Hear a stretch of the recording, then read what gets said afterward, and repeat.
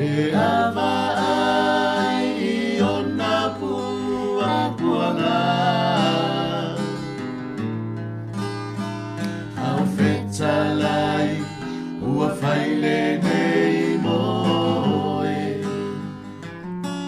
Pele talia mafi afi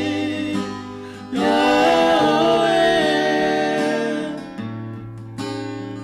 Ile alofa mai Yesua om sau Ua ofa anau Opia avea moe Tari tonu oe pea vai Iona lima na tutu I whao Mamana tu ale mea na mafuai Aua olea ua whaile nei moe E tari tonu oe pea vai Iona lima na tutu I whao Mamana tu ale mena mafuai Aua olea ua whaile nei moe Pele talia mafi afi Yaoe Ile alofa mai Yesua om sau Ua ofa anau Ua fia avea moe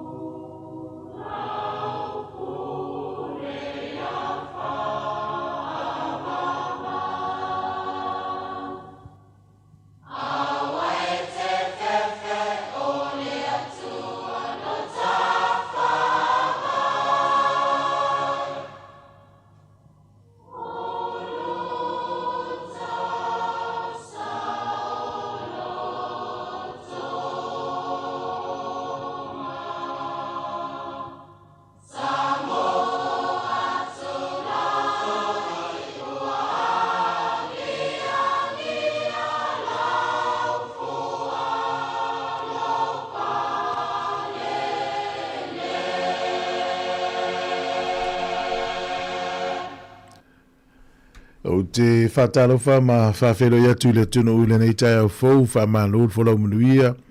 Tātou iai le tai au le nei o le aso tofi o le aso sifuru ma le valu o te sema lua hafe lua sifuru ma le lima. O le awaunanga ma le tautua le nei o le siufonga le laumua o amtalia le na tautua le nei aso fau. E usi mai le whaafonga le vi inga o le tua, mai alea ia ona sauni ale o le tatalo, e amatalia ia tātou whaasare launga o le nei aso tālofa lava.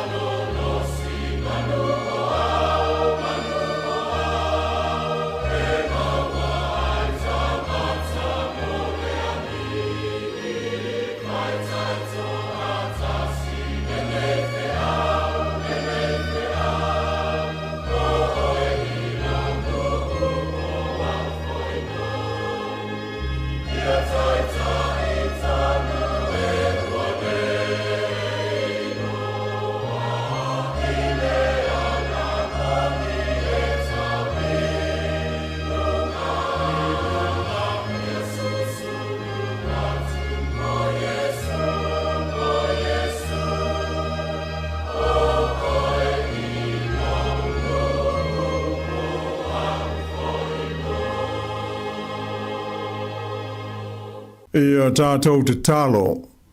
le tamāpa i ae, o loa lofa malauanga le lei, mātou te manatua ma le anganga whaafi te tele,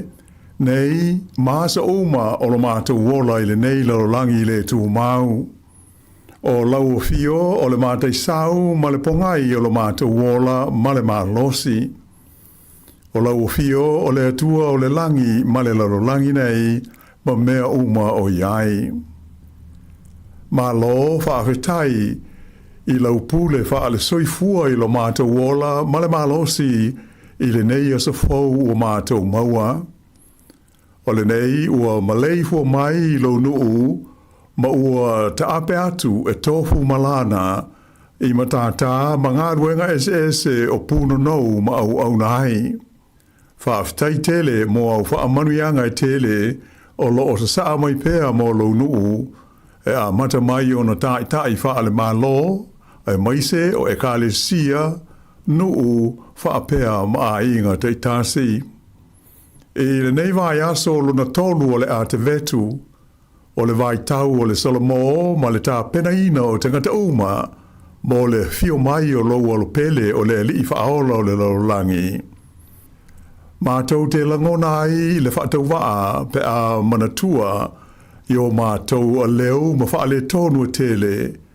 ai maise o le mauanga sala o lo mātou whaia pēa ma le iloa ma le mauti noa i lea aso ma lea aso. E mātou te tālo ai ma le anganga mawalalo se ia wha mole ma ia wha ngalo mai i mātou o lau whanauanga sala. O mātou moonga ma tālo talonga i le nei o sa fau, se ia e alofangia ma wha manuia lo mātou o tunu whaafonga, ma ie mātutua se ia o i se o pito i titi. Alofangia o mātou ta māmati nā mātutua, wha i le mālosi o le tino mai mai o lo o whenga iai. Whamanuia o mātou tai o whai ngā mālo i New Zealand nei, ae whapehai ma Samoa. Ai maise o tai o mātou e kāle sia, nuu ma a inga uma. Ia maua e loa te nuu a toa, ia whaamanuianga ai maise o le file mu o lau fio i le nei vai taimi tā ua o le tausanga, o loo whaata i tali ai le lalolangi kerisiano, i le wha manatuina o le asu soi fua o le pepe fau o lo mātou o li i ma le whaola o Jesu Keriso. Wha manuia lo mātou o tinu whaafonga i le au nanga le nei le si ufonga o le lau mua. Ai maise o le au ngaru lue le nei fo i asu fau. Ia mātou whaia mea sisili, mai uai mea uma i lou lava vi inga. I le swafa po ia o Jesu le li ma le whaola o mātou te tālo tuai nei. Amene.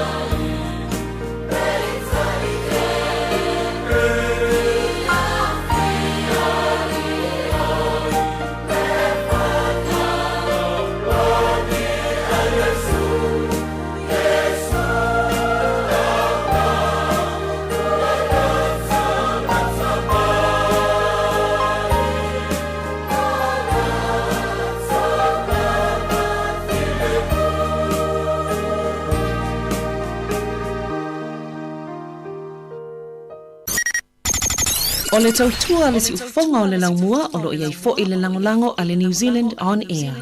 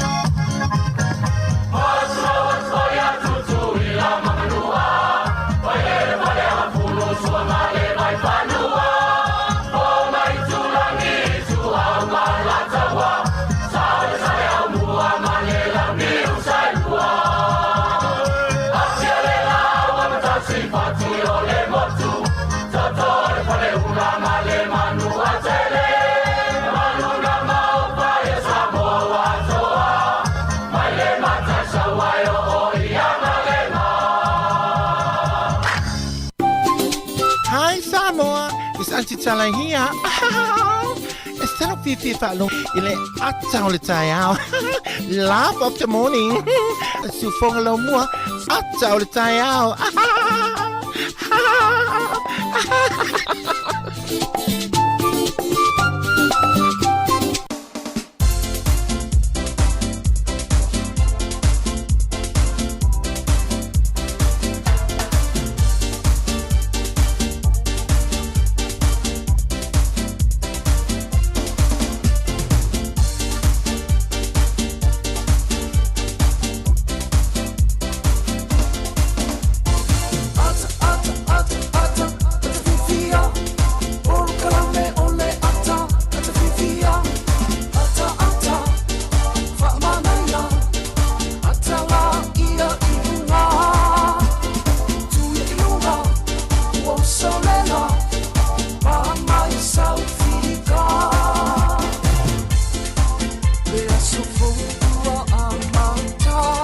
Tato poko la mele atau le taiao le newu tato to e whelo ilungo pēu le ea.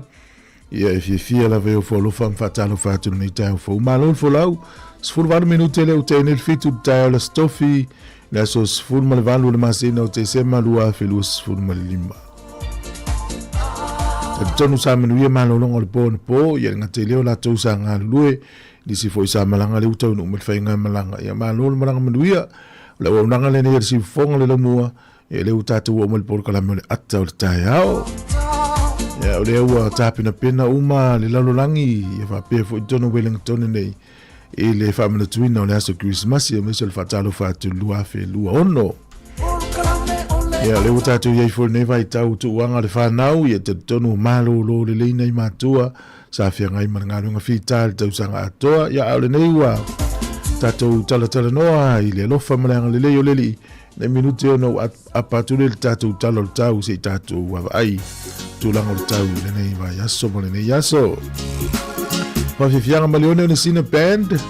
Sfuruiva minuto tene le fitu tautu al sifonga le mua Fatal fatu ia mese nei tatou umpa anga Sunga ya sfatu le wano po fiti fito ai E al fatu ya ure patanga lore mafuto me australia Va pepa li Sion tu ai alusalia E mese sunga fafu wina tani elu Fatal fatu e terini Ma lola va terini le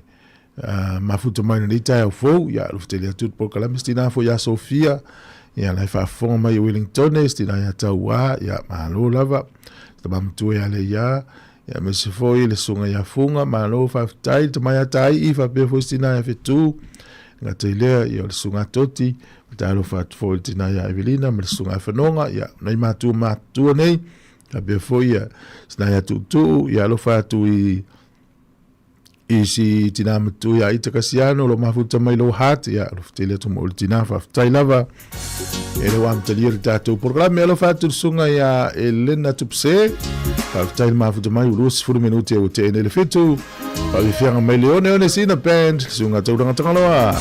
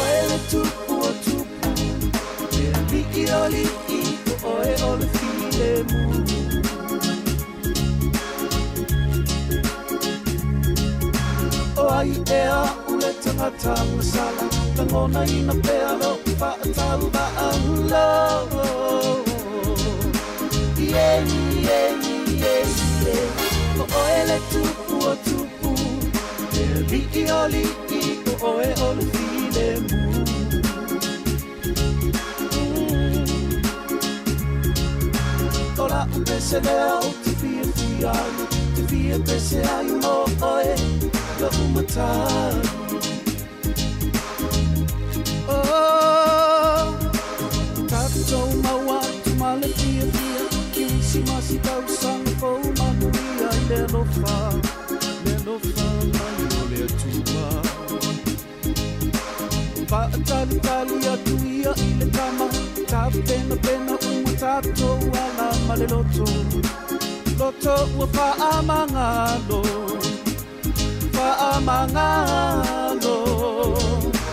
yeah, o oe le tupu o tupu, e li'i o li'i, o oe o le file mu.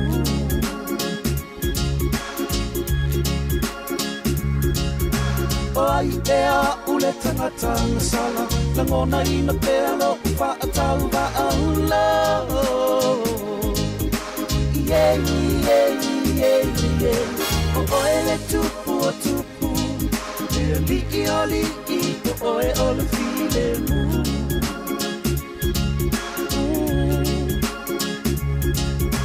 O la pese lea o te fia fia, te fia pese ai mo oe, la umatai. O lo fa, o le lagi. Osana, Osana, Osana, tupu o le lagi. Osana, Osana, Osana, tupu o le lagi. Osana,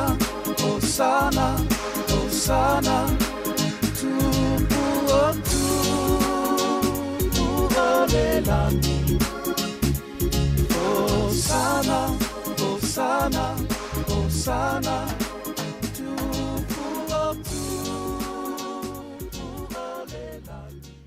Ua whaeloa mai ala official le tine mu ma whaalavalave te tupu whaafosei Fire and Emergency New Zealand o le a lenga lulue mo le tasi le tu lasu i tine mu mai le se fulurua nga i le tasi le a wauli o le aso forai le aso se fulubaleivo te sema o na o le atu langa o le awa a iai le whaatuai o na tali atu o sui o le ofisa i ni vala awe o mai o le whautuanga mo le tōtele i a whaai tete o na whaatino ni vaenga e onu tula i mai ei ni mu tautua nanga se senga o mea taubafa i a awa le tūlafua ia mana tua a whai e tula i mai se mu i a vave alu ese mai le fale ma vili le tasi a se siane le i tūlau o le Fire and Emergency.nz moni whaamtalanga e tusai manei fuafuanga. E usi mele whaafonga le tātou tala le tau mō le nei tai au whamela official vai tau i langi le lei le tau le asole nei. O le aso a tai au e mātele ina malosi i Savili. E iei na i Savili tō whatau tau le aso a tai au i teimi wha awa uli, po le teimi o le awa uli. Ia o le mātele lava o le teimi tai au, po le aso a tai au i nei timu. O le stona i le valo ia i nei timu wha i tū la, o le aso sae langi le lei le tau, a songfua toi fo i mai i o le timunga. Ka piti manu tu whanganui matau naki le soe langi le lei le tau Marlborough, Hawke's Bay ma Wairarapa. O tau poe fsuisu ia iwingo le tau nisi taimi vai le mata le lao nisi taimi e timu. O le malulu le ero whamawina i tu malone i amata ma le sifurutasi anga i tu ilunga le sifuru ma le 5. E ma whanwhana lo i le sifuru iwa whaasolo ilunga le lua sifuru ma le 3. Au kilani le soe fsuisu ia iwingo le tau. Timu nisi o taimi ia le mātou le lai nisi o taimi. O le motu i saute, e langi le leiri pito i lunga le motu i saute e le whaelo mai. I ne le Sony, Picton, Blenheim, Motueka manu olo ina. I e wha malu ma au aoa le tau i le so. I Dunedin, Queenstown, ma Kalaistete, to ulu timunga Invercargill. O le malu ulu le eo le motu i saute a mata mai le iwanga i lunga sifuru ma le 5. E ma whanwhana lo i le wāl sifuru iwanga i lufu le tasi. O le te lengo le tunu nei aso ma tele na ia le mata le lai tele vanga le tunu e ia le teimi e ina i timu. O le vava ia pia i le soe fight ti lia lus furu iwa le fuo le evevela lus furu lima le fuo le ea mawhana whana. O le angoto ifo le lai le soe Wellington i le toi 5 minute i le iwa na nei le fiafi. e oso a ele la tai au le toi sifuru iwa minute le ono i le tai au a tai au. O le fua le malulu o lo whamawina i Wellington e manutua oi matamele iwa nga ilunga sifuru male lua e a mawhanwhana na o ia i sifuru valua nga ilunga lua sifuru male lua. Talo le tai mo la toi whango tel ne yaso Wellington e pe le tai toi sifuru fitu minute i le sifuru tasi i le tai au nei sua le tai toi sifuru wha minute le lima i le fiafi toi pe leo le tai toi sifuru wha minute sifuru tasi na nei. Poli lua sua le tai le afo le iwa i le tai au nei pe le tai le afo le tolu i le fiafi toi sua le tai poli lua toi sifuru wha minute i le sifuru na nei le fiafi. Ia tatou tala na o le tau ma le tala o le tai mo le silifia le turu. Ia oi lava la fola na tupe i le so. Ia malo lava la fola tupe o le taimi nei papa tutu i fa le tupe sa mo le au ma fola o tangata i fafo malo le anga le lei. O le tala Australia le uvalus furu ono sene i le so tasi tala New Zealand ma o le tupe Australia i valus furu mo le ono sene.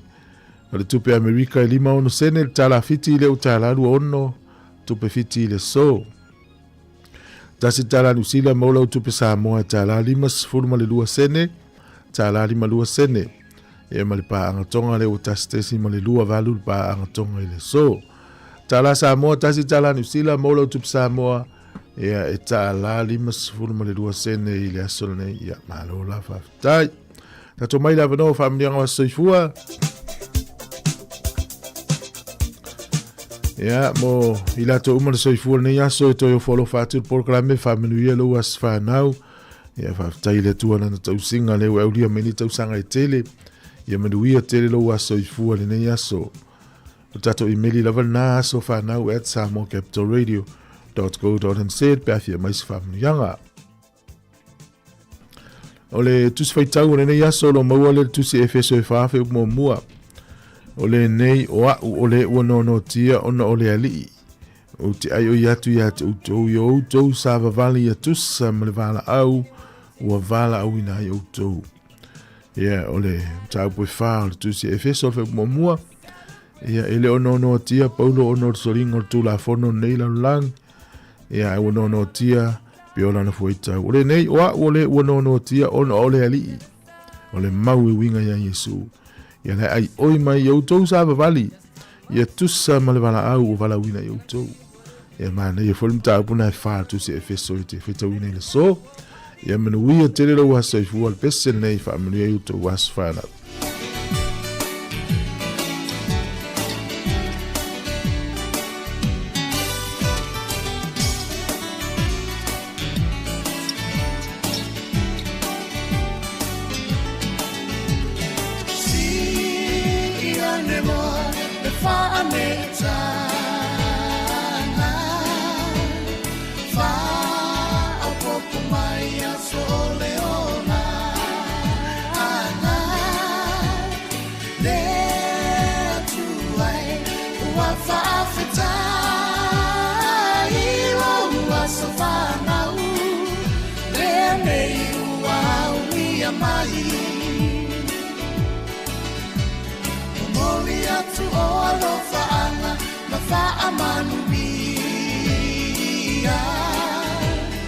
Happy birthday to you all,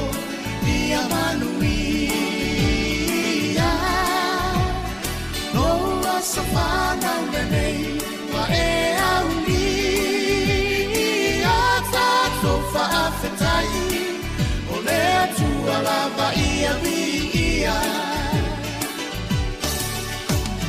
Dea tu ai fa afetai lo alofa winga se wa e fo a i mai ai nei a so te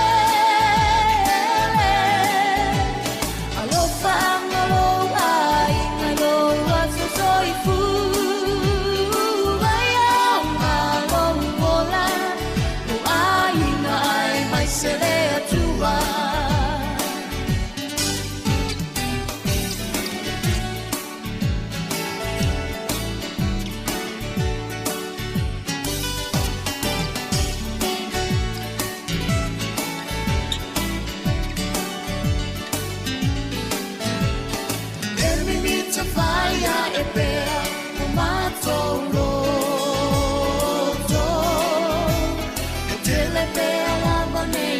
so Wato e whaapo Ola fia fia nato Walenga tai Loa sa whanau Lenei ua ulia mali Whaamanuia mea tuai loa sa whanau Whaanga ina lo soi fuaia na wheau Toe whaapopo ina pea ni tia so se te Leo whaanga mo ole Ele umayo a ina pele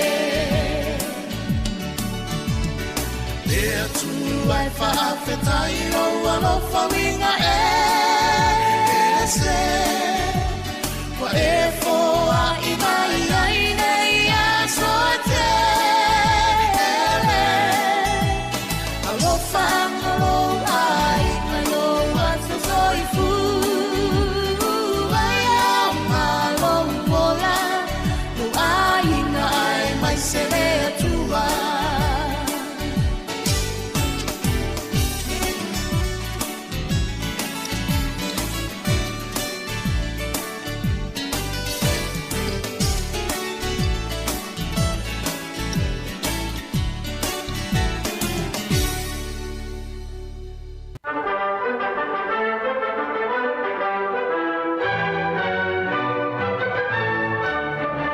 Tala fatu le tilo si mai el fa fonga le va ile tala fa so pito lo langi o tala mena tupu le so le so sul mo le valu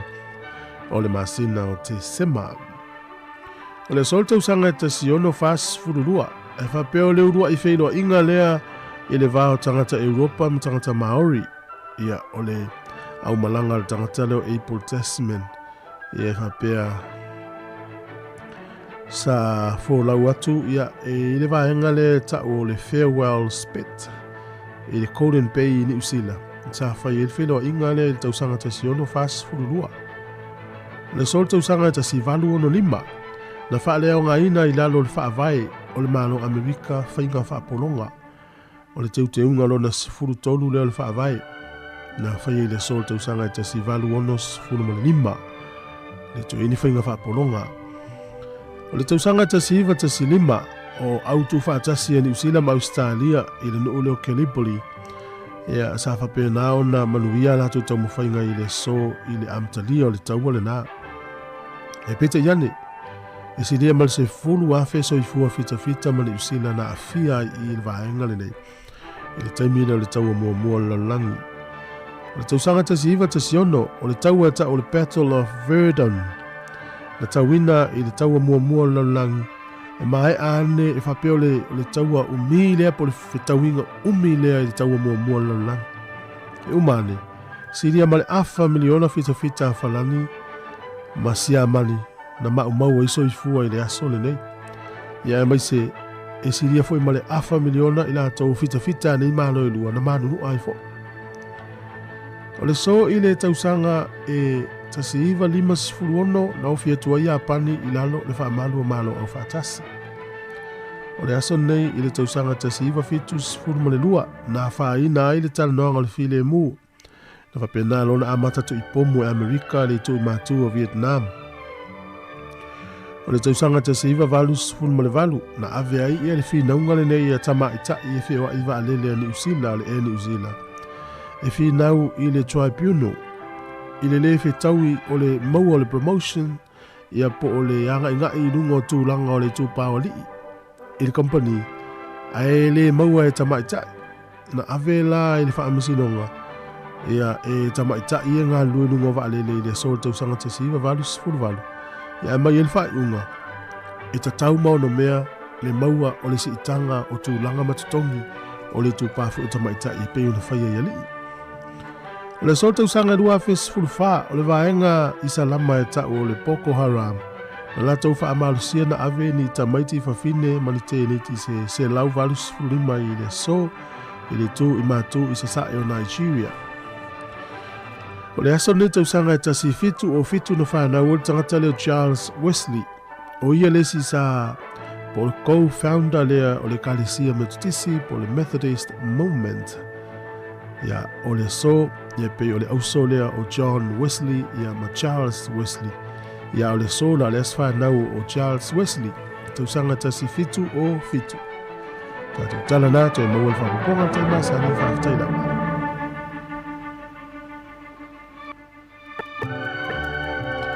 O le whawhoroma le tautua le siu whonga le na mua le nei tai au le aso tofi,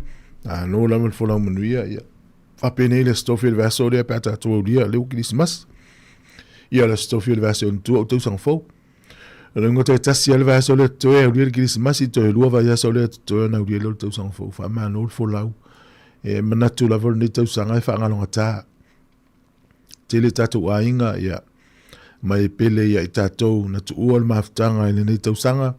Haftai o lo sao mauri wholaunga ia talo lava mata talo. Ia whaauau pēr na tāpu aoina le tua lo so i fua mlo ola ia tātou aulia. Ia le nā tausanga whaulo nā lofa. Mana ia lava le so i fua o nei tātou matua tausi o lo whaafonga mai maki mai li teo whaalongolongo. Ma lo lava folau fa tai lava mo tapu inga talo fa tul faltua ya foi mamao sunga ya se lau piniata Aaron Sila ya sunga ya ti lilo o ftelia tu ya Teresa Agustino sunga Ellen ma lo manang maluia pol mera o tau mai le pepe swal ka lo ftelia tu proclame ya Elena tupse fa tai to luas fu minuto lo toi on tale o valu le utape na mai tatu telefon tatu no valu ta ne pe fa lo atu. O le soi Wellington e fōringa mai alangi le tau pia na whailo mai. Ia lo whatu songa tapsoli mai awa, ma lo lava le mafuta mai. Ia tarusia o manuia le nai tu. Tele ngā luenga mai ala vaso fōu, ma lo lo mo lua vai aso. Ia o nisi ngā luenga, ia e whaau pia pia lu tātou ngā luenga nei. Ia o nisi ngā luenga, ia ma lo lo le whaunga le vaso nei. Va ilan matautia. Ma lo lava. Ia se i tātou whaalongo longo la isi na tala leo le Christmas. Ia o tai le o tātou pesi. Sin tala le whanofi le mua fo le tai au. Ia na wato i le o tātou whawhiwhianga. O le tautua si ufongo le lamualo e whafonga mai ai.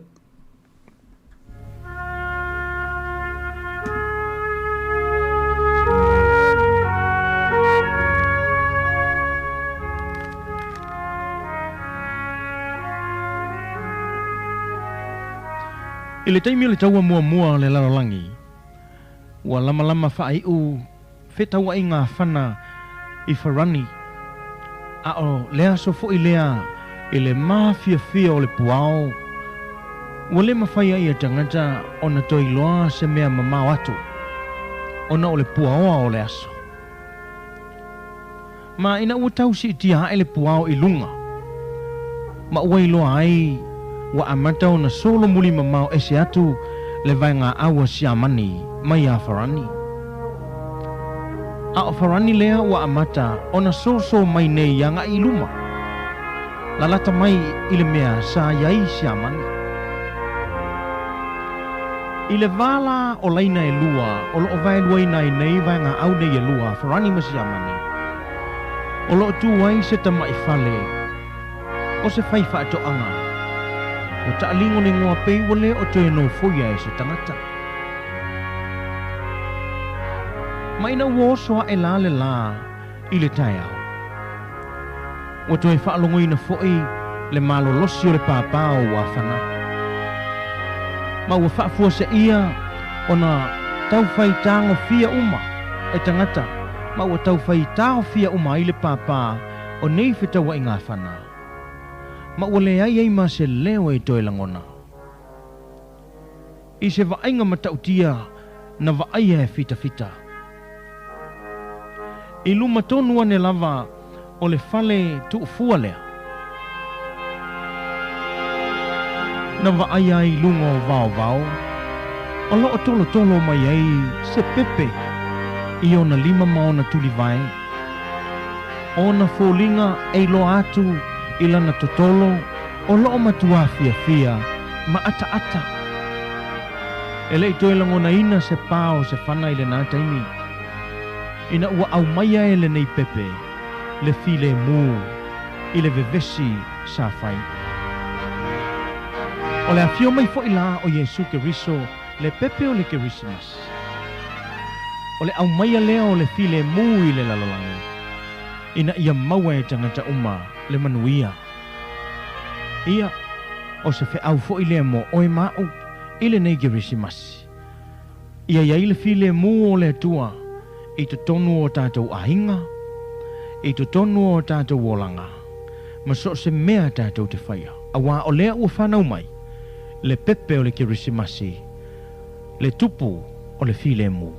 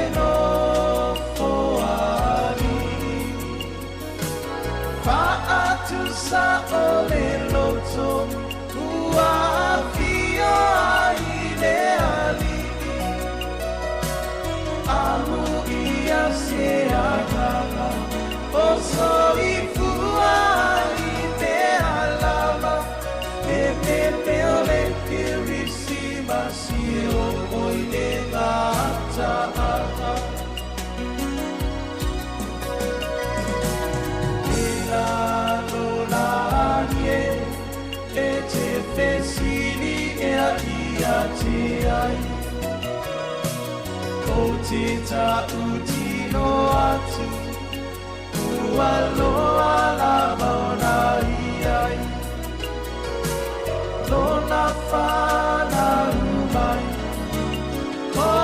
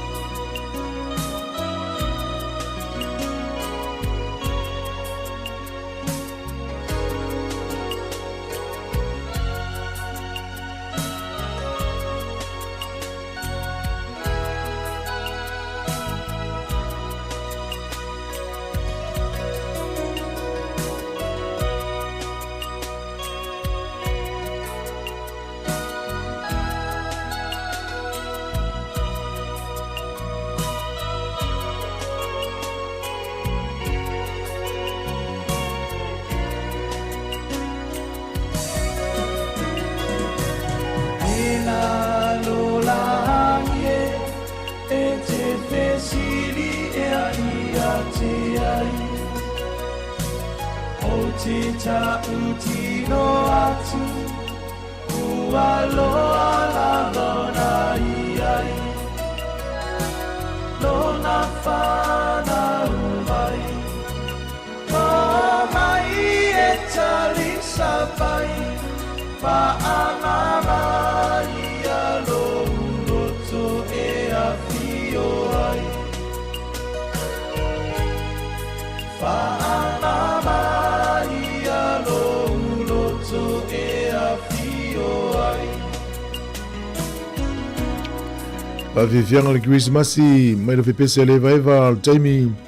10 minuti lo to na tale le vanu le utapina mai telefon tato no le vanu tato le stofi sful mulvalu le masina o te sema. Le fua mai fasa launga le vaenga le fui mu o tae ao ia nae malolo i la tonga luenga i le vao le sfulu luanga i le tasi le awa uli vili pel nu mela nae famela pta inga a tonu e fatu wai atu i lau vala watu ia e faitete ata atou le awane i fatamala i le faonga ina o ngā umuma me uma fapena i o tupo i se afi ya mesio tatu wanga il tau e vela fa solo atu ile masina o te sema ya January February e matua vela le tau mo tino ia pui le le vai tau pa pu le tau te ai mesio wa male ale level vao o sona tau ia mudi te pa atu lo lava pe asa malanga ile wala po fia lava ai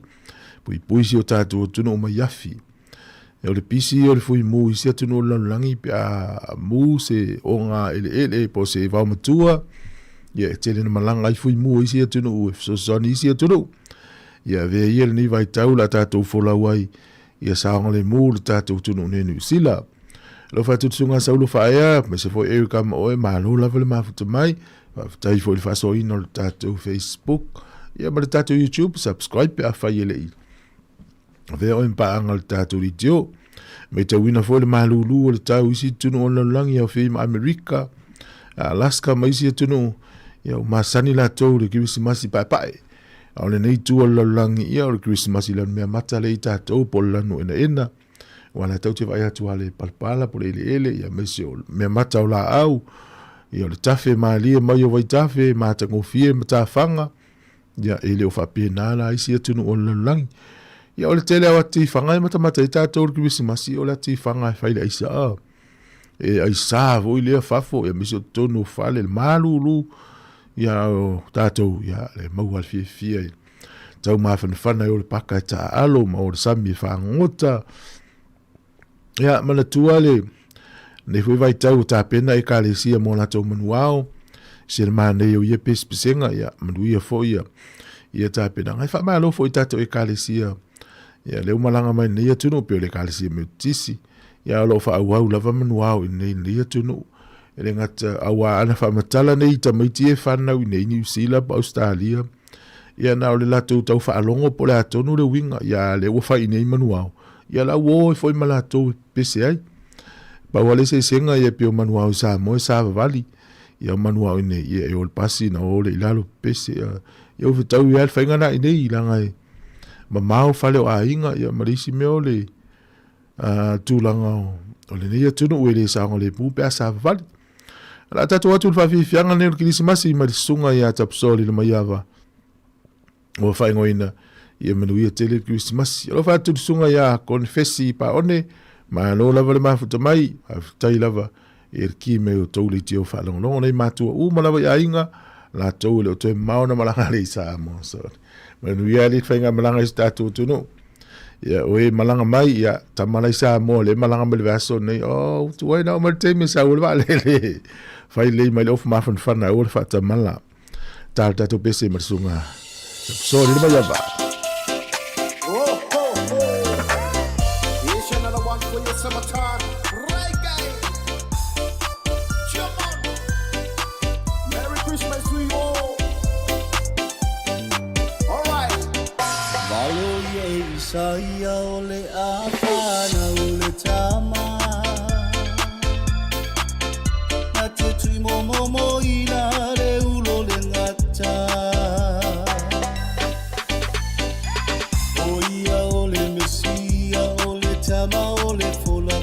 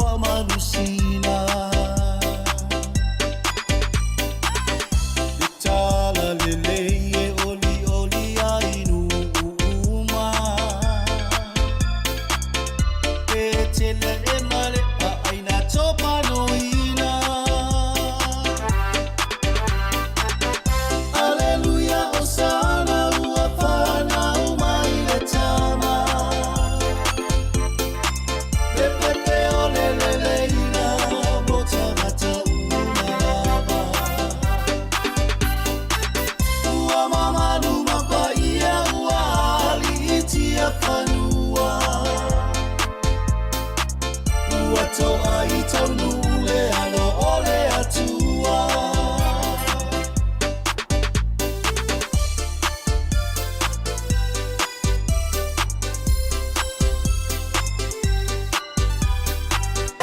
Le au mako ina malanga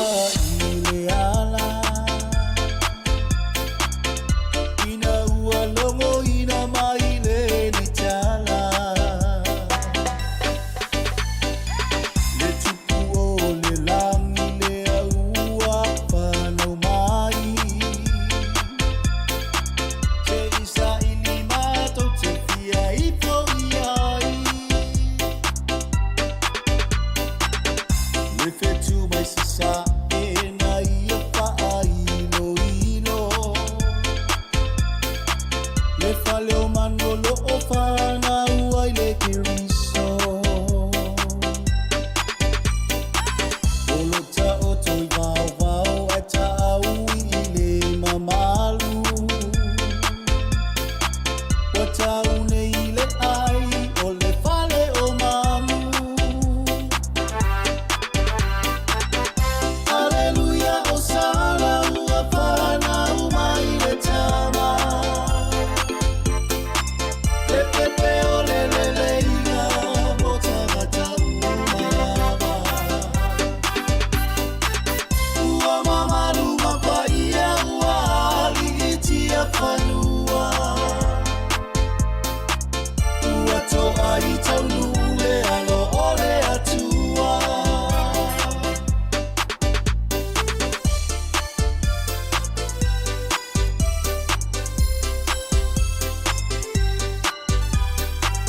Le aso ua whaata ua ina ele lalo langi O aina ua o mai whaatasi Langona o le fia fia ma whetha a manga loai Paia maua lea nganga o le kerisi masi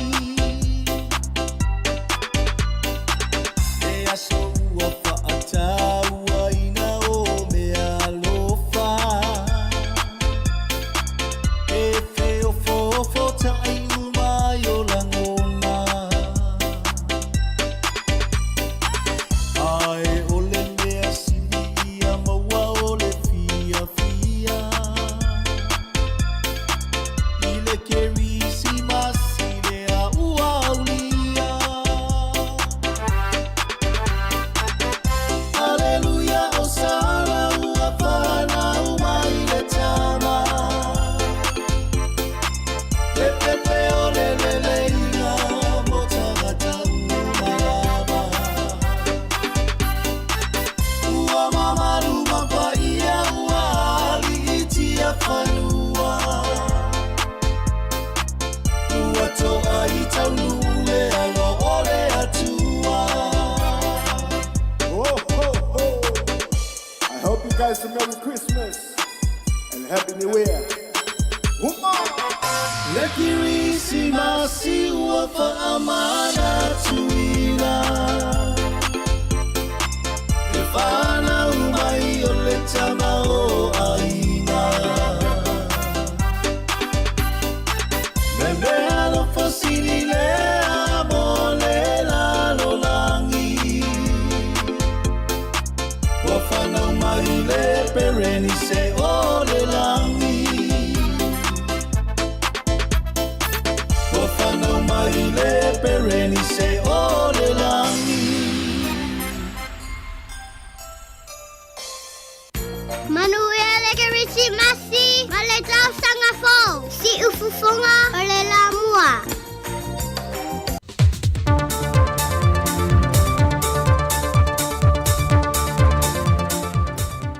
E le nganga whaalo le tele o te toi whaatalo whaatoa le pa i o lo tātua te numaleo whaafonga e le isi fwile ni wha o poponga I tala I ni meolo o tutupu le tātua te nui Samoa o si mai e lau whaafonga. O lo whaalia le malo Amerika ta wala maila na ampasa I Samoa e le ngalo lana whenga inga no si le vama Samoa le fo yolo fa wa lava na feso swane i le atina e no le atunu, e meise ili tūlanga tau i awa onga. O le vai aso le nei no fuina mai e se tasio na feso swane mo le malo Samoa, i le seino pepa e wha mauni ai o le ao latu toe whawina le whale a onga le ao tūlanga lua seina matua mua. Le sa whiutanga i e ma le ofisa wa onga mai a mea le tausanga lua whelus fuma le wha, na tawala tua le tālo sanga. O le ampasa le malo Amerika Samoa ia Daniel J. Tarabaki, na ia tau a au i nātu le nefi soaswani i le ofisa ulu le mtanga luenga wa onga, ia e au Chris Hazelman, ma o le a onga tulanga lua sei na matua mua, o loa a onga i alu mawhanau e silia i leono se lau. O le ngaluenga o le a whatino, e se fulma leono potu a onga, o le falitusi mo su e suenga po le library, o le potu mo a onga wha computer, a toi ma le potu mo a onga wha sae nisi, o le ofisa o le li pule, o le potu tele mo le ainga whaia onga, e awhie mo le toi whawina o whale le tā ua, mai o le a whausia le tūlanga saonga le mō, e lona tau e tasi te si maleiva miliona tala Amerika. Wa whaelo me le teitai o le atunu o le ngā luenga o le a whaatino, mo le tāpenanga le malo i swinga, mo na sui o lo ngā lurui atunu i whafo, e au fiai ampasa o konsula, ko mesena maisi, ma le tōwhia leo whaarulungo niso mtanga luenga le malo, e au fia leo fiso leo ma le toi fua taina, ma tanga luenga o fiso tainga, o le komseno sulfa inga, ma niso awa nolo o wha wau wha ngā solongo filifilinga ili temi nei. Awanga iatu le savalinga le soi fua malo loina le tau wha iui ungo le nei tusanga, o lo una ia pēr ma le malosi ia fautuanga i le atunu lau tele, e ne e tautua nā mātua i alo ma whanau a tole te itasi le tausanga, e so se whalama i le atunu e whaatino e tui pui pui o le misela, e pei o na tā ua le sui ofisa Silium tanga luenga le soi fua malo loina, tanga loa Robert Thompson, e mana o mia le o atu leiva se fulma le 5% o le atunu ua mai o na whaia tui pui pui. E na ia mauti nolo tātu saonga le mō, mai oso wha inga o le ta amil sanga le wha mai pe ato e tali mai le atunu. O mo lalo lava le pasene o i lato o mai o na whai o matu e lua. O atu mo mua o le MMR e whai le sifurua masina. Atu lona lua e whai le sifurulima masina. E le ta oto e lawa maumonga i le Gemini. Na le fitu sifutolu pasene o i lato anga paa i tupui pui. O mai o na whai le tui mo mua le MMR1. Ia ngā le fitu su whapasene o mai ai a tui umai lua i le MMR2 mo le lofo sila fia fo le malo le tunu e le mawhai o na tato ausia le mea ka o le herd immunity o le pui pui ngā lau tele fo i lea e maua mai i le tūlanga o le malosi o le tui pui pui ka tato le ausia le ivas 5% le ivas 5% lea so ama fai ona ausia e sosia tunu lava le meka o le herd immunity e mafai e ona tato puipuia i lato e le fai ona fai i ni tuipui ia o lato lai le fai tuipui o misela o lato uma i la loi fo le sfulua masina le patutua ia o como é que vai falar ia papea ia como é que ele agora le causama uma cor mas futuro mais uma cor ia e o salário vai ngale ka o le bano pouco por vai na pico sili le onga a afia a papea e o filme de fama ia ele o povo se dilo pensa o le fio administrar o le lava e camin milo le misela la lani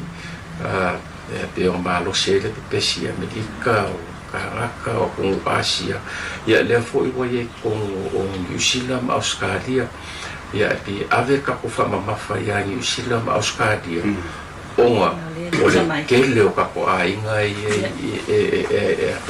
e o fo mala la com New Zealand Australia o i foi le kele ka ko a ia ile malo le pungu i ke ia sofia fia ia pe o mai foi e ka fa mai ni sa mo vai ke mi o sofia fia ia pe o le nga le kam fai e ku le la var ka ko paseni le la ko uma fai ku pui e fa mau mongo foi no tanga luenga E maua lalo lava le foi numero alo ma whanau le no foi a fio anga tūtaulanga e le i whaia tui pui. Ki loa le kanga ngai kusa in whamaubonga. Pe e mamafa lava I le kalafa akai o pia, I muia I kalafa akai o pia. La maka mai I lauri'i, se pa ia o I fufuengi I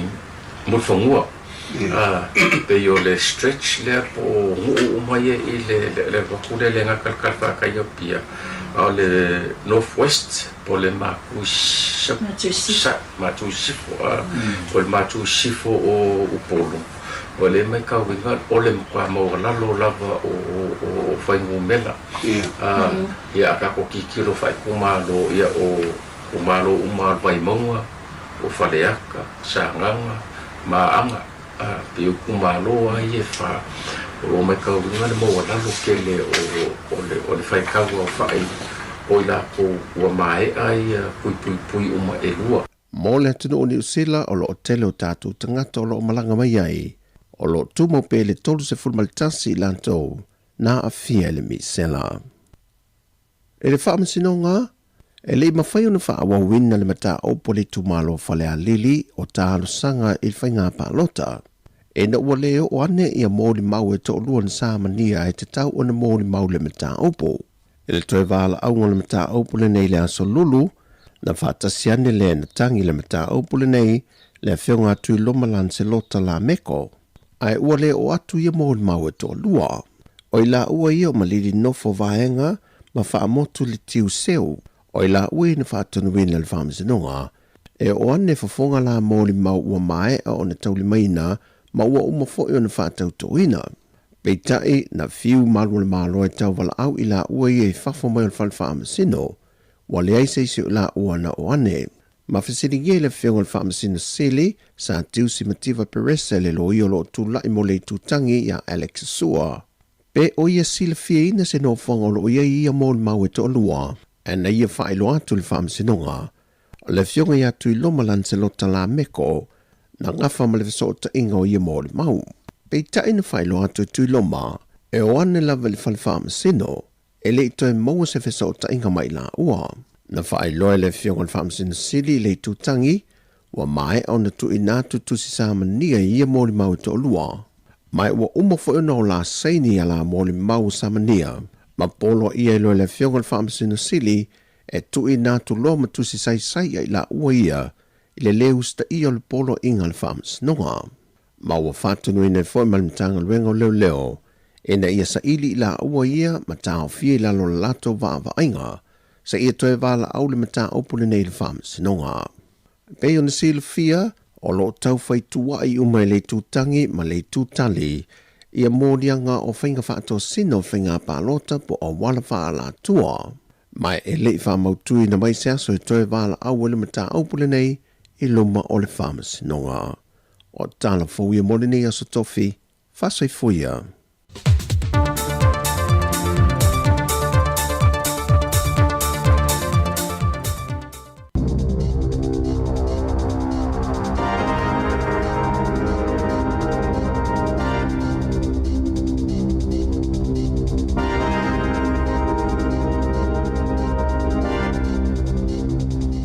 Talafalava talafou mai le siufofonga le lau mua I Wellington e mo le nei tae au, aso se fuluvalu o te se malua a felua lima. Ua le fale pui Javon McSkimming, le sa avea mua masui komisina o leo peitai, ua faasalaina e whaianinga luenga I senofuanga ua faatonuina ele faamasinonga mo le iwa maasina. Pei ona lauina ele faasalanga I luma le faamasinonga faaitu maloa Wellington e ile aso ananafi. Na ioina e McSkimming ona molianga e tolu I a Novema e faatatau ilo na umia ina o ni ata matanga. Ele Italia ina ele faamasino ia Tim Black, le tuuina o lingo McSkimming, lunga le lisio ingo tangata na whaiasa wanga matanga I tamaiti New Zealand. Ona e tali tonu, ele I te lese a fianga o ngaioinga a McSkimming I tangata lautele, na waaile faamasinonga I tu lelei mangaluenga lelei a McSkimming na whaia mo tangata lautele a o ngalue ai I matanga luenga o leo. O le kuata lua le tausanga nei na amata whaamamalu ai le sā o na whaonga e tamaiti a onga o telefoni i a onga petai na mawalawa e isi tamaiti a onga au wala e whaonga ai le initaneti i telefoni i totono a onga. Ua amata whaatau e mātua isi tu a inga telefoni mo whanau. Telefoni ia e mawhai ai ona na o le vili ma le lafo le whi autustusia ai le mawhai o na whaonga le initaneti ma le whaamoe e whaaititi ai le whaonga ai na e whanau o le social media. Na lipotia le checkpoint, na whaonga e isi tamaiti a onga o a onga tūlanga lua makolisi a latou e-maili e ofi atu ai le whaonga anga o le initaneti i a onga. Ua whaasai a onga wati popoto po smartwatches ma telefoni, se ivangana ai telefoni e le mawhai o na whaonga le initaneti.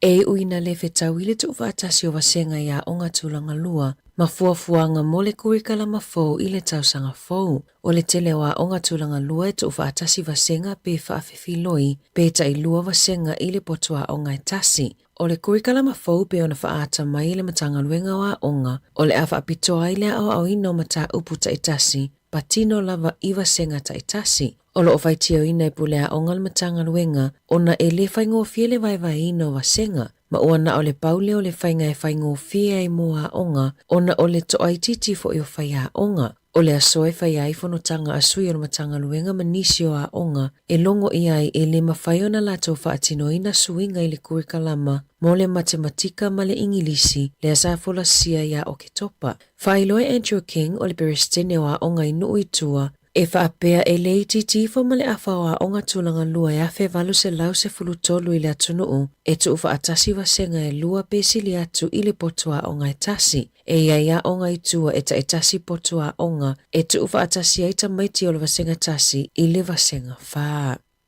O le vaiaso nei o lo whaamanatu ina i le atoanga o le tolu sifulu tausanga talo na whaavae mai le whaapotopotonga Samoa i le Ekalesia Katoliko i Malai o lai au kilani. O le aso se furu luo Augusto le afe iwa se lau iwa lima na whaavae ai Malai ola. Mai whai ai misa Samoa ta itasi le maasina ma le tele o sauninga i le tolu se fulu tausanga o tuanai. Ai le whaatuina Malai ola, sa tu whaatasi paalisi e luas fulu whaa i le paalisi a St. Clair i Ponsonby mo sauninga ninga ma misa. E o mai lea so ua o atu le iwa fe tangata mai i paalisi e lua se fulu lima i totonu o le pule anga wha ake piko posa moi au kilani ma o le to atele na fofo mai le malumalu i Malai ola.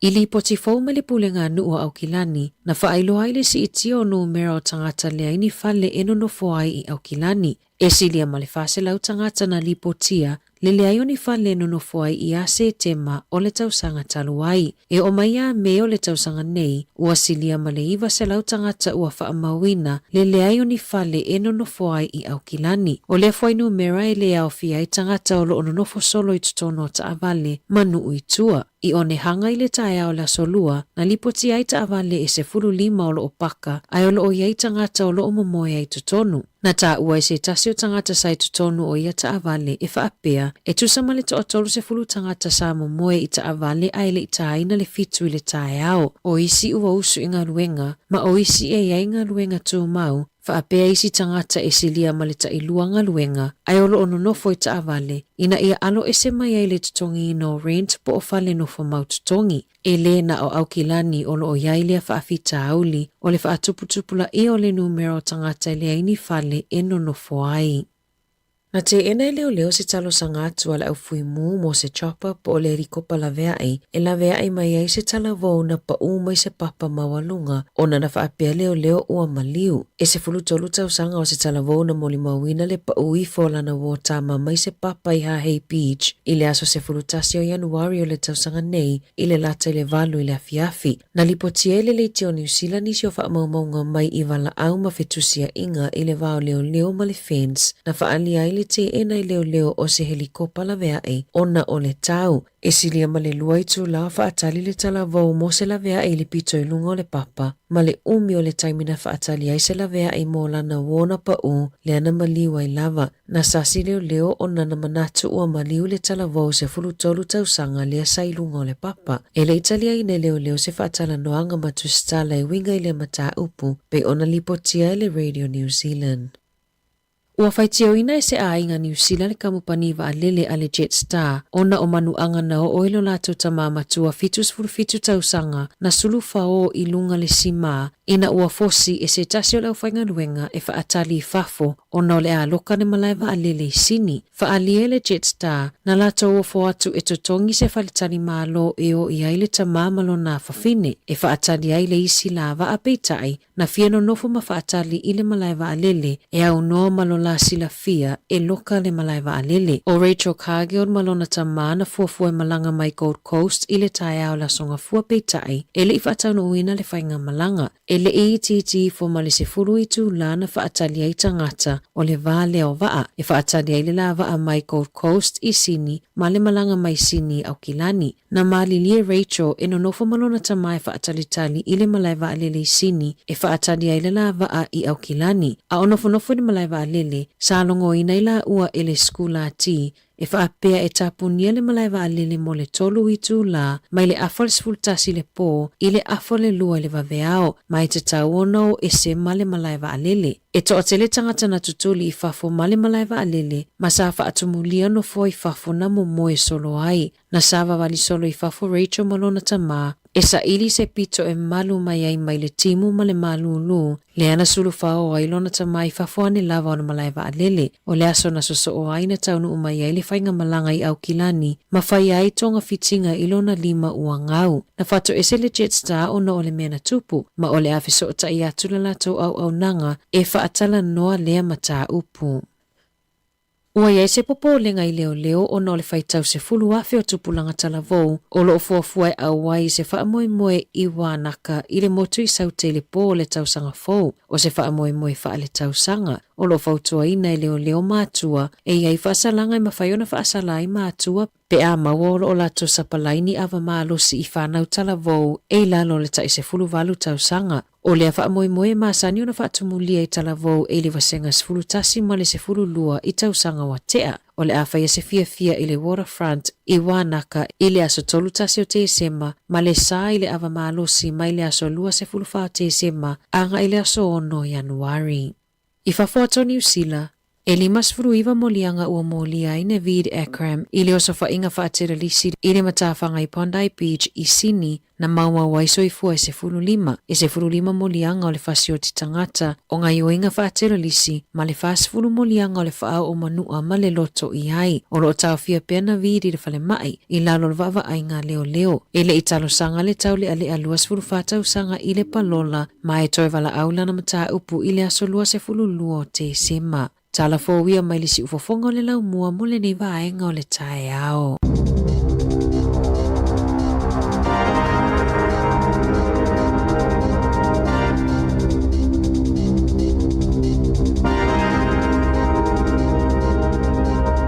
O tātou talafua matana o le nei tae ao, pēno tāpinina le tamaitai ana whaasolo matala mai Samoa, ia le sunga ia tā se Salem Sam. Leo was full 1 minute te nei le tu la valu ya te fa filo te fa tala fa tu tatu tinu ni ta ya malo fo de usinga luenga la nga luenga na te mafuta mai ai i lungo le tio fa sala lau po lungo tatu penga te fa ilangi ia fa filo fa tala fa tu ni ta ya fo malo la fo de usu malo la ba tasi ta ile lo fo le li tatu filo ni yaso ya o mai o le uso ya manu ya fa tai ta ile tu fo le ni yaso fo tatu nga luenga ya moni lava ya ole lava e se lava le vale wati polo me le vale wati e lava fuafuanga i tatu uma lava me se fuafuanga fala nga luenga e manatu ya ole wa tele ina tapere pena ato la umalanga ma sauni watu isa moa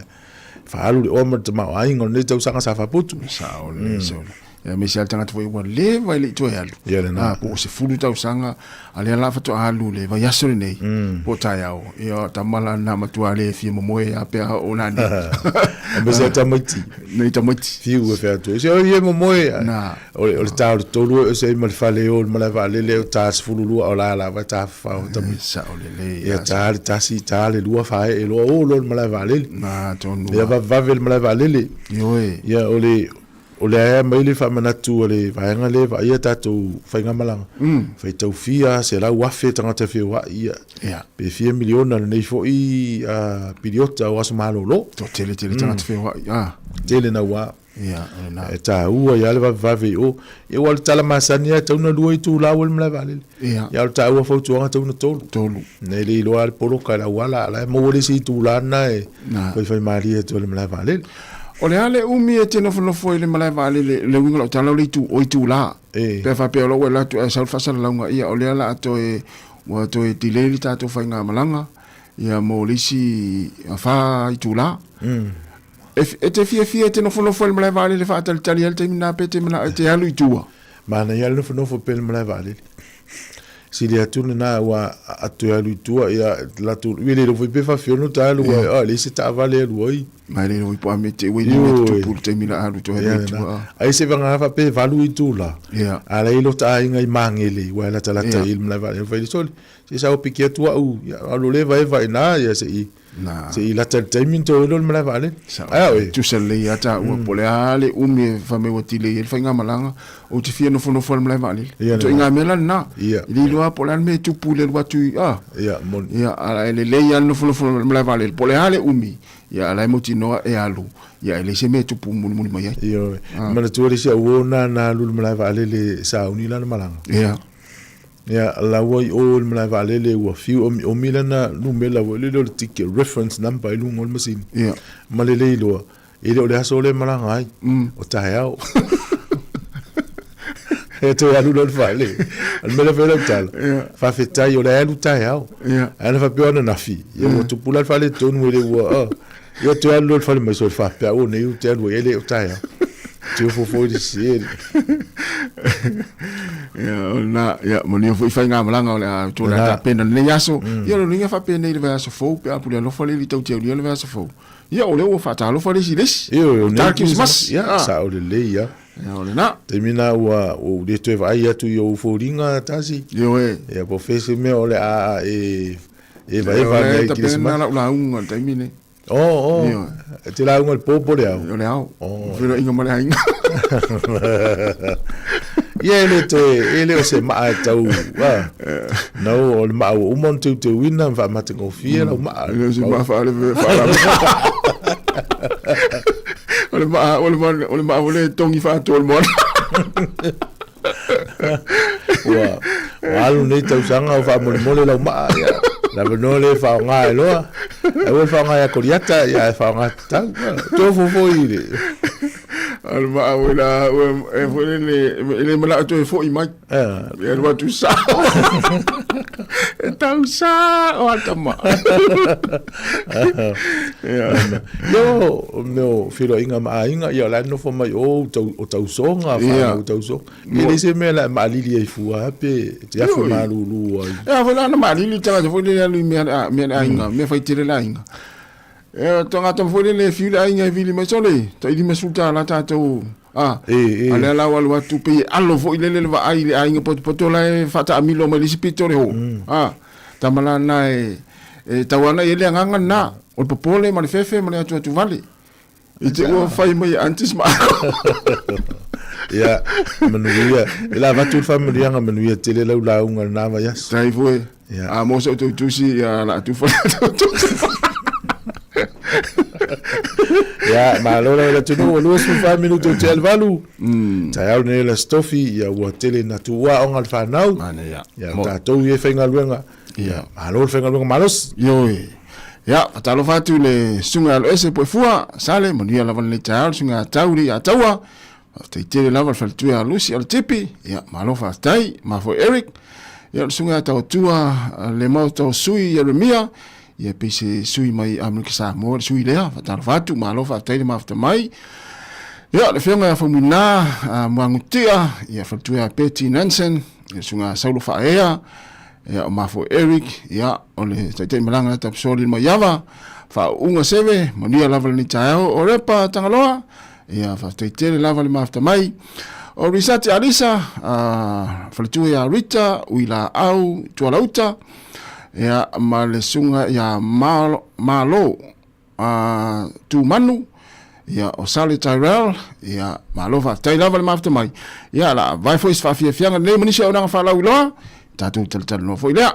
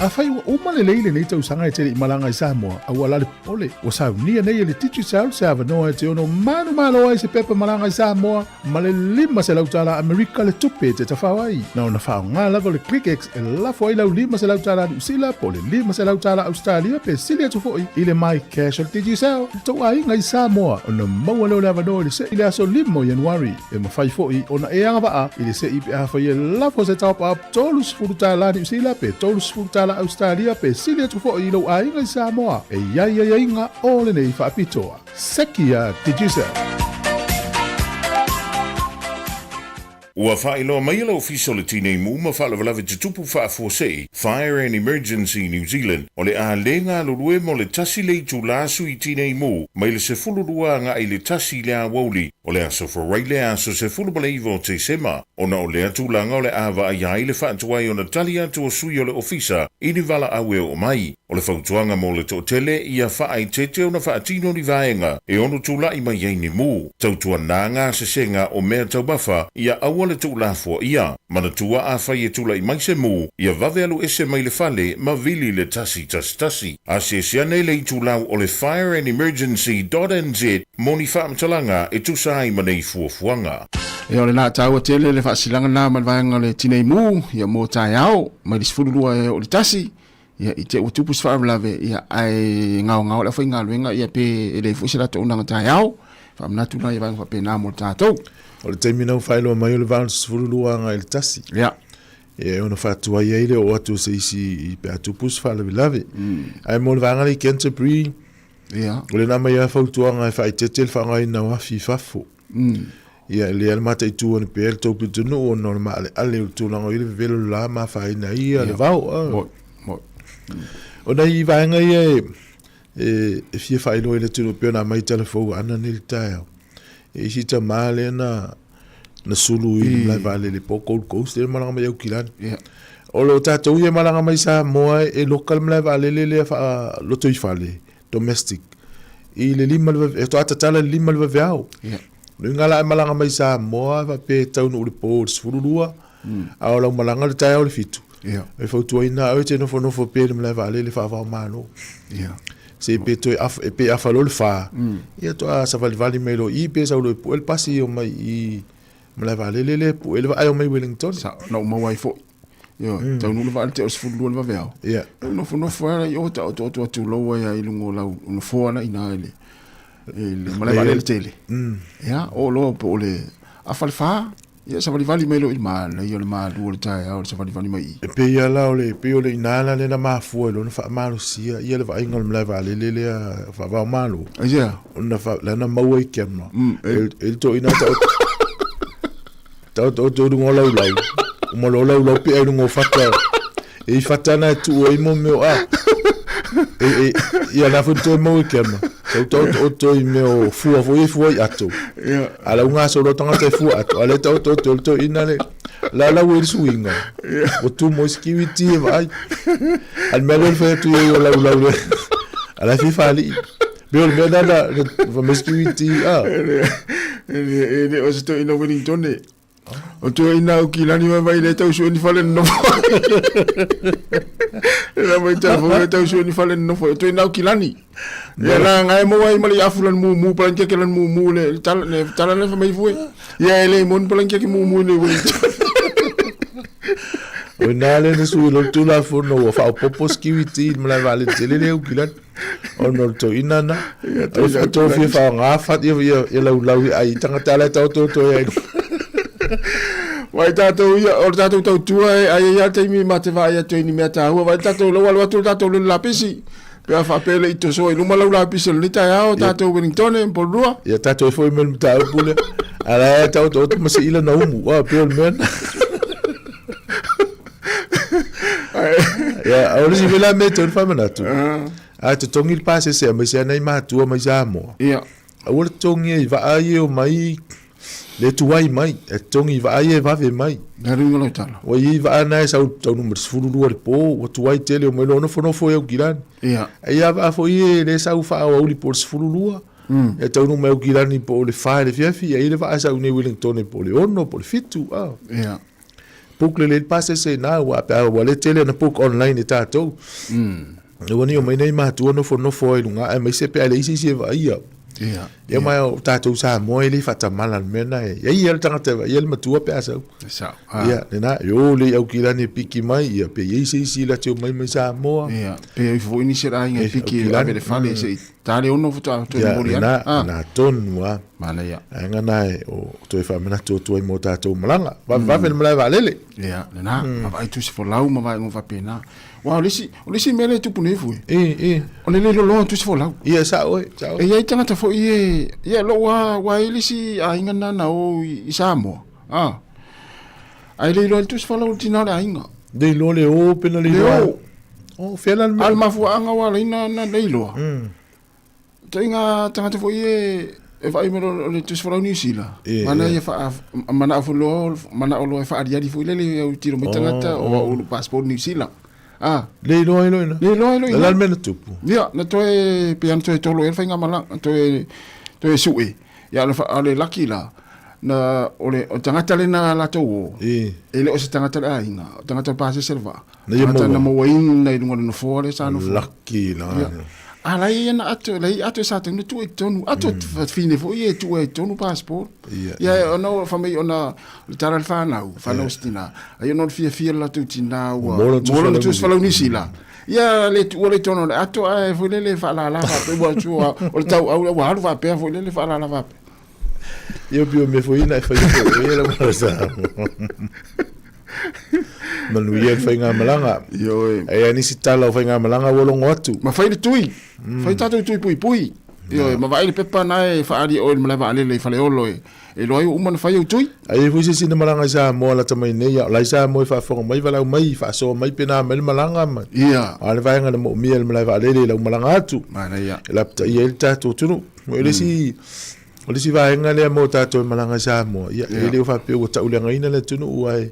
fai tete o to tele au tau fa sela fe wa solo pia sa ole le se ia fa filo e tu ya o va pe mai po o a mel va ngale ni usi la pe ia te do masani lo te do le mas na to no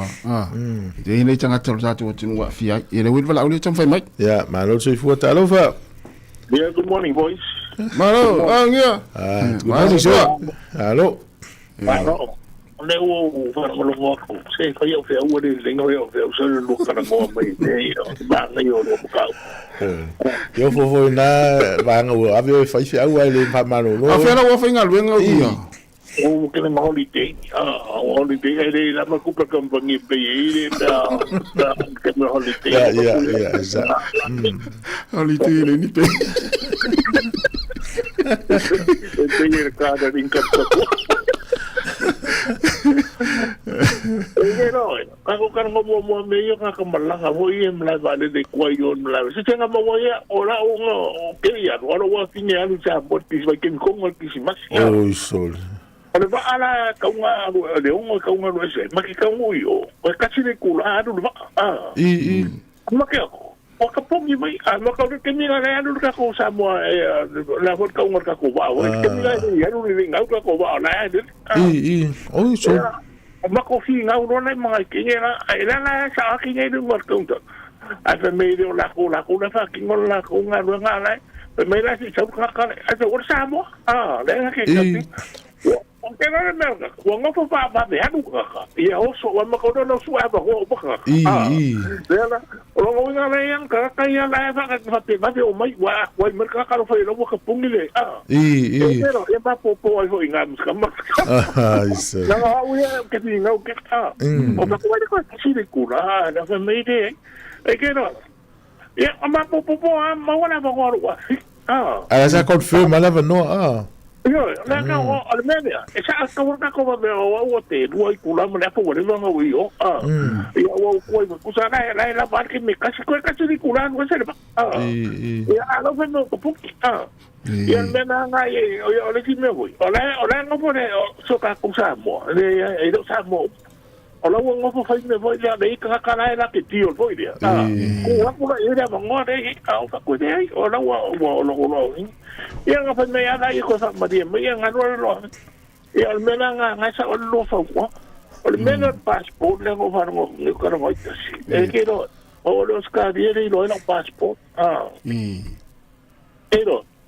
que sa wa ingere mo no passport ang wa lo vai de consula foi de ang sila ngai I Sydney nga vai ngo ko Wa fela na malanga mai. Wa fela la sa un normal passport. Mai de ko isu mai no passport ngai Oi. Ni sin este nada de ingole de me wa quero vai consula foi de de ang sila nga ale me na ka fa ko ku foi e kasi de masina kalungo ko mo mai ai ko kuri mai la o la passport ko de mo wa mai nga mo ko mai de le ni oi man me nga de ko fa ko sa ora kala le akas ko ir ka ko de anu fa ai no passport o de o ko inga ro ai sa ni ko ke no foi ke ni foi inga o mo se gil baru dua ku foi foi de laki mera la ko ir si ko inga mai sa mo o sa una wa ko ngo so foi de sa un fa ka fa mo ki son ko sa ro ni ko inga laki si sengi na sa o ro fa inga o ko inga la ia fa ia ko iro la si mo se sa mo si asi lo de ko si ka ko inga ma ko ano lang ko foi de pe inga ma di foi de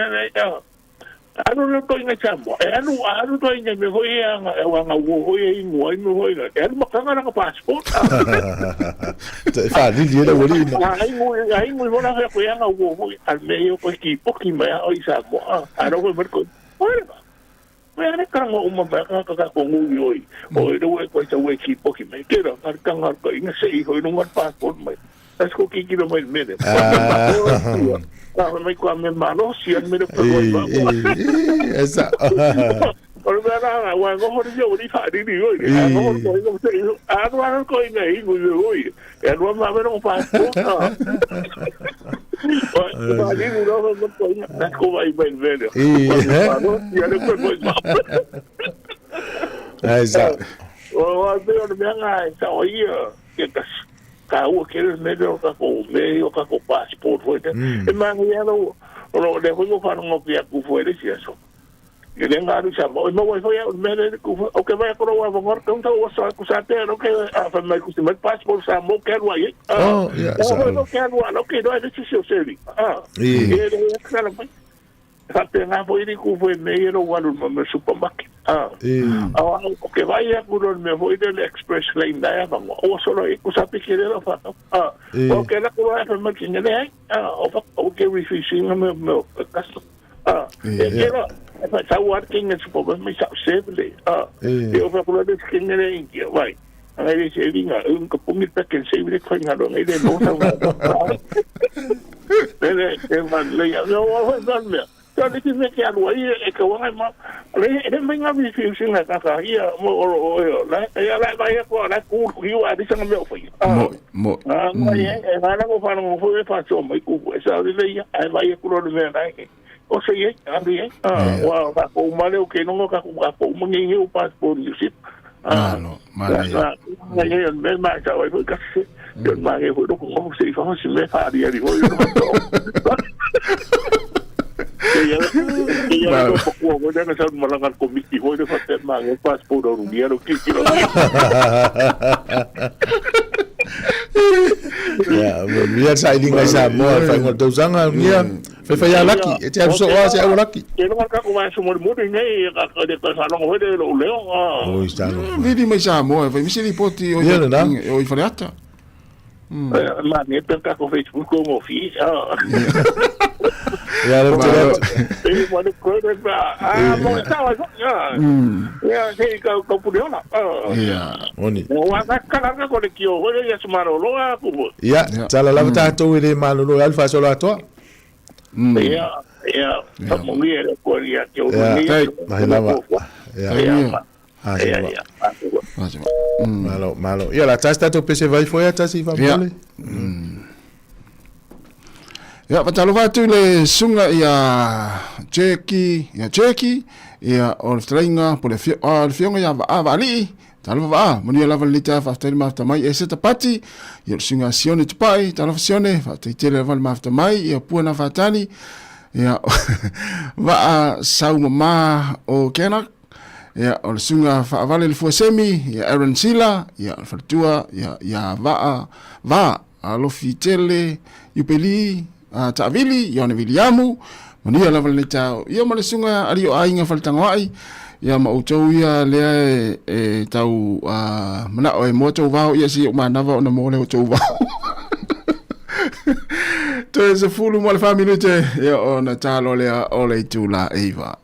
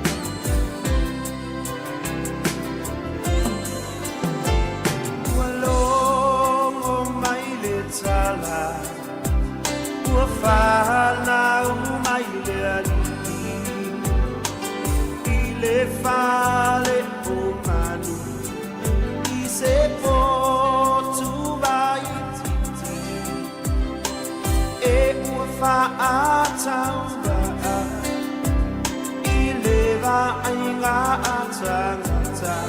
a o matua whaama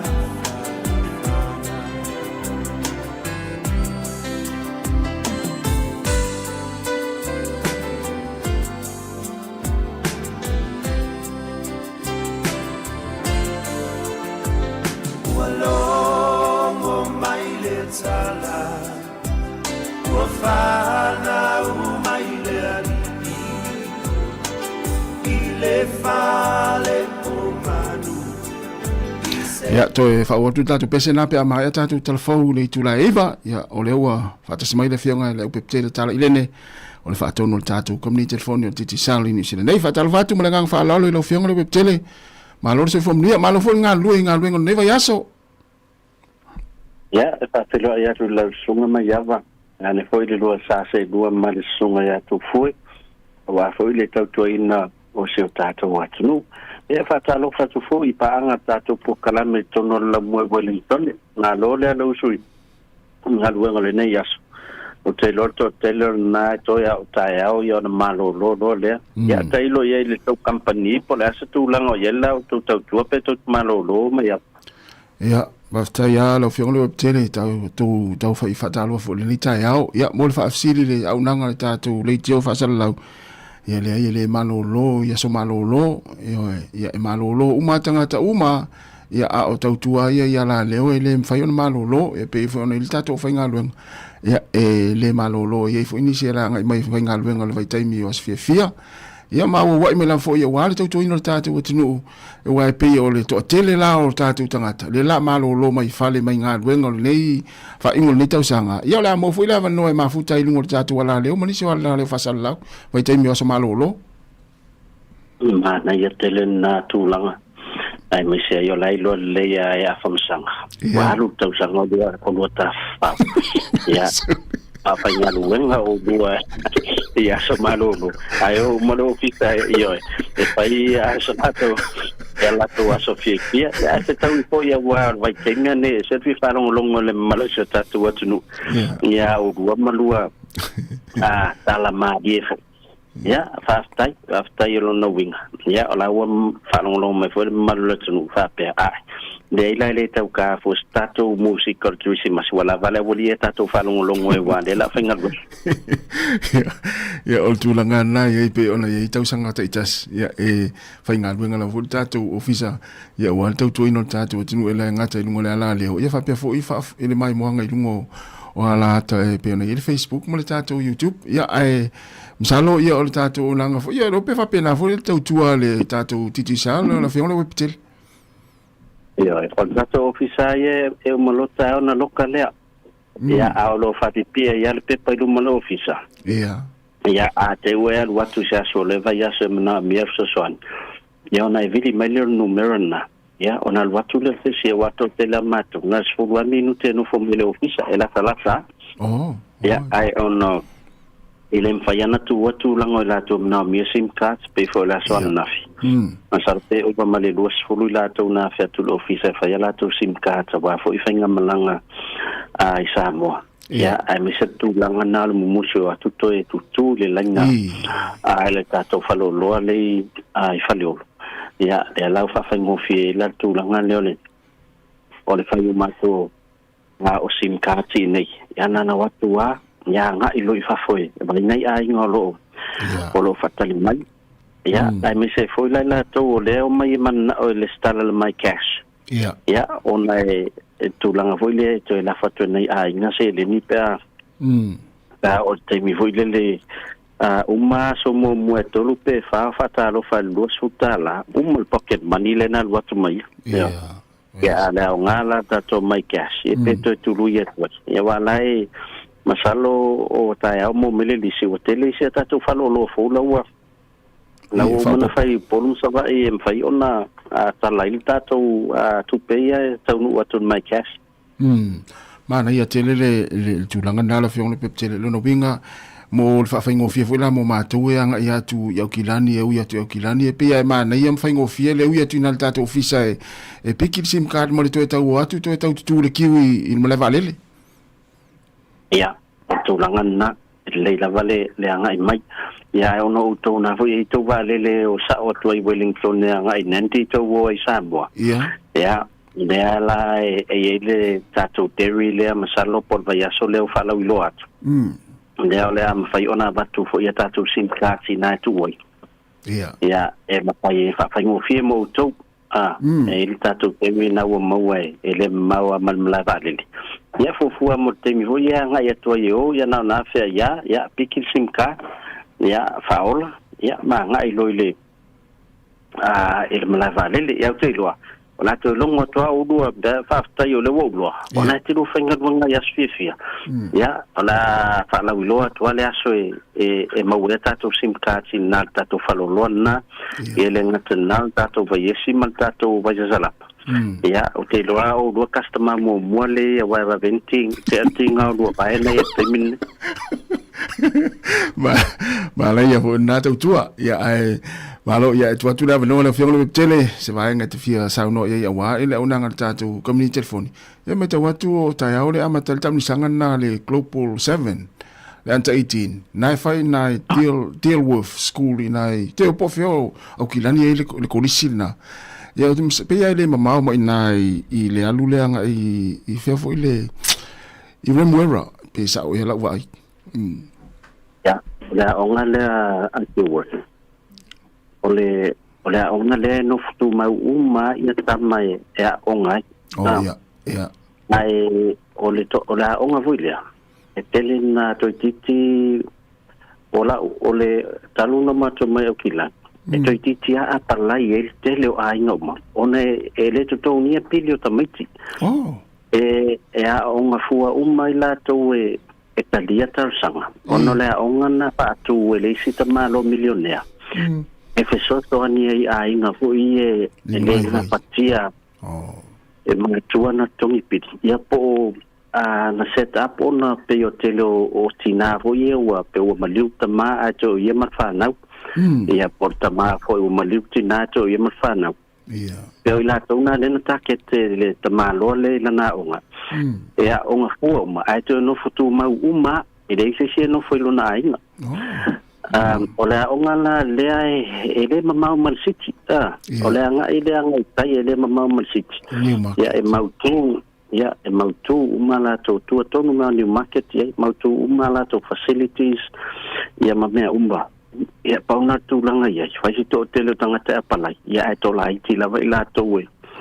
na Italia ya mana ya location awa le facilities ya mautu doa ola matua fatu mulia fo le malula mu ole a nga ya e mata ile tournament le ata ya na fe ma wolo ye ni so alo mai lo mo Wellington ya ola ma ya ta ton wale lo po la stream live ya ta to talonga na ya wa ya to fo I pe ya fo ne ta to au na mai sa mo pe ya na I ta to au na mai sa mo pe ole anta 18 le fo la sal longo le tamauli ya pe ana fe masu Samoa ia mai si au mai Britania ma Australia pe fitus fulua au na tau vai tai au ya o te lo la na fa nga ia o ile onga le fa tournament le tai au ya wala wutu wala onga wa no u mala fa le go yeno no foi tamit na pe ana fa ya tu no futu ma u mala onga to te le la to facilities ena no foi tamit ya tal se yo la sa mauri la so ta o no fa malu ma to malo si savili ma tamila so nafi a te lo a ma wala no ya ola nga ye e mata ya ta tu talonga ya mo ni se lo fa peona pa fong mai fo ni ta o ya fi lo ta tu se yo Christmas de fa la so lima o January ya o ta tu se ile na e tanga va ai pa e alu falo lo Wellington ne fa ta lo top up e ta lan fa ta lo tolu sfuru po lima sfuru pa tino o ele vilina le o le numero over se la una ye la fo le top up ya fa ta online fo ya fa tu ina lo wanga il ta to website click xm fa ta lo top up tolu sfuru anga ilunga pa fo ona la fo le tu pe lima se la ta la New Zealand e pe silet fo ya mo lo wa no il tato se Christmas e lua tato tickets return tickets mai New Zealand ngai sa mom to foi mai ia po Australia foi ngai sa mom to foi mai mo malau pocket money lima sa lau tala America ia usosoani lau ta faunga o lau ticket e valid mai ia January ia se iba pa ia le masino uni ele tau sanga fo ia faftai tele mai ava mo le no le nita yao ia manuia fo ia nga luenga lo fa nga solo atu ai de fai ungol neva yaso o tai au fai le mato party o Christmas ia nga fai sidua ma tele atu manueva ia tu mai tato fifia faftai tele fa no lo ma te fo ia manuia fo danga ia tu fai ungol yaso lo fiong le tele tato to e felo elvas fo ia faftai tele la mo ni taimi ia fa sui fo ia faftai sui fo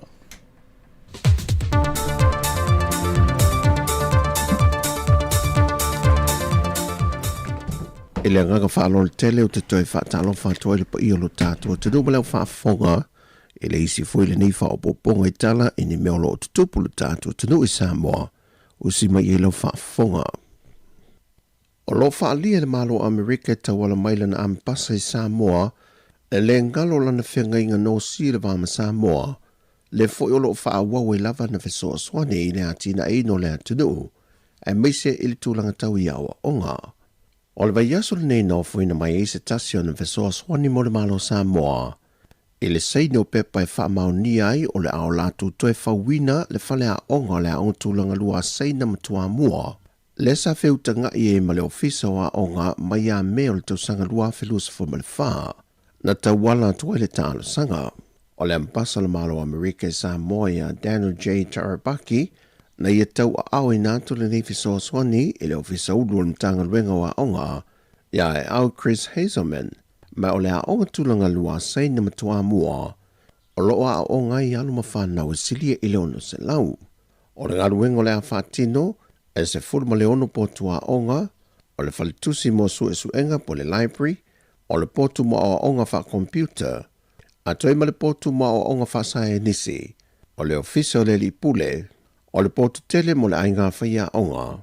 E au fie mo le toi whawina o whale le ta ua. Mai o le a whausia le tūlanga saonga le mō, e lona tau e tasi te si maleiva miliona tala Amerika. Ua whaeloa me le teitai o le atunu o le ngā luenga o le a whaatino, mo le tāpenanga le malo i swinga, mo na sui o lo ngā lurui atunu i whafo, e au fiai ampasa o konsula, ko mesena maisi, ma le tofia leo whaarulungo nisi mtanga luenga le malo, e au fie leo fiso leo ma le toi fua taina, ma tanga luenga o fiso tainga, o le komsino sulfa inga, ma nisi o awa nolo o wha wau wha ngā solongo filifilinga ili temi nei. Awanga ia tulu savalinga le soi fua malo loina le tau wha iui ungo le nei sanga,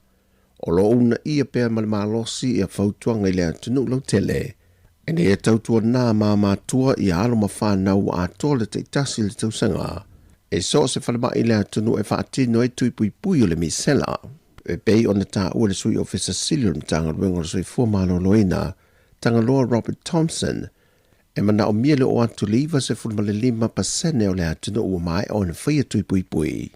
E na ia mauti nolo tātu saonga le mō, mai oso whainga o le tā me sanga le wha mai pe ato e taliu mai le atunu. O mo lalo lava le pasene o ilato o mai o na fai o matu e lua. O tu mo o le MMR e fai le sfuru masina. Tu lona lua e fai le sfuru lima masina. Le ta oto e lafa mo mo le temine na le fitu sfuto pasene o ilato a va ai tu pui pui. O mai o na fai le tu mo le MMR1. Ia ngā le fitu su whapasene o mai ai a tui umai lua i le MMR2 mo le nofo sila fia fo le malo le tunu e le mawhai o na tato au sia le mea ka o le herd immunity o le pui pui ngā lau tele fo i lea e maua mai i le tūlanga o le malosi o le tui pui pui tato le au sia le iwas fu 5%. Le iwas fu 5% lea to mafai ona ausia e social tunu lava le me ka ole herd immunity e mafai ona tatu puipuia ila to ele infai ona fai e pui ia o la to la le fai pui on Michela o la to mai la roi for le sfulu masina le pastua ia o come kif pa fa au ia fa pe ai come que le aqua le causama ma po le sfulu masina ma po ia e ko sala vai ngale ka o le bano poku por vai na pico sili le onga a afia a fa pe e o filme de fama ia ele o po fo se dilo pe o sa ngole fio administrar o le lava e kamin milo le bisela la lani pe o malo se le pesia medica Caraka o Asia ia le fo i voye con New Zealand Australia ia di ave ka ko fa mama fa ia New Zealand Australia onga o le kele o ka ko ainga e o fo mala la ko New Zealand Australia o i fo ile kele ka ko a ia ile malo le ko i ke ia Sofia fia ia pe o mai fo i ka fa mai ni sa mo vai ke mi o Sofia fia ia pe o le nga le kam fa i e ku le la va ka ko paseni le la ko uma fai pui e fa mau mongo fo e matanga luenga e mau lalo lava le foi numero alo ma fa na ule no foi a fio anga tutaulanga e le fai tui pui ki lo ale kanga luenga ku sa fa mau mongo pe e ma fa la vai i le kalafa kai o pia i mo ia kalafa kai o pia da maka mai i la uli se pa ia oi fo foi ni e mo fongua pe yo le stretch le po mai i le vakule le nga kalafa kai o pia le northwest po le matu sifo o polo o le mai ka winga o le kwa mo la lo lava o faingu mela ia ka ko kikilo fai kumalo ia o kumalo uma vai monga o faleaka sanganga maanga pe kumalo ai fa o mai ka winga mo la lo kele o le fai ka o fai o la ko o mai ai pui uma e lua mo le tunu o New Zealand o lo tele o tatu tangata o lo malanga mai ai o lo tumo pe le tolu se fulmalitasi lantou na a fia le misela. E le whaamasinonga, e le mawhai o na whaawawina le mata o pole tumalo whale a lili o tālo sanga i whainga pālota. E na ua leo o ane ia mōli mau e to luan sāmania e te tau o na mōli mau le mata opo. E le toe wāla aunga le mata opo le nei le aso lulu, na whaatasiane le na tangi le mata opo le nei le whionga tui lomalan se lota la meko. Ai ua le o atu ia mōli mau e to lua. O i la ua ia o maliri nofo vaenga ma whaamotu le tiu seu. O i la ua i na whaatunuina le whaamasinonga. E o ane whafonga la mōli mau ua mae a o na tauli maina ma ua umafoi o na whaatautoina. Peitai na fiu malua le malo e tau wala au i la ua i e whafo mai o le whaamasino. Wale ai seisi o la ua na o ane. Ma whasiringia le whionga le whaamasino sili sa tiusi mativa peresa le lo i o lo tūlai mo le tūtangi ia Alex Sua. Pe o ia sila fia ina se no whanga o lo ia ia mō le mau e to lua. E na ia whaelo atu le whaamasinonga. Le whionga ia tui lomalan se lota la meko. Na ngafa ma le visota inga o ia mō le mau. Pe tai na whaelo atu tui loma. E o ane lava le whaamasino. E le ito e maua se visota inga mai la ua. Na whaeloa le whionga le whaamasino sili le tūtangi. Wa mai au na tu inatu tu si samania ia mō le mau e to lua. Mai ua umafo ina o la seini ala mōli mau samania. Ma polo ia ilo le whionga le whaamasino sili e tu inatu lo ma tu si sai ai la ua ia i le leu sta ia le polo inga le whaamasinonga. Ma ua whatunu ina fwoi malimtanga luenga o leo ina ia sa ili la ua ia ma tau fia ila lo lato va ainga sa ia toe vala au le mata opule nei le whaamasinonga. Peo na sila fia o lo tau fai tua i umai le tūtangi ma le tūtali ia mōrianga o whainga whaato sino whainga pālota po o wala wha la tua. Mai e le wha mautui na mai sea so i toe wala au ele mata aupule nei i luma o le whaamasinonga. o tala fo ia mole nei aso tofi fasoi foia.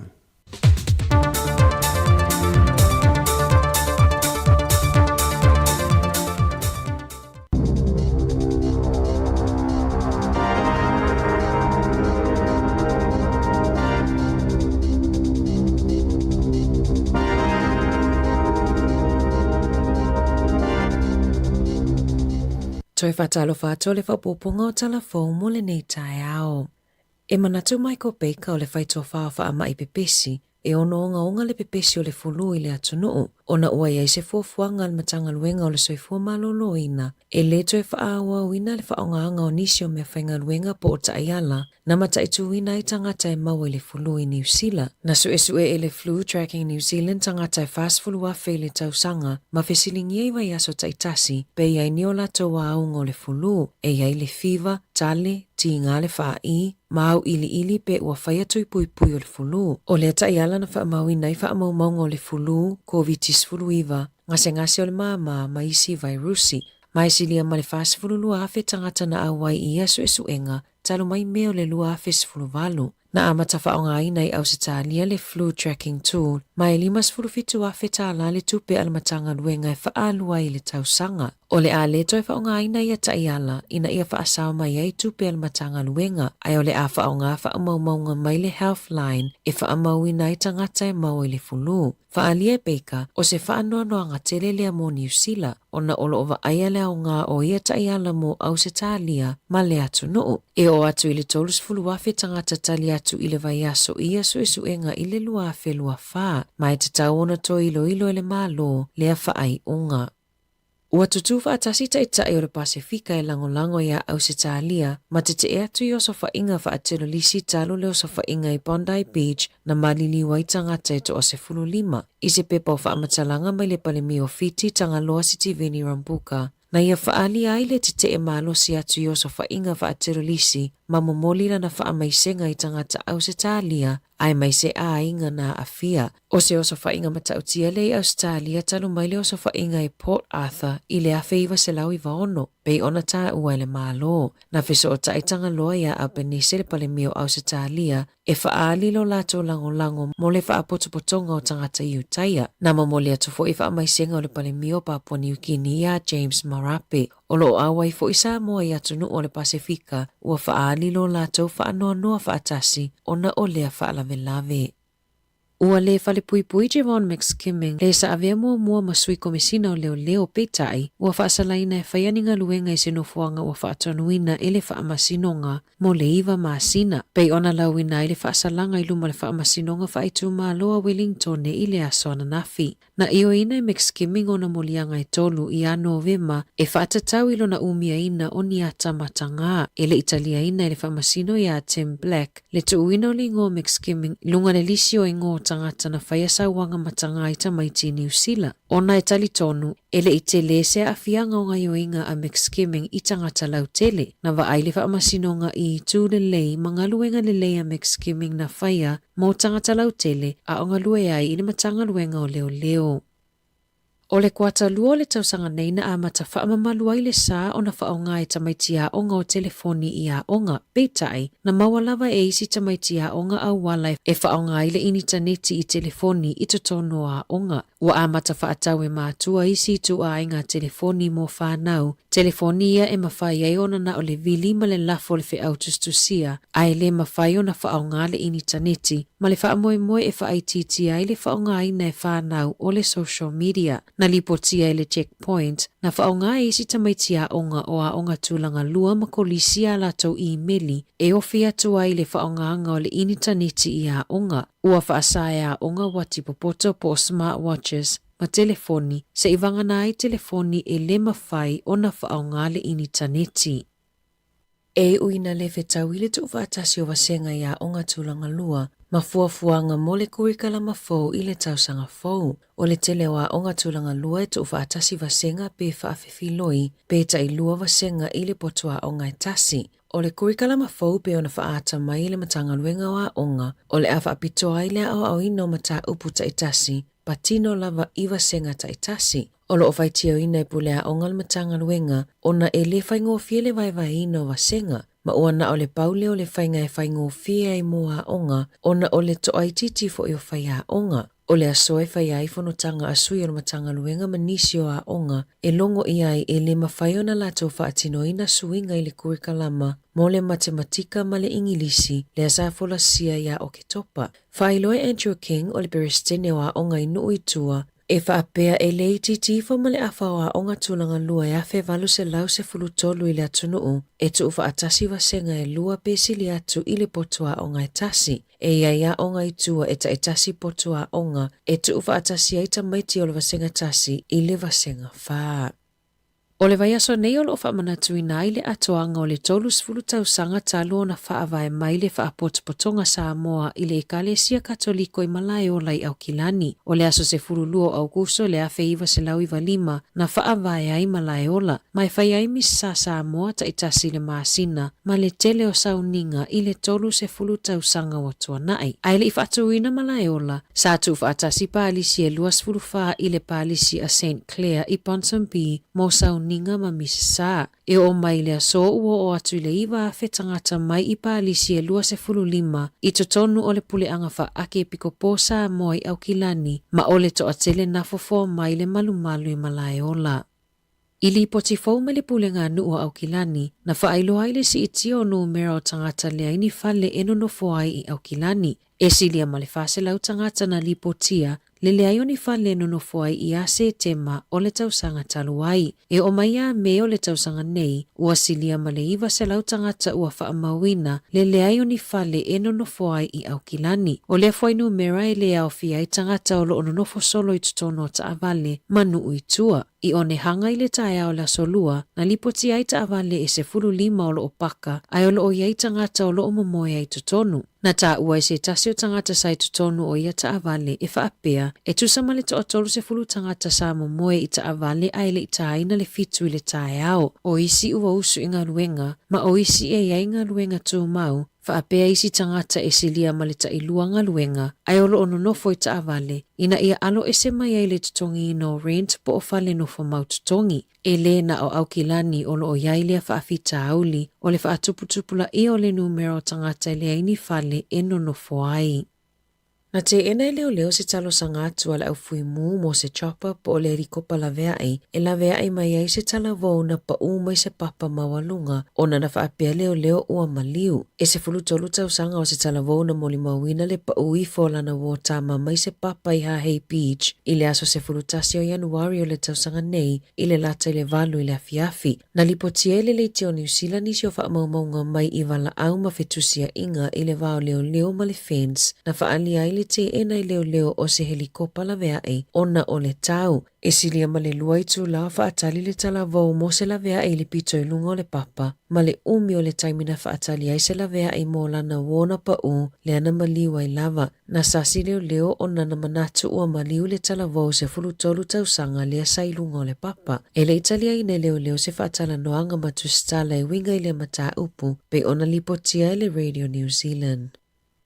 Ua whaitio ina e se a inga New Zealand kamupani wa alele ale Jetstar, ona o manuanga na o oilo lato tamamatua fitu tausanga na sulu fao i lunga le sima, ina ua fosi e se tasio lau whainga luenga e whaatali i fafo, ona o le a loka ne malai wa alele i sini. Whaalie le Jetstar, na lato ua fo atu e totongi se whalitani malo e o i aile tamamalo na whafine, e whaatali aile isi la wa apeitai, na fiano nofo ma whaatali i le malai wa alele, e au noa malo la sila fia e loka le malai wa alele. O Rachel Cargill malona tama na fuafua malanga mai Gold Coast i le tae au la songa fua peitai, e le i whaatanu uina le whainga malanga, e le ETT fo mali se furu i tu la na whaatali ai tangata o le vale o waa, e whaatali ai le la waa mai Gold Coast i sini, ma le malanga mai sini au kilani. Na mali lie Rachel e no nofo malona tama e whaatali tali i le malai wa alele i sini, e whaatali ai le la waa i au kilani. A o nofo ni malai wa alele, sa longo ina ila ua ele skula ti,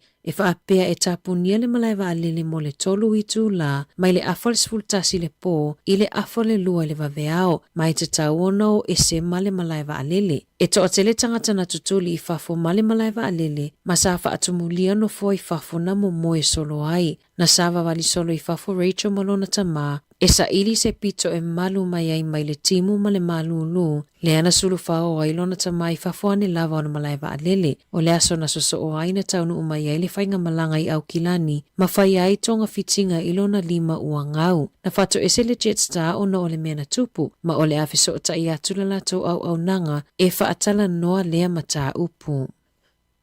Ua iai se popo le ngai leo o no le whaitau se fulu afe o tupulanga talavou o lo fuafua e au wai se whaamoemoe i wānaka i le motu i saute le pō le tausanga fou o se whaamoemoe wha le tausanga o lo fautua ina i leo mātua e iai whaasalanga i mawhaiona whaasala i mātua pe a mawolo o lato sapalaini awa mālosi i whanau talavou e lalo le tai se fulu walu tausanga o lea whaamoemoe māsani ona whaatumulia i talavou e le wasenga sefulu tasi ma le sefulu lua i tausanga wa tea o le awhaia se fia i le waterfront i Wānaka i le aso tolu tasi o te sema ma le sā i le awa mālosi mai le aso lua sefulu wha te sema anga i le aso ono Januari.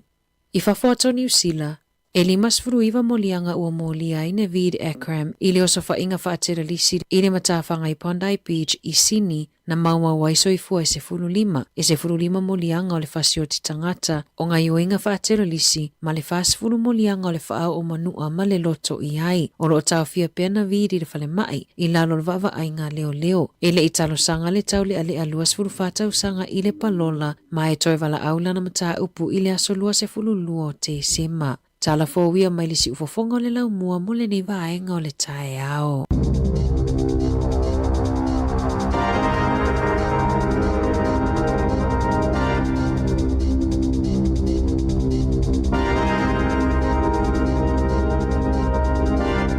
Toi mo tu whaupongo tātou talafou ia an whaasau le tūla sifurma lua mtala mai Samoa sunga tā sesa.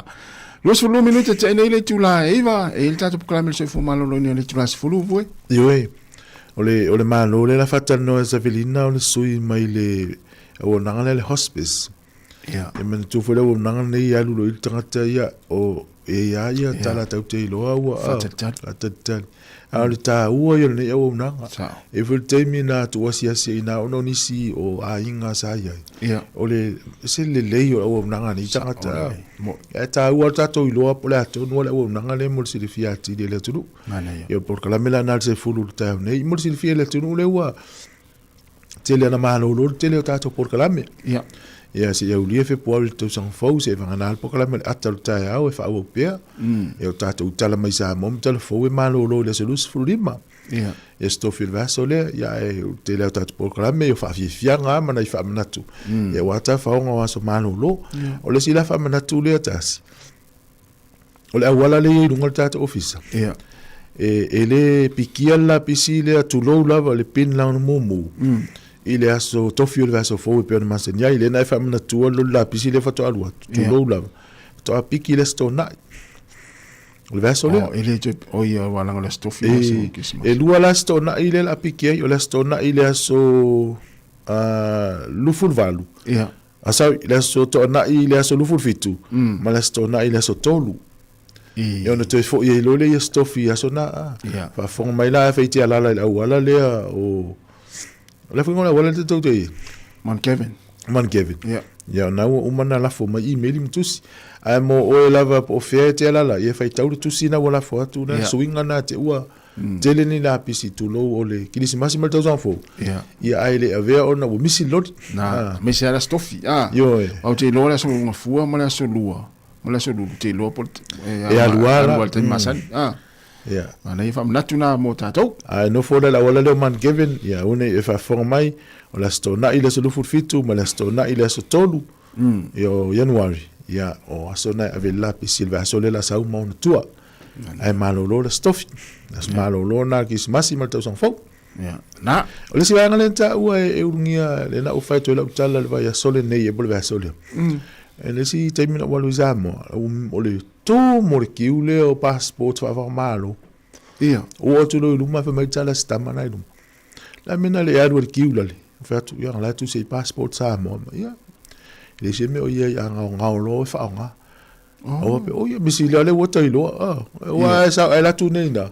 sta mai kiule le passport sa mo yo tu mutu li si ma Tātou ia atu i nei passport New Zealand, ia le mesi lele wa tailo, le stay mi alu. Ia na sa wa tu ala nga nga wa sa olo ia. Na. Ia tau tangata fa pe wa o le sa fa i mele passport samo. Te va tu le tau tu me tu o le fa tu lunga sa fa ila tu lunga sa fa ila le tiu. O wala o tu ia. Ale la fa usi. O wala o tu le tanga po tu la. Ah. Tātou ia i tua atu, ia le leina le pito i tua, ia ngā solo mai i pito lea. O la tupu le mena. O la tupu. Pea se ilonga la ua ngao le nisi. Ia. A o tala le na fai mai, ia whaiana o ia. Mana ia na whaftai ala msi le ua iloa. Ia, a ua tue popo e le whawha. Te losi to ina hoi lea lena se fea ia, lena alu pue le tangata le nei le whana i le whae la vele pontai. Ia. Ona le whale mai. Ia ova mal 3 miliona al fua ia tangata whai mea alo whale to inana. Te roa lawe. Mo i tangata, e isi ata na uwa ia tu ele i sauri lunga le taimi mua. E iei fu tangata lau te roa te tau ona ave e soso. Ia, e sauri le ia. Whata te inga si, wai peia na manua fo ia si, pusta mai taile na lato o lua. E of ena ena. Ia. Pena manua fo ista mai tai na masta malea sa tongi il piliki. Le ma. Yo la to inana, o mali sto inana. Na fana mai lunga. Ole si urunga ali ile na mua feta ya imal tamalo le te mile na mau ke mal tavale na wa. Yo mali uma fo ista malo mse finena. Talo fai. Iyo. Ale tu fo ile atal na si urunga ali na ile awala. E tangata le vai pe le tu mo se fale fatali tavale, fatali pas. E mata le me ile mele tu. Ai ana tamo mo e me sosoani. Ile mai mauso i fu si ngari mata tu le wala. Au te lo afa pe tatele mama na maje me. Ola la me tu mo yo, tu nga me fa pe na. Te e va tu kola lesi. Ya, pe fe la fa te tingo, wa va si me fa pe na mo te fia mal mala po le mele tu. Te ota la tu ta fio filto ina le tu to ina le. Wow. Eu posso me fazer na hora se está valendo no puia, vai me ler. Yeah. Tangata le tu. Tangata le tu. Olha mata mai mele tu. Yeah. Olha la vai tele tala tangata Australia ile ole Australia, ele se vai tele le tala. Vai não. Yeah. Ma fa ai ya upenga ina fa nga la uli ele upenga la fa nga mo meu turinga. Ya te lo la nga Australia e fai menen fai te sinta mal fai nga malo. Ya avatu isi au penga fa le nga fa santo le stal. Ya tala la tamaina tar si la va tu lo to tanga tai pontai ta elim ta fa. Tar si una wai pem fitu el valu aso la fa va tanga te utai. Ola so mun moli la fa mla tunga o la to festival o malama. Ya la to e fai ngai pontai ya tar si sa ngani mu. Wa tau foi ona ye ni pupi nga leo le ta fanga le. Ye mo la amata tu te min nei. Ya la ya tanga ya. Te foi ni. Le mo mai li poti o la i pui nga mo festivals ma pot tonga tanga te utai. Ya. Ai o le pe na fa tu ta le so lua. O le ai target po le nga i la va nga i tanga te utai. Yeah. O le lona lua o la tau targets po la tau vaenga tau le. O tanga te keisi anu. Sa. O pe o le tupu anga le o tau tunu keisi anu mai o i utai mo pe o le tūlanga na. Ia tatu sia ia. A wone toi tupu se me fa pea. Ia mo tatu ul file mu i tatu anga ele vai tau le Christmas. Masi mele tau sang fau. Mana ia. Ia la vai fost fa fia fona. Mana ia. Ia ai. Fatalo fatu fitalenga namla ulisione. Malo namla ulu. Monia ni tai au. Fatalo fai le sunga fitalenga le vau to lei. Malo le vau. Tai tele lava le mafta mai. O le sunga amika. Ia mania lava fa aftai lava le mafta mai. Tali vui. Ia taman le tali. Ia le sunga fangu Samoa. Mani fo li ngore fangu Samoa. Ia le sunga le fafia inga. Ia tapua i no toa paongo no fo inga. Ia fatalo fatu mlita le sunga le fafia inga. Fa aftai le mafta mai. Ia o talia lene. Ia sapoanga. Ia mania lava le nita au fa aftai le mafuta mai. Nua usala ropati. Ia ma le sunga. Ia nativo a mai Amerika. Luas furiva minuta te nei le tu la Eva. O le whawhianga Christmasi. Ia ma le tumaita i me le motele sa la whaile pito le i sifo. Tamane Maria.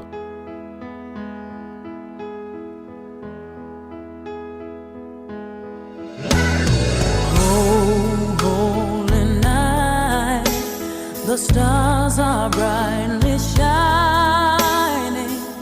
It is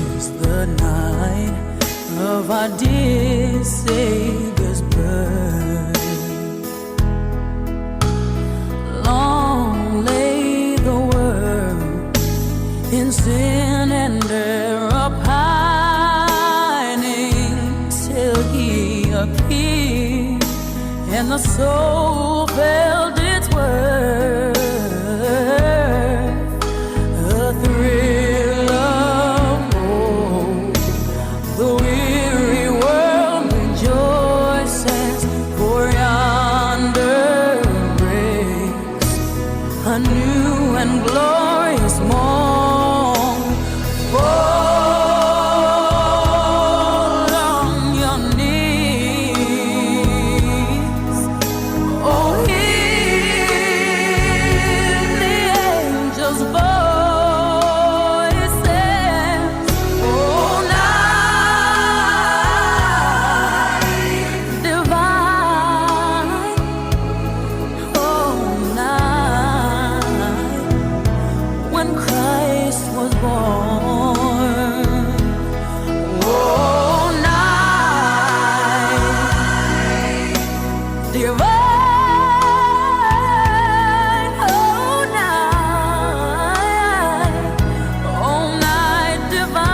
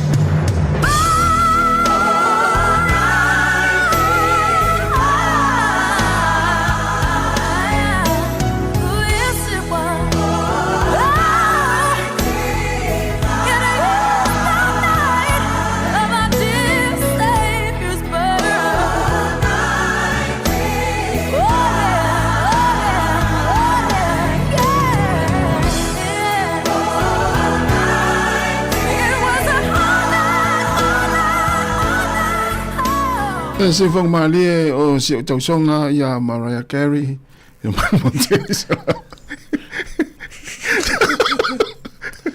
El fatu ya Mariah,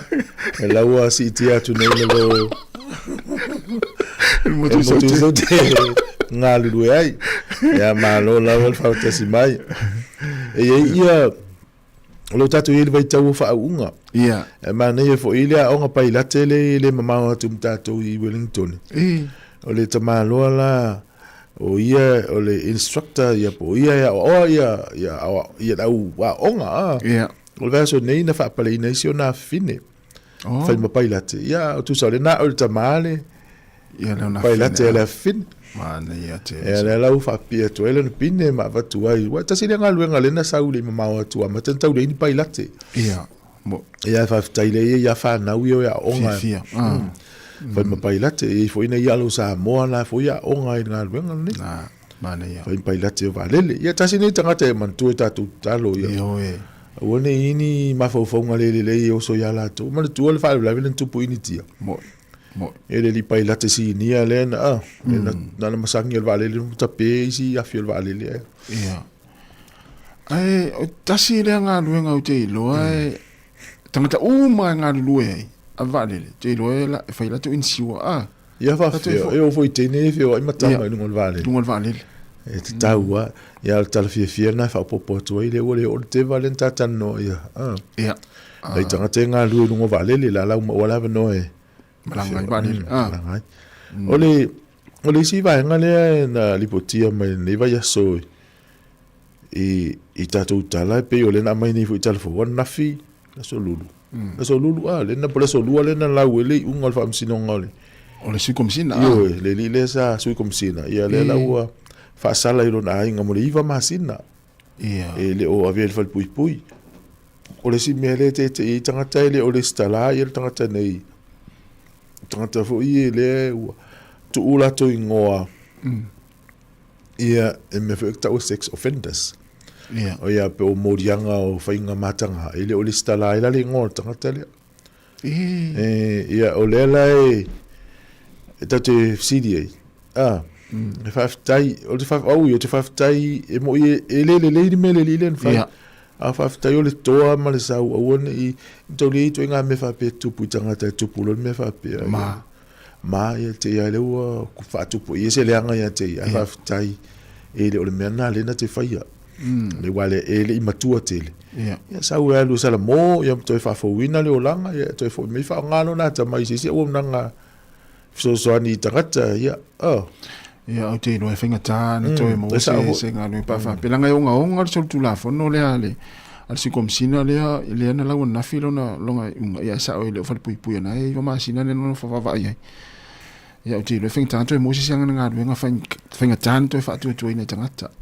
Ala wala, ia umi se taimi e matua whaini por kalame wha ni o salamo. Ia, whape, pefo lau sunga e.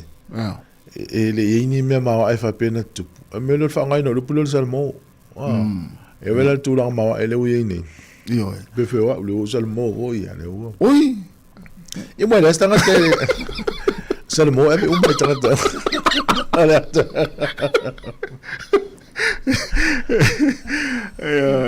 ia la o so o io le o che na mo te ia lo fa mai salmo le mano salmo Ciao tala lisi la titina van tala la tama mo me ol mele tama mo tuate a marsal mo lisi le vo lunga tol salmo la we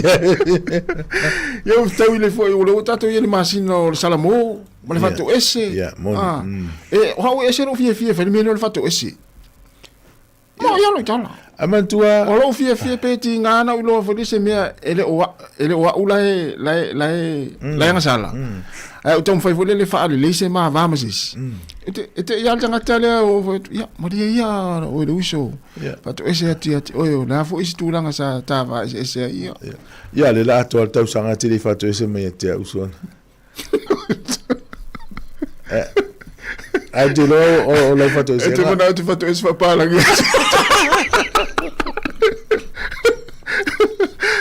o tamone a uma tua sanga to titi o fato ese I vai so uma vez uma ele me va pena ave tu so no nga ia mai fa mo mo program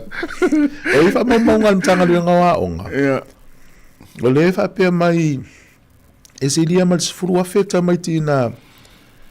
o le wo fa ma wina na fa o lima ista mai ti ma fa ya onga tau sanga lente o le stood down o ble fanga lo no inga pena suspend male onga pen fa malo lo male onga o va mal furu afi o le tu mata ele va ngam o o tu putele mele fa o limo lista mai o tele lo fa mata la pole le wingo le pulo fa o lima pe o pena le po fa pe o tatou samo ele ia ta o te mota on ele fa o limo mena o tu eu fa pe la tu inni vole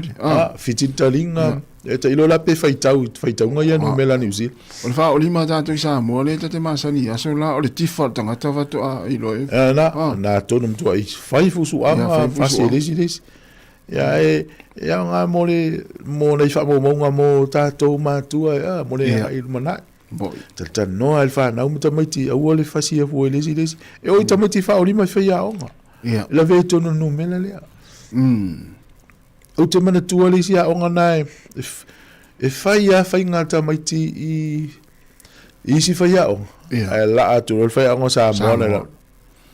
Everybody sit down. Ka fa alongo tamiti le no fo malo ila. Hands up. Lunga mo lima tamiti. Sa. Te fa ma ni lo talan na. E wis fa ya sa mo fana. So le. O le ula va vale o tamiti te mi e ta te watu e nei fa ya onga le a i se tunu a. Ai la atu rola fa ya sa mo. So le vai. Pi o ma mo foi de. Ma nei ta o fa alo longia e tamiti o fa ya. Al me volan li fa sa mo ta sia ta la le lua. Na. Ai au ani se sa tamiti na sa tu la fon. Me foi le me wa onga New Zealand e Australia. Ta wa ni se fa ya sa mo. Ai sa le ia. Tama por tini, por fine. Na. Ma lo foi nei fa ya onga le tau sanga wa nei tau sanga o to fe ngai mala onga tamiti.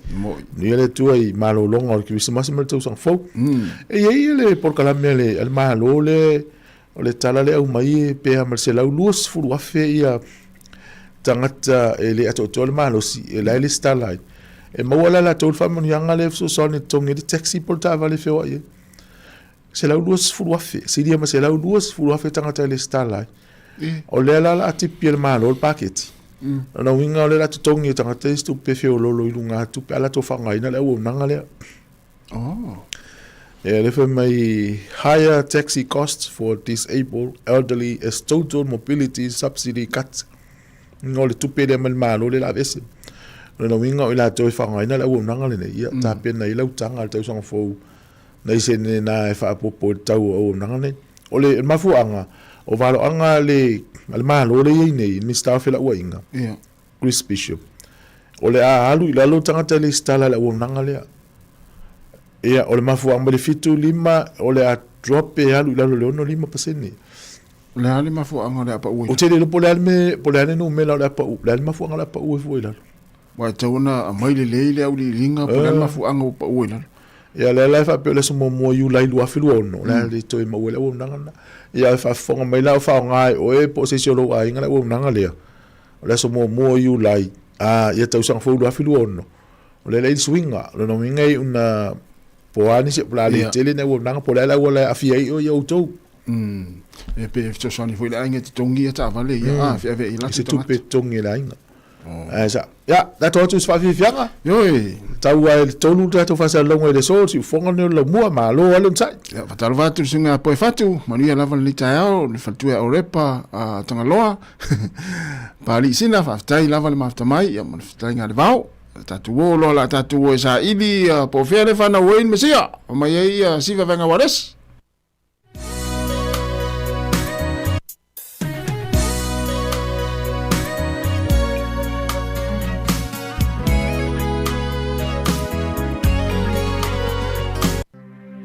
Sale check ave o timangio ya cheka ko walu ele wo ko makaka su ele fa lo mai ne su ori lo ko fofo walu ai ko be ko cheka be mai ne sale wo pape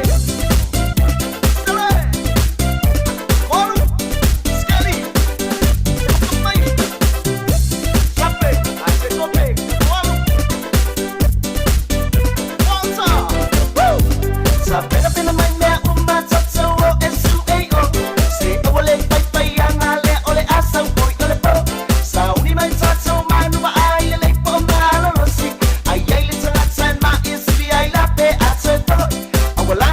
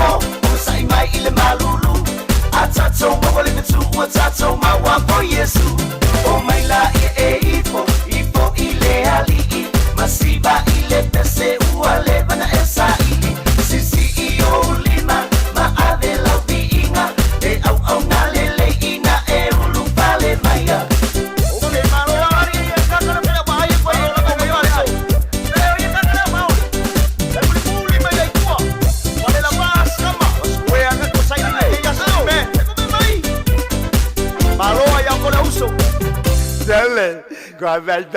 ngaka. O te se fultoro minuto na tale o le tu lais fulu va ve fianga o Christmas i marsunga ya si ve vai na walesi. O maua he rota le tala. O lo sa ili ma ko i le pepe. E fate ia he rota le whaalonga atu. O tangi e wewe le masiofo. Ele ila ngona le he rota le tangi ona ele o la ititi. Na fa pelo he rota e ona. O le pepe la tangi polo tolua. Ona tali mai leo au ona. O si o tolua. Ona toi tangi leo tolua he rota. Ai pai lo male ala.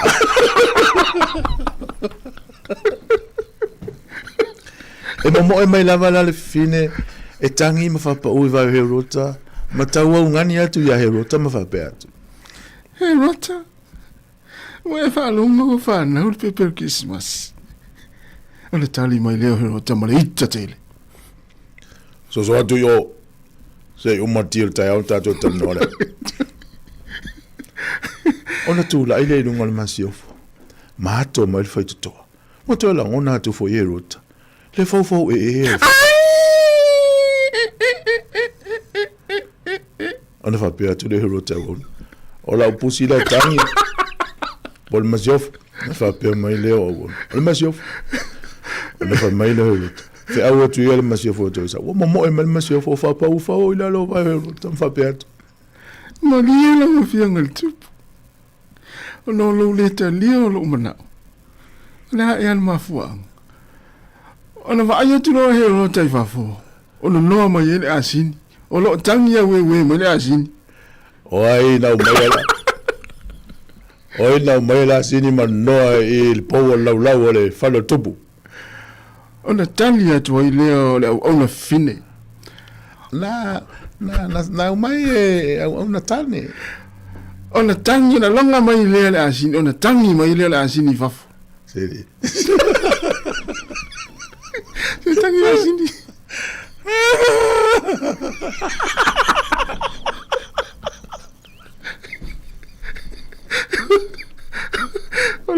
Ole tato asini na ya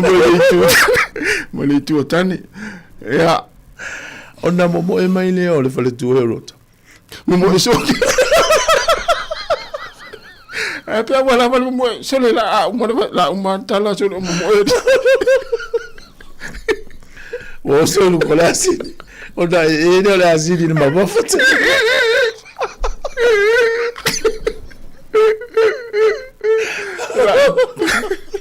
La pesi asini eta mo e mai rota so no asini. Mo fa pe atu asini. Rota fa asini. Asini. Se tau no tau sangale o tupu lo.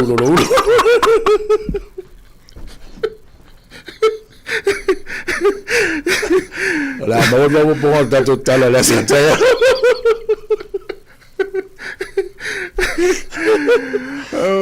Ya. O tala na Christmas. Ele uma tala le foto amata. Ya, le foto amata e to fa uma verso le. Ta uma verso le tatu tala. Na. Sa le la uma tala le yo fa foi rota molon to dua male. Ile fale. Malo. Ole tal no le pola lang soka. Ole fai lo mai wale la fai le soka tal malo ia lo fesu lo no. Canada, Mexico, ma America. Le fai longa tupi el man malo e fast food lo million la o sempini. Oh. Ya lo a fe lo tolu valu million na mai mo la sempini. Lo a fast food valu. Ya lo a su valu e tolu valu million lo a fe lo fa lo million. Ya lo a fe lo no la e limas full million. Oh. Tupi America. Ai te tele la man malo le ta sanga le o le ipola langi kalapu. Le mas en fai. O se pini se laulo 5 miliona ta la. Allah. I kalap. Ya, poi o le wa fai lo tupe ya le foi tau va sta to o New Zealand ni tau sang. Ya, mana tu la sunga ya no le wa va tu taimi ya o le fo ta pena mai le. Ya. O le initial ta to tenu o le e foi le o le famele o le lo plan manu len tangat. O fa tu o le asin. Yo le asin mo so. E pe ya vi do ta vale foi le wa mamau. Ya, na tau sua ue fa sua ue fa alu le ai. E te ile tupu le vai atu. E fa ali I alma si ofo mato mal feito. Ona fe au le tupu. O le ale me na ato le feito na tali mai le o le masiofo. O ma fua ona o atu le feito. O mo le tatu mea.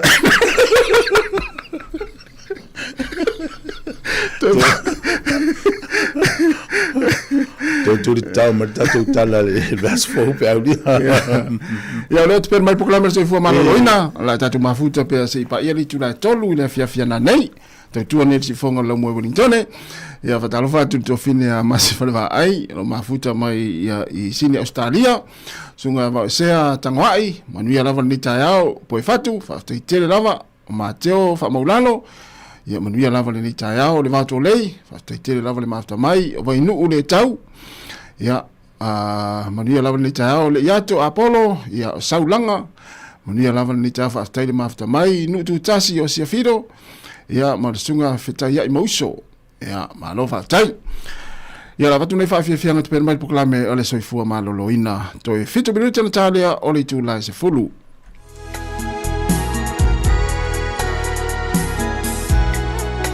Talon foi le faltua Lupe Malinoski mai Brisbane.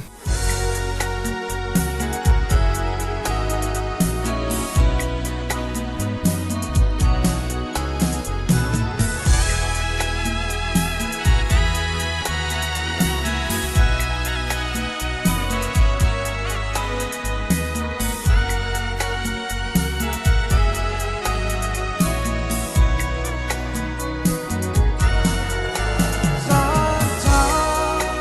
my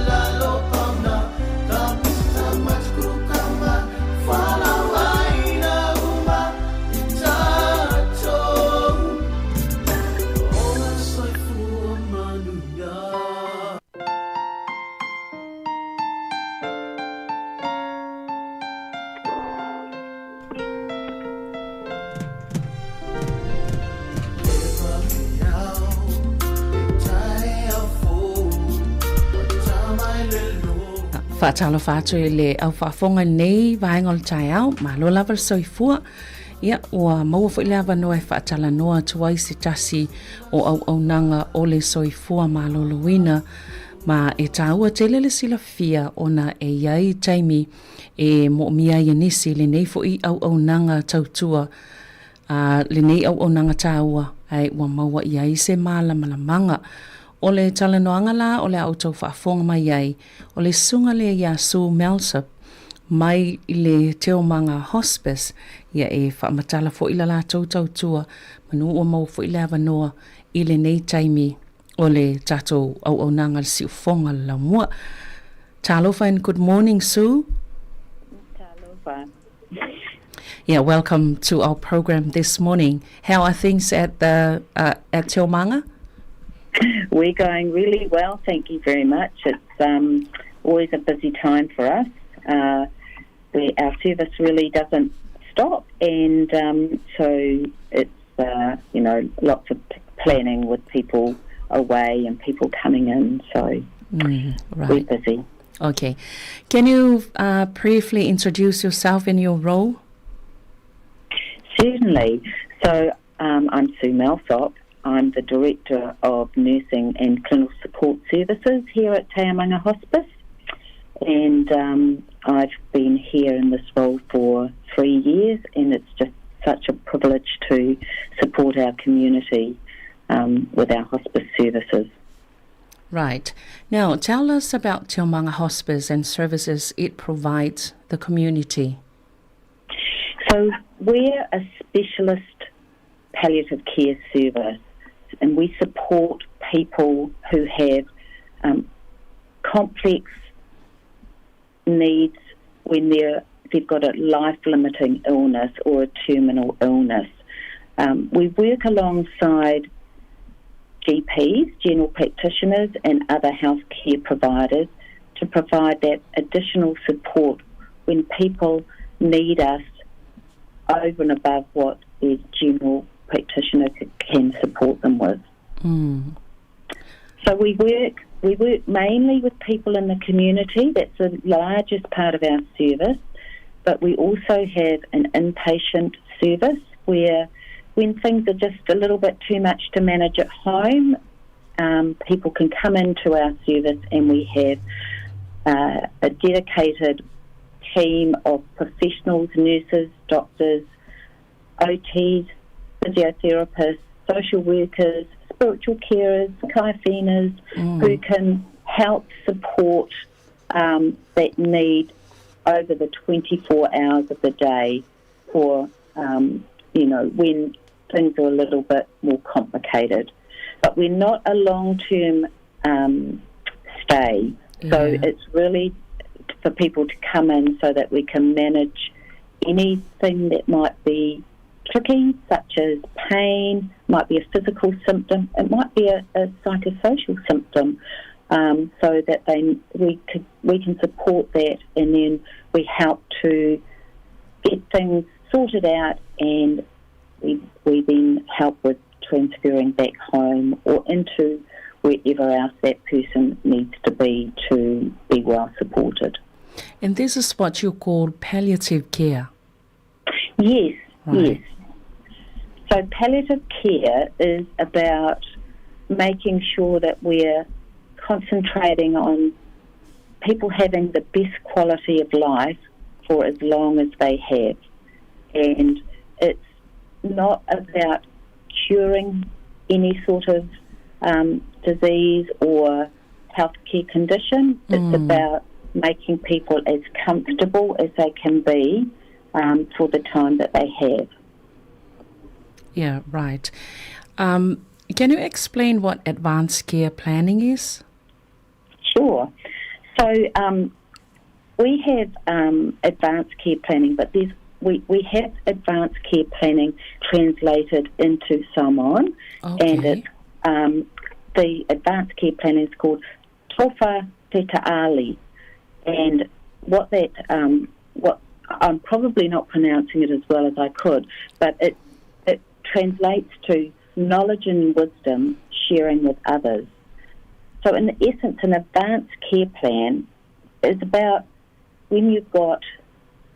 a condition where you know that your life is limited. It gives you an opportunity to talk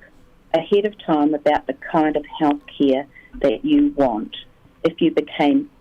unwell and you weren't able to express what you wanted yourself. So it's an opportunity to think about what it is you want for your care, to talk about it with your family, your healthcare providers, and to have this shared with each other and written down, so wherever you happen to be, that information is there for those that are providing the care. And what it does, it enables your loved ones to be able to know that the decisions they're making on your behalf are the decisions that you want when you can't express them for yourself. Right, thank you.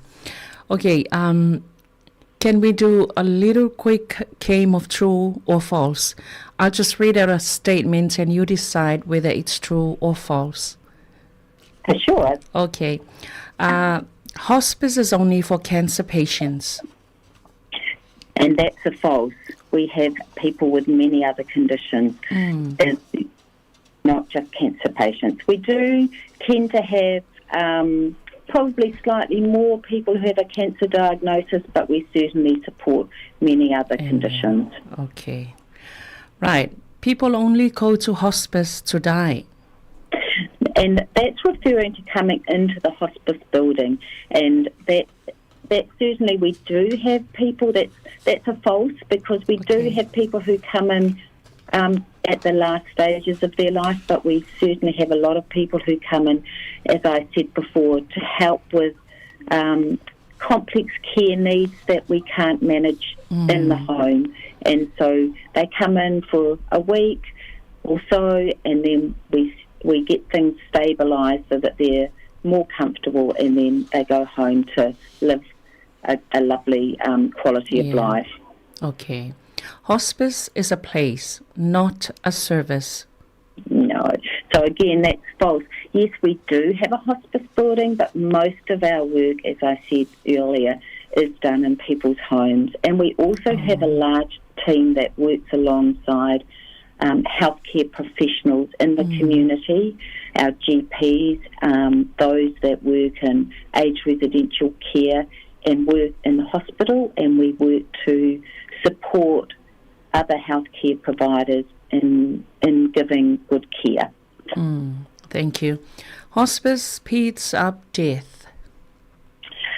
that's not something we're able to do. So that's false. We're there to make sure that we try and keep people as comfortable as possible. All right. What about patients under hospice can be assessed and provided equipment to support them at home? And that's true, we can. So we have a lot of our own equipment here. So when people come under our service and we're there to support them, we have an occupational therapist and a physiotherapist who our team can refer to, who can come out to people's homes and assess any needs, and then we go and deliver the equipment that's needed. Oh, that's good. Hospice is only for the elderly. Again, that's false. We have had this year, I think, teenagers right through to patient over 100. Oh. So we definitely have a very wide range of ages that come through our service. Hospice IPU welcomes whānau, and there is an extra bed in every room. That is true. We have a beautiful facility that was built in the last 5 years, and we were able to fit it out purposefully to meet the needs of our community. And so in every room we have a pull-down bed. So there's room for whānau members to stay with their loved one, and we have lots of we have a children's room, a playroom, we have a number of lounges and a lovely big open space with play equipment for families. And yes, we absolutely love to cater for whānau members. And this building is located in the Heart Valley. Yes, it's in Woburn Road. Yeah. Yep. Right. Oh, that's good. You know, our church community used to visit the hospice during the Christmas season to sing hymns for the patients. And our youth group also went a few times to sing. That was during the time when the old building was. So that's how we became familiar with hospice. Oh, that's just so lovely. We do get lots of different groups that come in, and we would really welcome your beautiful voices back into the hospice. Oh, that's good to know. Yeah, we had your some of the ministers come in recently to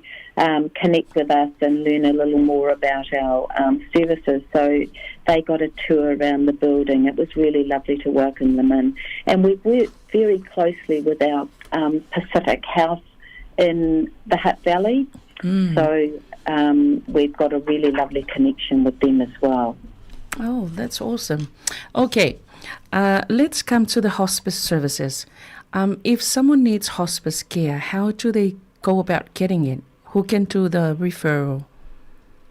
So usually our referrals will come through via their general practitioner. Okay. Or often it is when someone goes into hospital and the hospital doctors will refer through to our service. But sometimes also it can be that people are going into the hospital and seeing some of the specialty nurses, so they may well refer to us as well. So it's usually a specialist doctor or through the hospital, their GP or other healthcare professionals. All right. And I know you mentioned this before, but why would someone be referred? So people who come into our service usually have, they will have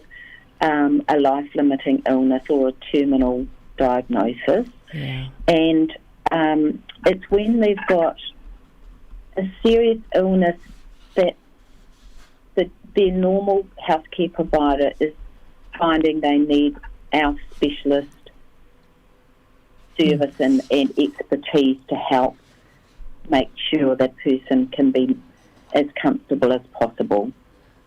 So it might be that they've got, as I said, physical symptoms. Yeah. It could be that they are coming to near the end of their life and things are getting complicated and they need some support either from a physical, emotional or a social or spiritual perspective. And this is, the GP is finding that they need additional support. Right, thank you. How does hospice look after family who are caring for their loved ones at home? So we do have a carer support program, which we're just looking at how best to support people at the moment. We've been running programs where we offer advice and support to carers on how to support their loved one at home through different areas. But we are just reviewing that program at the moment to see what would best suit everyone. All right, good. So what do they gain from it? Beg your pardon, sorry? What do they gain from it? It's really about how they can look after themselves while they're caring for their loved one. It's about what other services are available to them within their community that can help provide additional support. It's about techniques for, quite often it's around patients or people who are in our service have fatigue and problems with mobility, so we can help with how best to lift, how best to move, how best to support the symptoms that someone may have that need some support. Okay. So if someone wants to donate to Te Omanga, what is your advice on that? Well, we have such wonderful support from our community, and our website has all the information that's needed if you're interested in donating, or we always love people to come in and see us. We can support you in that way as well. Okay, thank you. So your services are not closing during the Christmas and New Year period? No. You're working through, We work through, we're open the whole time. We continue with our services both in the community and in our inpatient unit. All right. What would be your final message to our listeners?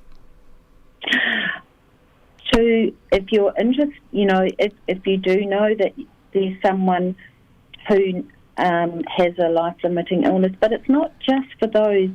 it's for everyone. I've done my advanced care planning and I'm fit and healthy, but you never know what's going to come around the corner, and I think it's something to think about, because what it does is it's really a gift to your loved ones, because if you're ever in a circumstance where you aren't in a position to be able to share what you want, your loved ones know what you want because you've already done that preparation work. All right. Thank you, Sue, for your time, and thank you for all the work that you're doing for our community. Have a joyful Christmas and a blessed New Year. Wishing you and your team at Te Omanga Merry Christmas. No, well, thank you so much for the opportunity to share what we do, and I extend the same wishes back to you and all your listeners. All right. Thank you. Have a good day. Bye-bye. Bye. Ia, o le suile na mai le unanga le Te Omanga o i o le Director of Nursing, ia po o ia fo o le whaatonu sili o le vaenga o tausi soifua lo whaatinoina le ngā luenga i tono lea fo i au nanga a le Te Omanga. Ia masalo to o tele lava nisi o sila fia lea fo i au nanga wai aveanga ia tangata fo i ua ngase ti ngā ina o i lato o lava e whaatino ia mo me o tonga fitinga ia ai ele o toi whaatino i se tūlanga fo i lea o tonga fitinga e toi manuia ia ona o tātou loa lava le tūlanga ti ngā ina o iai ai se i wawai fo i se pese ia ona fo i mai lea taum whai e whaalio watu nisi o vaenga ia sa tanoa le tātou malo i le nei tai au malo lava le on sa.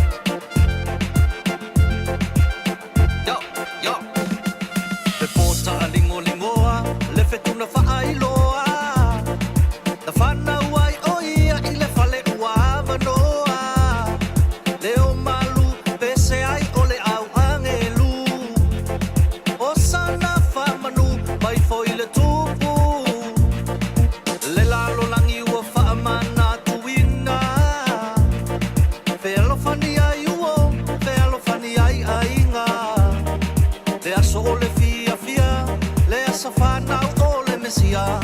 ua tau o le faa moe moe le faa o la tanga lea oa uma oe se oli olia oli olia I lota manuia ho ho oli olia tato fia fia ho ho oli olia lota mesia ua soifua mai oia ia pepe se aleluia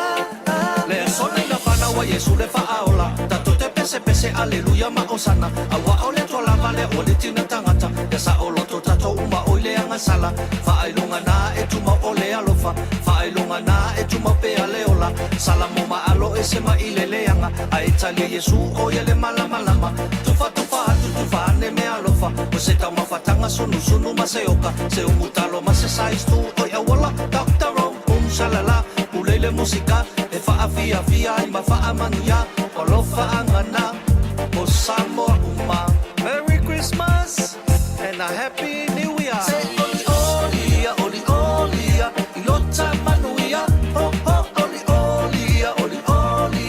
tato fia, ho ho olia,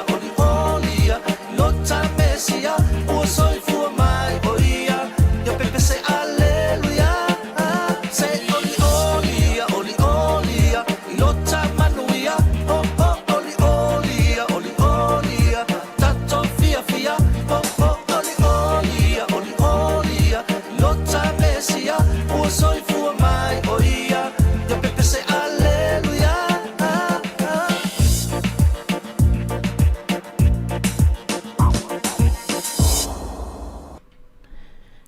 Ia, pela wano tau whaafonga mai le tātou whaatanoanga lena mai atu ma le whaatonu sili o le vainga o tau si soifua a le au nanga a le teo manga. Ia le sa whaafsilingia fo ia le sunga ia Sue Melsop. Ia e whaamatala po o le ala na matawhaioi ia pe ona ia whaailoa o ia le whaatonu sili o le vainga le o le au olo o tausia ia e mese fo o le tau si soifua po la tolo whaatinoina lea fo itu ainga au nanga I tono le teo manga mai tolu tau sanga o ngā lue ai I lea fo I au nanga le teo manga. O le au nanga le teo manga pe ona whaafsilingia e se tau whaamatala po le ala la tau au nanga lo whaatino. E pe o se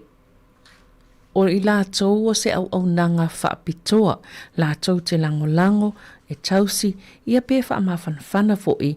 Mga lue mo I lātou po tangata ia ua ngase te ngaina. Ia mai se lava tangata o lai lava I whaangai o le tongawitinga ia a ua ele o toi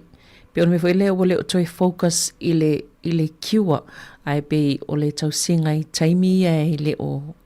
pe lava ona tā ua ele o se taimi umile whai e lātou le tūlanga lea. Ia tono whaafonga mai fo inisi po ine ai ngolo o wa yai fo inisi o ngase ave tono le no fanga ai e ngā lulu e whaatasi la vai la tau ma le community ia po o le whaalaptonga o tangata lau tele e le au nanga e tau se la vai la tau tutonu o le teomanga ia e so sani fo I la tau I le tau singa po o le tangata lea e comfortable pe langona lava ia lona ia to afile mo pe atau si tono lona ainga le foi lai ave ia tola la to so sani mala la to tau tua lea ia mo tangata ele o toe umita uia fa pe o tangata ua fatalitali tangata ua talioti se to low lava ia pe o le autule o la to au nanga lo fatino ia me se o I lo hatile tele le ia la to fale tele le na ia pensa o la to fale fole le sa fai wa sa il fale to wai o la to fale fona le wa ia I le time le nei e pe lava la o le au nga male fa mo la to singa le foi sa silingia po le ale me le ta o le palliative care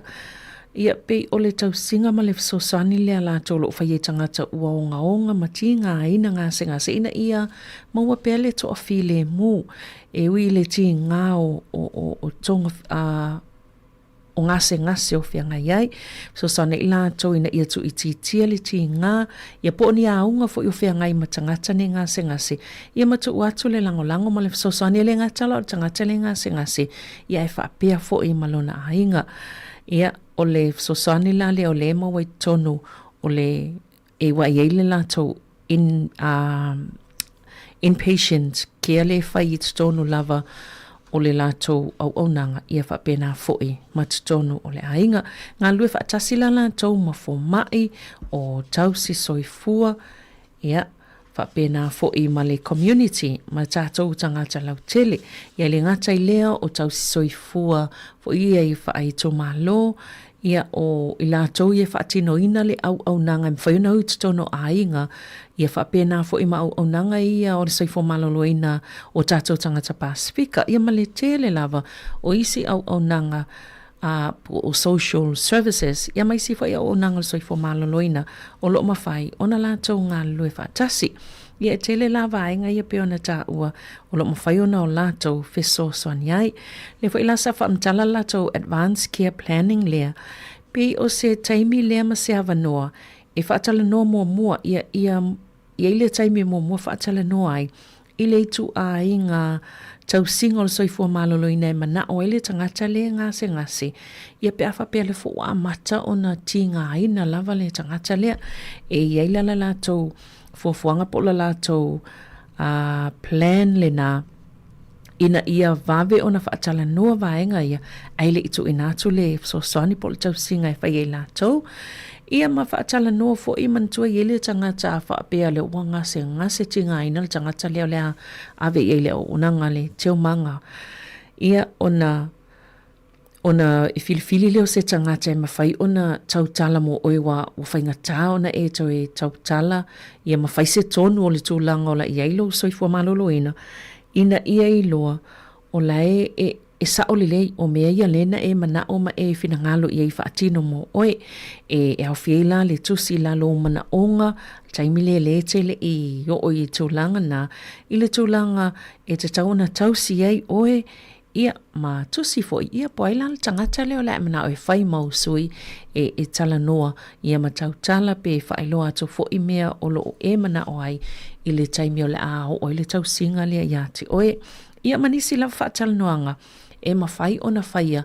e whaatatau lava I le tausinga o e po hau foi pe a whaapelela a mo mia le tausinga ia ma le au nanga a le teo manga e tele lava vaenga lo mwhai ona lātou so soani vaenga te tasi whaapenei ia o le teo manga le na whai le tali I oe o le sao PCC pe ona I whaafesili ina ia whai ngofiona I loe tangata ele ai ele na o le pau I o me o lo mwhaiona wai pe e malamalama se fo I tangata I le saonga o la lātou o nanga o le hospice ia po o le o nanga le whai lātou ele mo na o tangata ngase a fiel kanesa e iai fo isi tangata ngase tinga aina ma isi fo itu ai ngase o lo mawhai ona o iai la lātou tautua mai e whapena fo ila le tūlanga lea isi tautonunga whapea se ilonga lava o wale ao o ina o til tangata pe uma fo ile soifua pe maleu ia to avele le hospice ile ai e ile la to ngalwenga so swani ia malala to fo ilango mo tangata ngase tinga ina sape o isi vaenga ia ele mfai ona fa tumuina I to tonu ole fale mai ia le mafai ona so swani ila to e ile tangata ngase pe avatu ile tau singa ale teo manga ia whapena fo ila le si vaenga lea ole hospice o se au nanga le whaatino e wala tau pai le ngata o tangata I tu oi tutonu au tangata fo I o le no nofo pe ma e tausi tutonu o la tau ainga o le mea nai le whape o le hospice is a place le ai o le hospice o le au nanga ona o lai o I tutonu o ainga le whaatinonga la tau tua o le fo ili sta tonu ngoi tangata pe o le hospice e fa nati pe fa vave ona umale o la tangata po le soifua tangata avelo e pe oi ia la wave fa vavena umal soifua le ai fai mai ia so se na tala ele ai o le tau singa a fa pitoa le taua o la lātou au nanga le whaia I le tangata e avatu ia o matuati ngaina o le autuma le mai te le sosani malangolango ese mwhai ona whaia lātou mo le tangata le o ngase ma whaasino atu ia lātou e mo o mia la lātou le tuu iai o la lātou o nanga Ia e fo ila le si vaenga le sa atu iai. O whapeo tangata ngase ia wa avatu ilalo i le hospice po le lefa ia o nangai mawhai o na ilo e lato. Ia matu ina atu mo o mea whai ngā luenga po o mea mwhai ona wha o ngā e fsosane i lato i tono lato ainga. O le isi vaenga tāua na o le mawhai na whai e matu mai fo i ele teo manga le fsosane whapea. A whi o ngase o le ua refer pe whasino o tia lato. Ia mwhai ona ilo e lato, whai le ilo longa. Ia ma avi fo ilea o ni me fo ile mo mia le ngase lea so sonia ya te ia a o tau sia I to tono lona ainga lona ngase mantua ngase ua tinga aina le fa sino tono ia ile vaenga lea ia a o le hospice fo I le fa pea e mo na o tangata mātutua le ai o le fo isaia ta ua e se tupulanga sa watu I le tau sanga le nei matua tinga aina lava ia lea sa fa atino I fo ila la tau tua mala la tau o nanga. O le hospice IPU po le inpatients unit o lato vaenga le tau se tono le au unanga. Ia e talia fie la tau a inga o tangata nenga se ngase le tau si tono le tau manga. Ia mai e iei fo ise moenga whaupopo la iei tono. E mwhaiona mo le tangata e mwhaiona sosani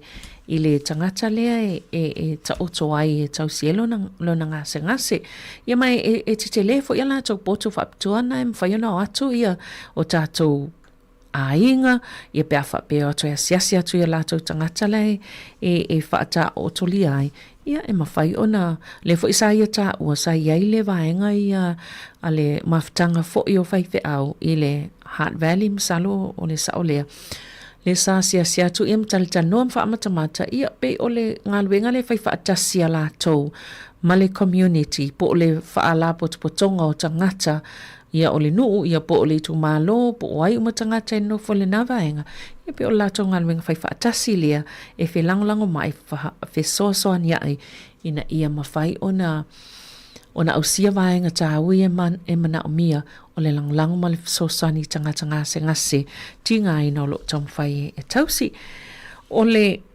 a whaapea ua mana o le tangata lea e mo o mia le tausinga lea pe o I lau fo mai o lau GP o lau fo mai le nā lea e mwhaiona whaasino a whaapea te alwatu le ngase ma wailoa lava le fo mai ia o le ngase le pea tauna ave I le hospice po teo manga ia ona whaasino atu leanga ai o e refer atu la tau e lau fo mai po lau fo mai fo e lau GP ia le ngase leanga ia la tau ia whapena fo ila ma tau soifua ia tau soifua ia whapitoa ia fo imtata pe o la tau ia e mwhaiona refer atu le ngase le ia la tau pe whaasino atu ia I fo isi la fo I community health agencies pe la tau fo I na whamaia vaenga o fo mai whaapitoa ia po whal mai fo ia mai isi la vaenga o soifua malaloina ia pe ona ta ua o I la tau ia wa iei ngase tinga ina pe iei fo I ni ia unga onga ia o la tau ia mwhai ona refer pe whaasino atu I la lato au nangal teo manga e lato te tau sia mana tua pe tau si tonu o le lato no whanga pe mwhai fu na tau si tonu o lona ainga ta wana whaatanoanga e whai momoa e le I whaatino le au nanga e le tūlanga e tatau ona iai ia pe o isi vaenga ta wana ia sa whaatalano ai e le lato pol kalame le na mo ainga a whaapea ona o tangata la ia tausi tonu o lona ainga le lalo I le polo kalame a le hospice a le vaenga fo ele teo manga e ele polo kalame whaanga solo tau sanga atoa pe la e whaava yaso na e whaatino e la topo kalame na e haoha o ai tangata le ainga ia e fisosani e mole tau singa e mai se fo I tangata I o lo la tova aia tangata ngase nei tono ainga ia pe ole tāua nā vaenga lo whaatino e lātou. Ia ai olo iai fo lātou penga ta whailangi e mwhai ona asiasi iai ia pe amo mia nisi vaenga o whaafesili po o fia fesili ai ma fia ilo atili e winga le tautua ma le au nanga a le teo manga e mantua e le tāpunia le teo manga i le vaitau po le piliota le o le kepisimasi ma le tau sangfo e ngā lulu e pia wa tāua o nei whaatino la lātou tau singa i tangata ia talia fo i lātou fesosoani po o to i ngā awang fo i o fōa ia ona o lātou ngā luenga o lo o whaatino e tāua mō tātou tangata lau tele. Ia, ma le fautuanga e le lava le tau sisi pea i le soifua maloloina ma tau si le soifua maloloina o le tangata lātou i le nei fo i vai tau o tātou anga i atu iai. Ia o le tātou pakalame nā o le soifua maloloina i le nei tae au whaaftai te le ale mawhata mai ia ai e iei le upenga te whailangi nā le teo manga pe a whaapio e whaafonga mai o vai taimi nei o ki se masi mal tau sangfo nei tele fo i au nanga fa soi fo maloloina au nanga Pasifika i taimi malolo fo ina i tanga tawhainga luenga ai au nanga nei a faila vai ei se fiso soani mo mia o ne ngalo i ela tau penga tawhailangi fo i telefoni so tai pia ia pe a fa pia ei se fiso soani e mo mia ia mai i nei au nanga tai tasi manuia taimi o toil nei tai au ia le a whanga solo i anisio pespesenga nei tai au ia mai le tautua lau si ufonga lau mua i le nei foi a Sotofi whaaftai lava.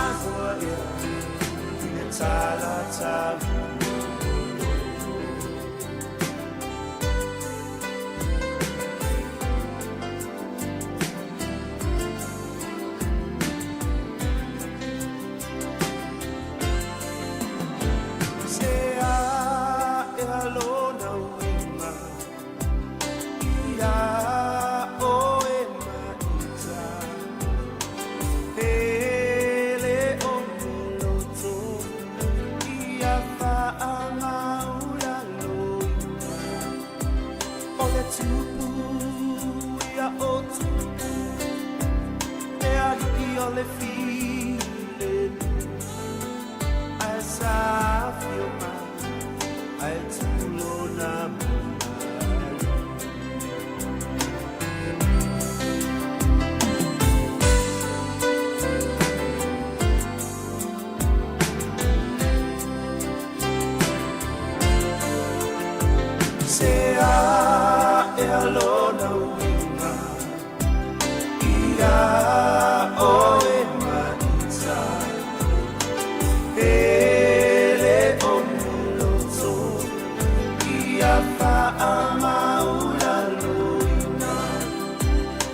tupu ia o tupu le ali o le file ai sa firma ai tulo na mama ai sa firma ai tulo na mama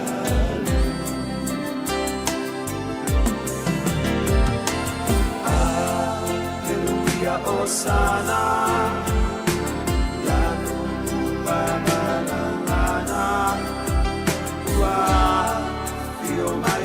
Tala, fa'alogo ile tala, le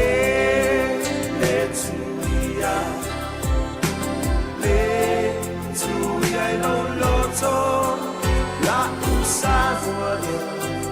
ile tala tala.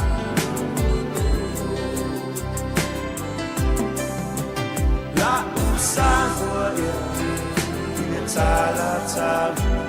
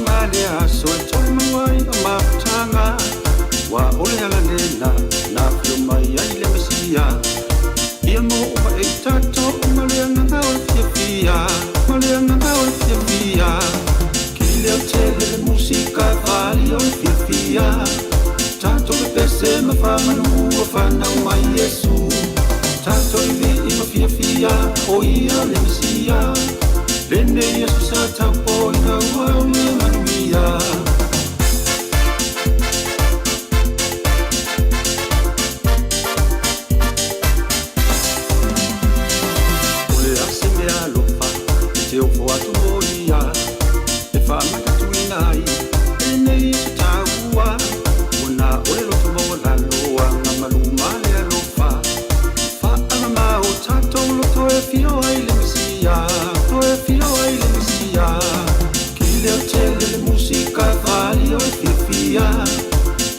pese me whanau a whanau mai Yesu. Tātou I vi I mawhia fia o ia le Mesia. Lene Yesu sa taupo I na ua mia manuia.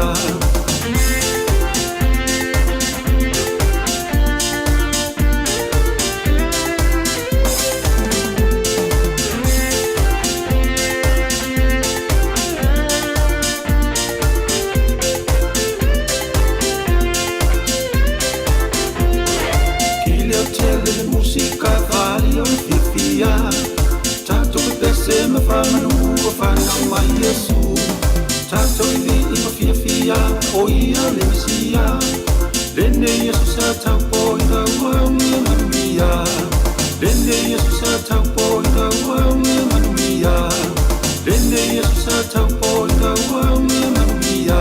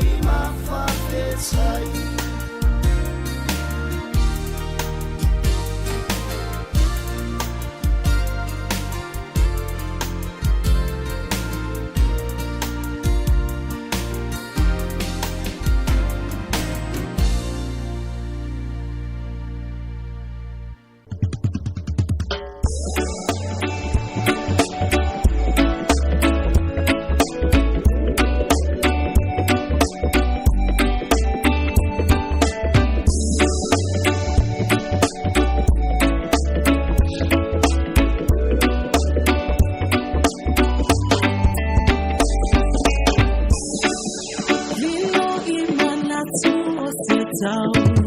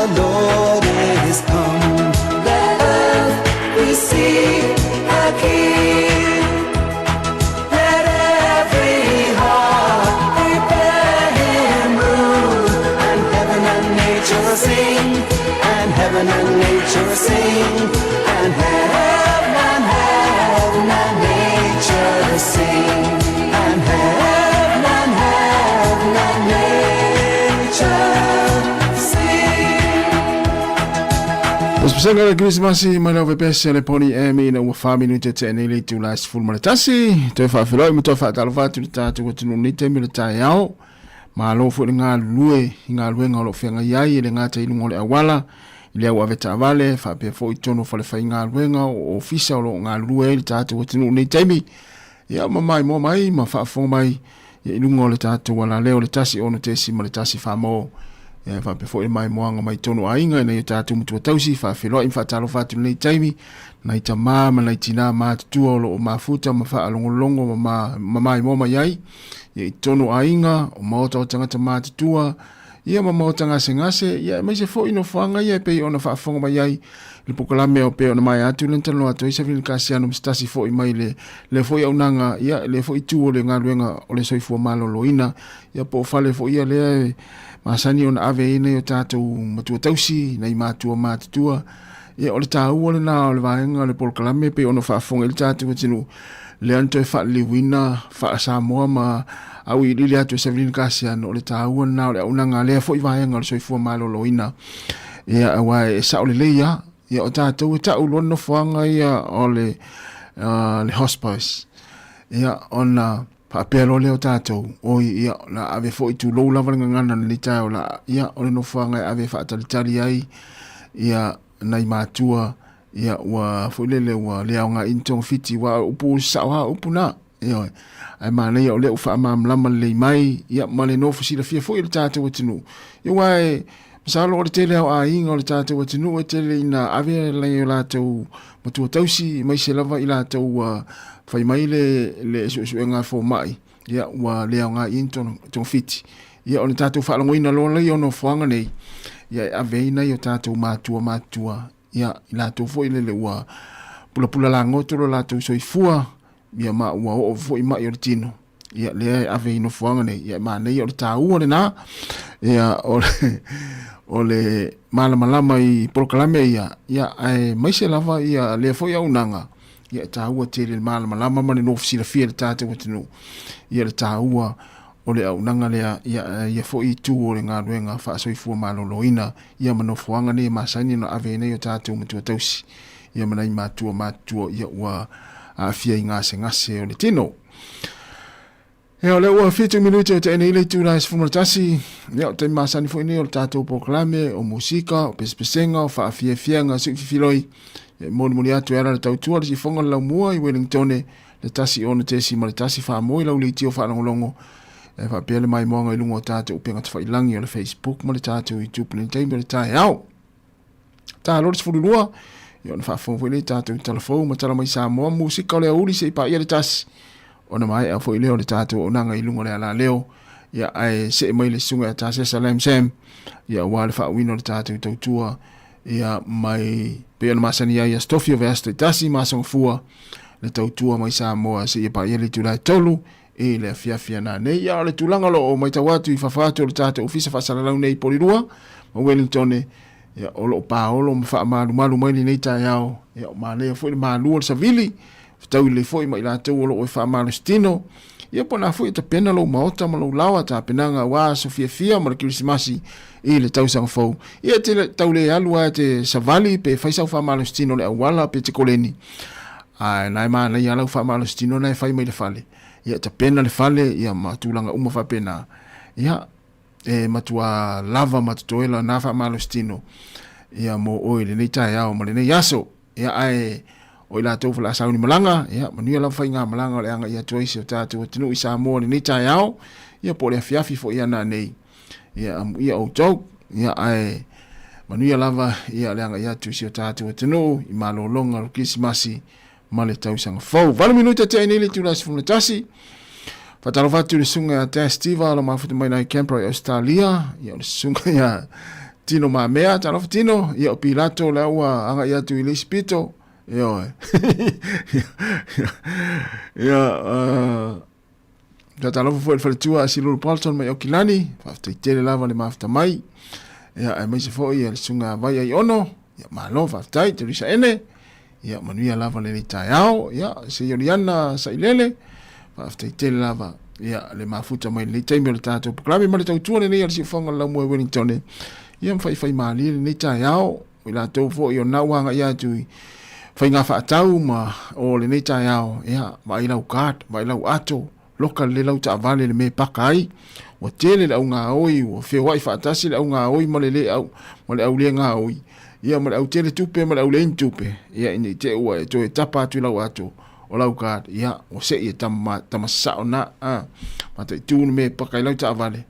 ia ma whapea fo inai sau ni e mua lau vao ia ma nuia lava mua ngā vao le ni tai au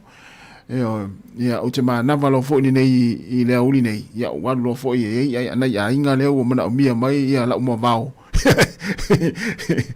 ia se i mua la tu vao ia le lau fai atu se i o ma nawa ia ona ula sa wali ona ua watu le fo le whaola lau mua vao ia so sani fo i mua ino vao wau taunta pena ia whanua nei taimi ma pele mo ina lau vao ia mana ia le nei au uli mo sorry le nei tai au ia i le mo lau vao ai ila le sifa enga le o fo le le sifa enga le o mo mai le me le o le mo ino le vao ai me sera le sele loi la fo le fa nga le mo vao sele loi ia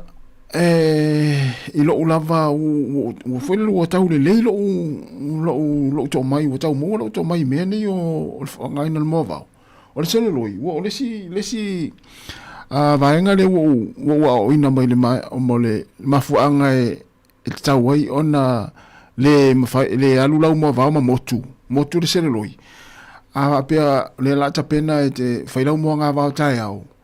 ona neila tau ona avatu le solo loi le na fa tau mai tu tono se apa vai fa vai ai ia ona fa to afa nga le tai au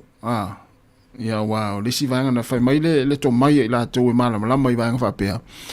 o le fa vai o le solo loi e whainga tai ona motu fo ile le pe a o le taimi e moa le vau wa mai lo fa atau mal fale o loa ia lai malo ti a fo ile ia whainga o fia la ona ngau ia pe motu se loi ona lai malo e whainga o fia ona taia motu ai atu le apa vai le po atoa fa o ngala ia le tai au so ai ia se fe ai la le fo ile le se loi ia to e whainga tai ona ona vave ona mola vao ia e wai pe o le si mea nai me tau ina mea o mo vao se loi ele umia motu se loi le fai mai la to ila to mai vaenga ia ma fu ona motu se loi pe a fa tau mai lo fai fa nga ia ona lai matua ma lo al se loi te mina ia ma na ia la fa vai fo ile le tau fa pi tau fa fo ile le vai fo ile ia fenga tai ona motu le se loi ia lo la i lo fa o lo na i lo fa tangata mo vau yo ia nga o ye fo lo ta le ni ma lo to mai mene yo o mo vau se loi ia na tango la fa tai ia na vini mai le tai au ia e fa sa o mai lo ta le fa yatu va ta lo fa ia tenio ia malo vatai ia monia fo ile Christmas ia male sunga ia oi fui malo fui mono ia vena atalo fatu e no mal te malo fui ia le faima wista il tinare ainga va veio na fatanga auto mo telefoni wale fo fatu va ia tu fatu su mai le fionga ia fui mono vena ia na le fatu fatanga telefoni mena fatu e tama leima il tinare ainga wa fatanga i auto na to o ilunga to Facebook sfultol minuta te nele tu das tasi ya o ai la foi wa fata otolia ile falefu mo le apulo to fanga nei taimi le tai ao ya fata lo fatu nei tai ao ya to tona ya fa mo pelo so fu malo loina ma vai fo mai ya ai lo fatu o ila lo fata otolia nei taimi tonu ainga ia o mauta o tangata mati tua mauta ngase ia e walo fatu ia le tato poklami le pesele nei ia mo utou nei mitua tausi.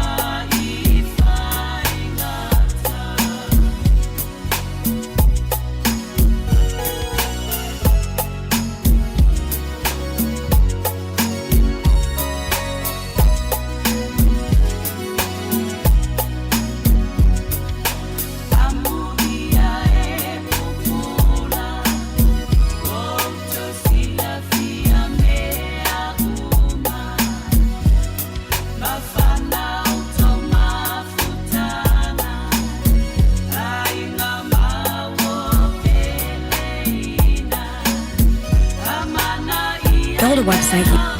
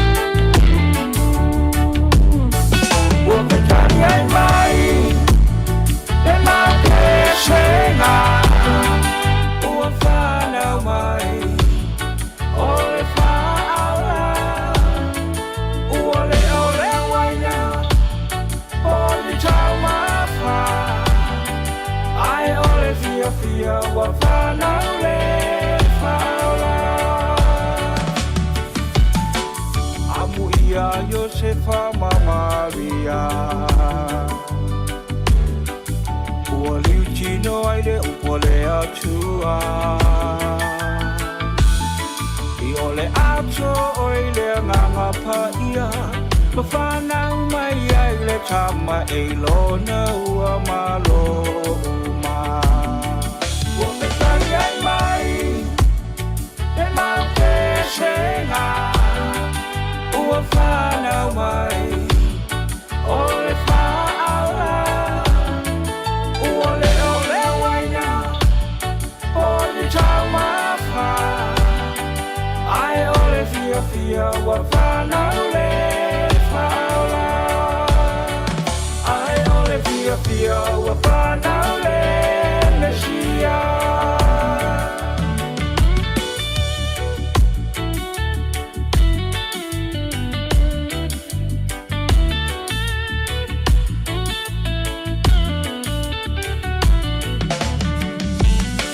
Ele e fai ngō fielo whanau mai E o lava i whale sale mawhai Ai o le whale o manu e whatupu manatu Ina whawhora mai ai le whatu ua ao ngai a o e mau Ua me tari ai mai Te mau te senga Ua whanau mai o le whaala Ua leo leo waina o le tau mawha Ai o le fia fia ua whanau le whaala Ai o le fia fia ua whanau le mesia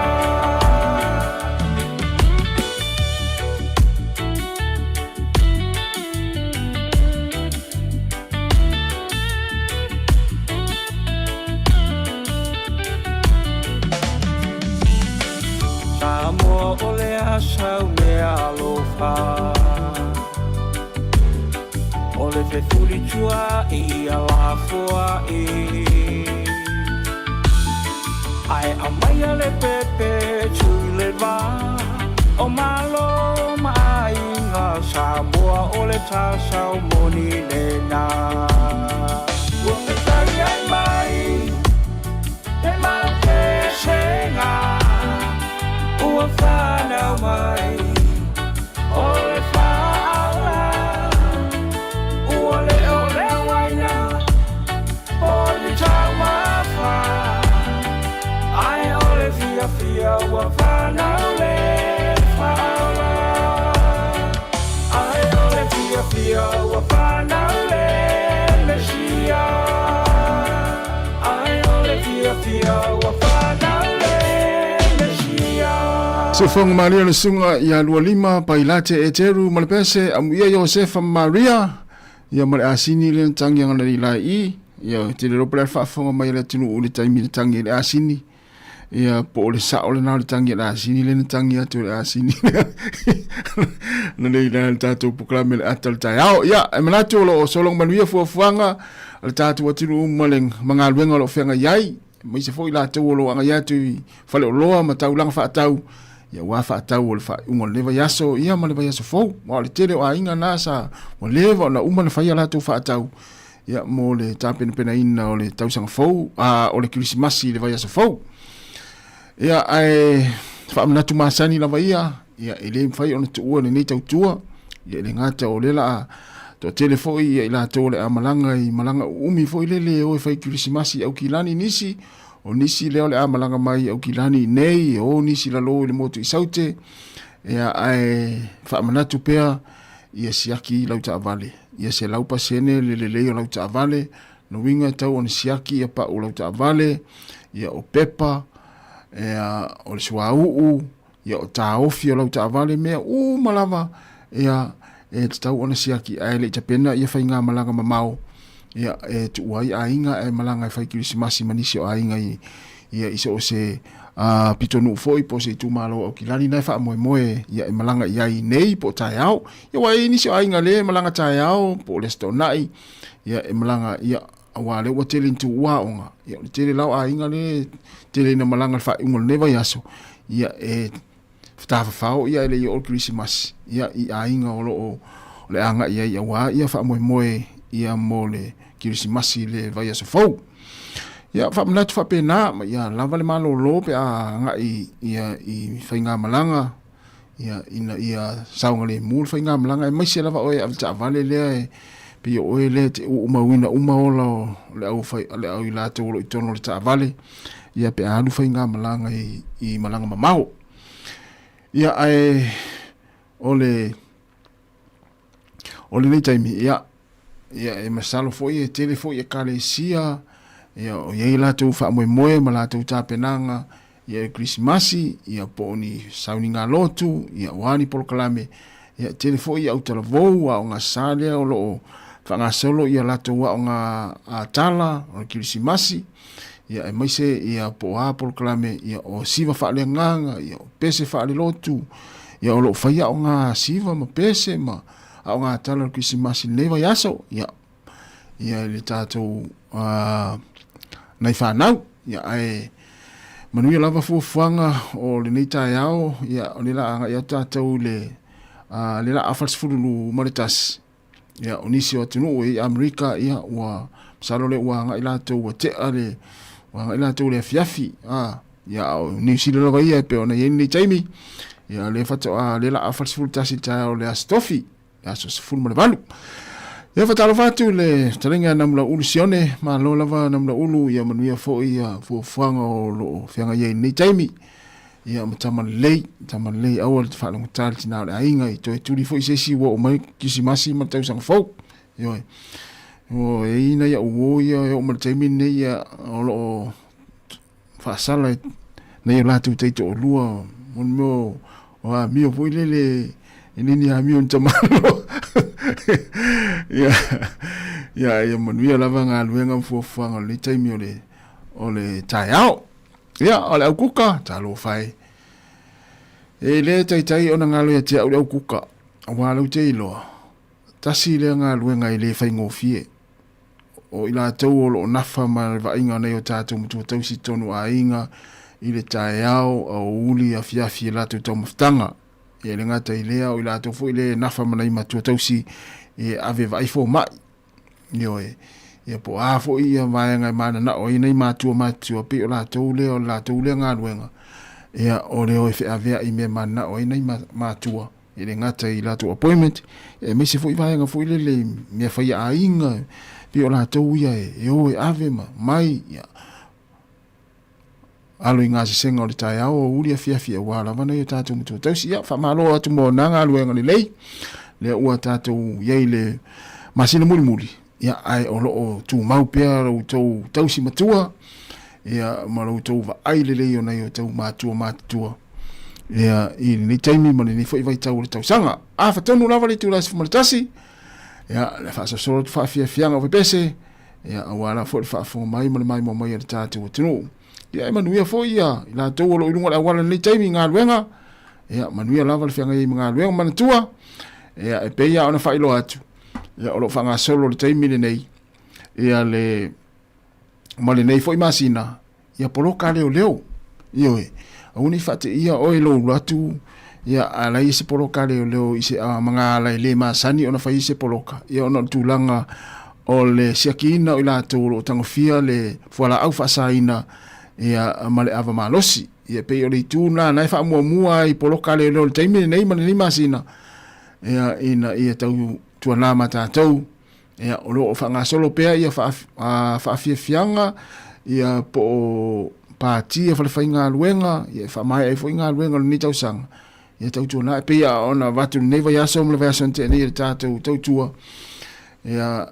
mana ia mo mori o el fa nau ia to piki o le teme o mai tau fia o le fiafi ia pe po se pati fa fainga luenga ina ia saunga le mu oe ia ile taimi te alwa il party ma taimi to piki ai o il taimi o mai le fia fa fainga luenga fa mna tu masani lava e na tu o si fia uma lava tatou ia le tulanga e tau foi ona fa mo sa ngole mu ia pe ai ni fia fa fainga luenga fa ungo neva yaso wa mna tu ia nei mata yao asto nai ia la tele fa fainga luenga ia le fa ia la to fia ia ai ma nei ale fai le yo le proclame ma le tonu le ainga ia o tamaiti mo mori o le party ai luatu tina na nei e piki mai oe e ona yel mafuanga e tawai ona luatu tina e piki mai oe le fia na nei na tu te lota mal mafuanga ia ele te ta fai luatu na vaenga na wai lo le o tu tulanga tawai ona luatu tina ia e nofa tamaiti o tamaiti mori oe ai piki oe le tina le ainga le fiafia na nei toi le lua se fulvali minuti na tale o le tula se fulu male lua.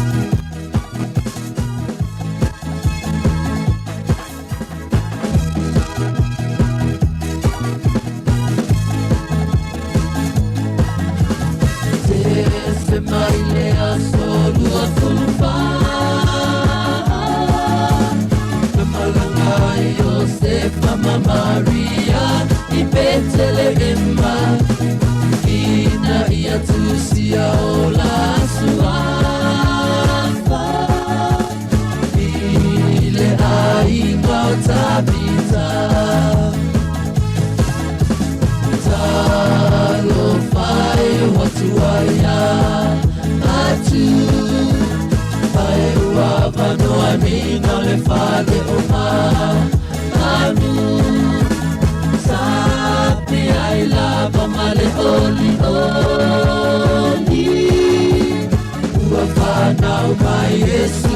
le fale povi.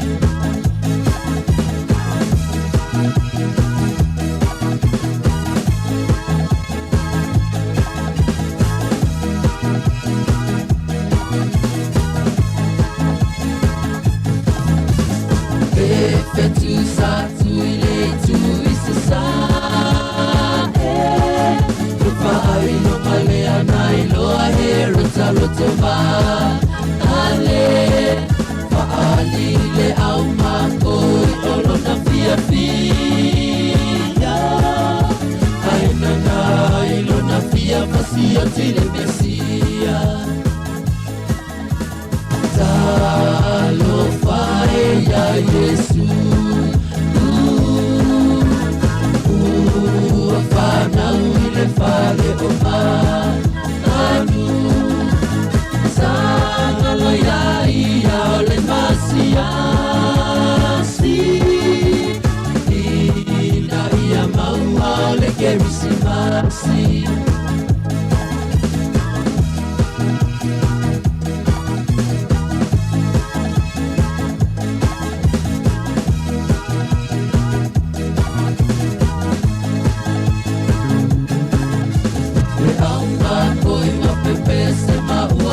fia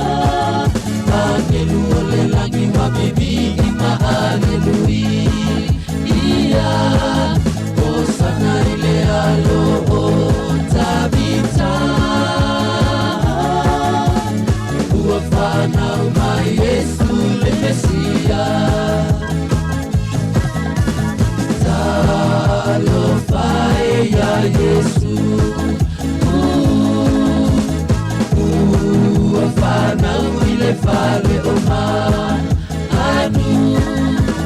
sana no ya ole masia si ina ya maua le kerisimasi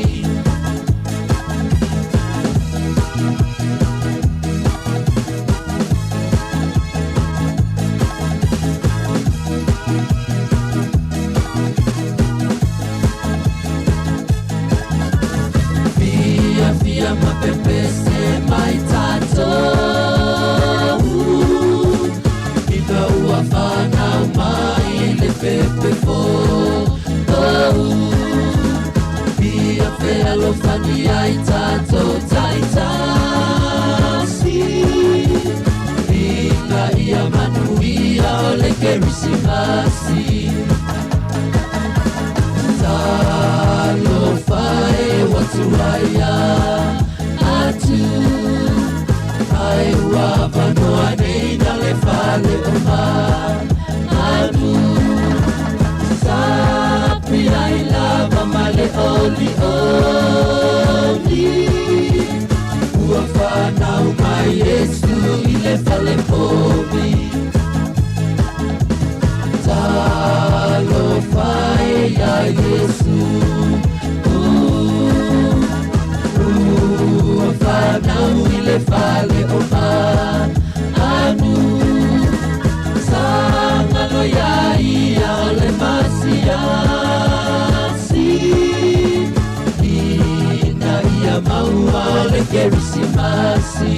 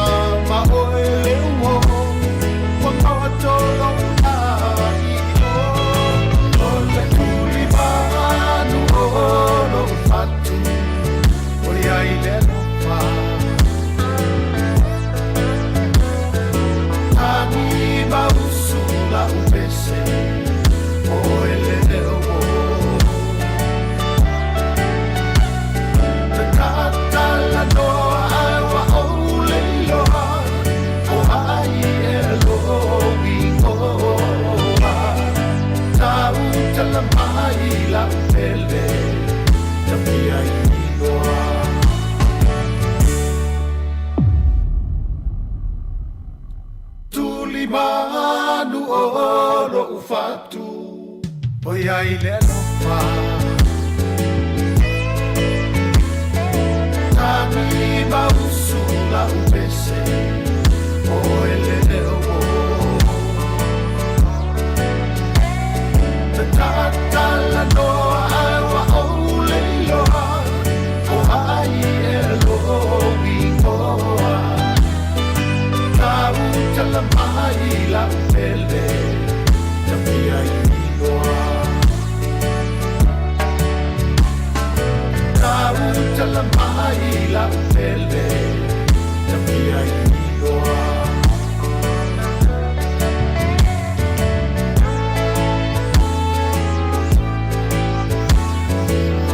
e fa wale sungan se ko fale moe le tuli manu lo fatu lo ia ile lofa na le la tatu fa longa ina ile nei fo i Krismasi yo ai lava te lofa iai ya na fa ile me lofa yo mo ia te pena le lo me lofa fa mo le lo e lofa iai ya fa pe fo ie o le mana fo o le lo ele e wale te lintal no atu tatu poklami wale la tatu iai le vai tau ia por verso fo tele ina tele la o Krismasi ainga ila tele me alofa ila lo la o Krismasi ai mana ia le lo ele tangata lo ilo le me o le vaenga e fo le po se me alofa fia ila val tangata le te e fa ila me alofa ia fa pe tangata fo le fia i mo me o se vai koleni ia e au ngā e ale koleni ai, pia whapea fo o te vai atu o tangata le la whailau mea alofa. O le matua fia e koleni. Ia, whaatau te vai koleni te whai mea alofa iai. A whapea o le tangata e te vai atu o le tangata e fia e fo ilele vali, whaiana vali. Ia, whaatau sana pusa fo ilele mo meo mei tonu. Meo fo ilele le whai e lau mata mo meo formation meu foundation ia mo meu vali te lo le me alo fa tau na fa o te fa tau ne se me alo fa te lo le va tu ele fia pe o fa te ingane na va tu mo meu se va koleni fa pe va ya to tanga le e fia lo sa vali ma le koleni ia fa tau se va ya nga pe va pe o se uta mana te fa me alo fa ia fia ya lue ia fai ana mo vao ma ia mai pole ana tulanga e mo vao e te fia na te masani na vai fia se ta mai e al foi le fai ana mo vao ia pe fa ta se mo vao fo to ina te fai me alo fai ai tai ta sina vai nga tau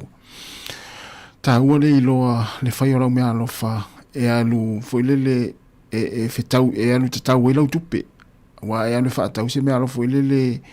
e va tu ele fia ia na yo matua po na yo matua na te fai me alo fai ia o mai maulo tu pen fa tau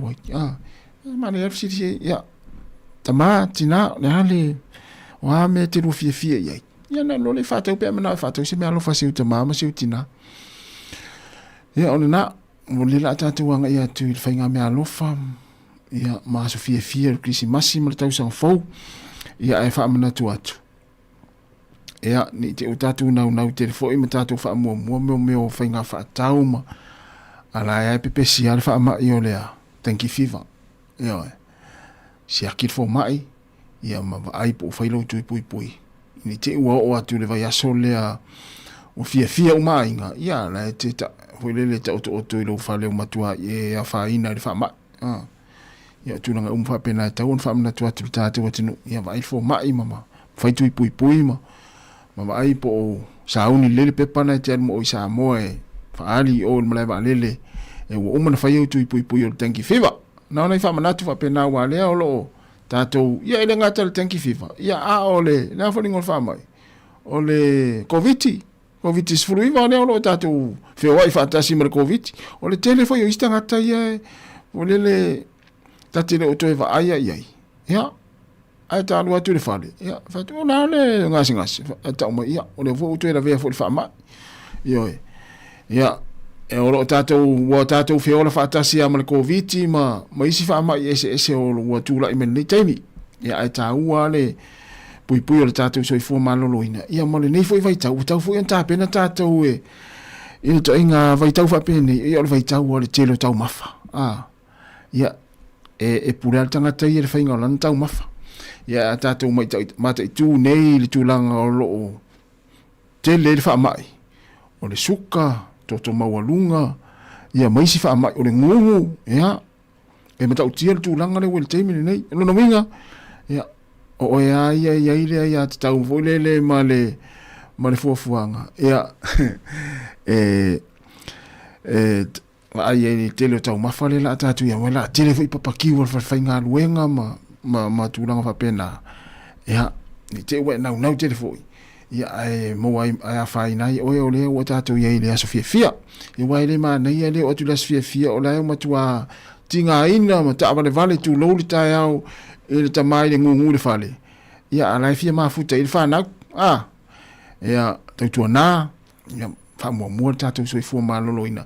E maua i fo e tātou ma tātou whanau. Ia se kirisimasi fia. E meisa leanga ia tu stausanga fōmanu. Ia, wai mana ia le fia fatasi le tamama tina ma le whanau. Ia ma le ainga atua. Ia e ama i lona se se la inga mafua mai ona le tau mafa. Ia e meisa lava tātou mātua le tamama tina. Ia e leo se kirisimasi fia na kirisimasi. E mana ia le fia fatasi. Ia pe a tausi le soifua maloloina. Ia mafua foi ona we nau te foi le tau mafa e le u fasa atu o le fo mai. Ia mana ia foi a fasa atu le fo mai le tau mafa e wasana e to tau samia. Mana ia lo usta le fo mai. Io e. Ia wai le tinga ina o e pe a mai. Ia tinga ina umai lava ia se wa inga ma se fa nau. To eva minute o le o to 20 minute na tale o le tula full male lua. Patalo vatu le sunga fafuina tanielu. Ia malo lava fa tele lava le mafta mai. Ia, patalo vatu le faletua ia Rachel Sifa, ia talo fa lava Rachel, ia lo fatele atu tu fue mo oe Rachel, ia e leo whangaloina lava tu fue tau maftanga i au kilani tau sanga mai,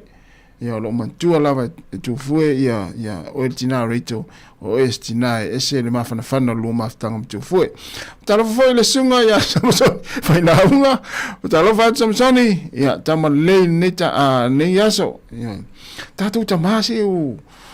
tātou tamalele ia ni tau sanga. Tele la wari ia uo tama oka se ulava vale le taimini nei. Ia au tau an tātou iei le turanga fwile leo salamo. O stangata ese lo fia o te fato. Ese pe a iese vaenga fwile leo te iloa o lo usasi ei. A iese a wari ia te fio e faisole ese fato ese ie nei fafine. Na luatu fwile ni tau sanga e o fa ma a pe o tau fatu ese nei fine tau a mio o matua tu o talo fatu i sunga Ropeti mai lata mai na Brisbane Australia Queensland ia family tele lava le atua ese lo fia pe o vai atu o le fa ta lofa ma tala no mai tatu atinu fa nga mai lungo tatu pe ngat fa ilangi le Facebook mo le tatu YouTube ia ni te mi le tai au ia mo tatu tua ia fai pe ile aso mo le aso nisi foi lo fai nga luenga tele na nga lue atu ia o le mato fia ia pe atu tala no mai mato fa ta lofa mai i lungo tatu pe ngat fa ilangi so se vai pa no le langi. Ia la kuka ia to fa malo atu fo tatu proclame le la tars fulua ia ole ale tau maftanga nei matua le ile uli mai alona tatu pese le ia le wa tapena mai fo i te mai ia fa solo ia wa tatu tala fo le tu las fun mal lua ia tapena ni lo tau maftanga i lunga laulau ia lo ften mo tatu tinu pese nei ia lo fa toi mo to mai te ma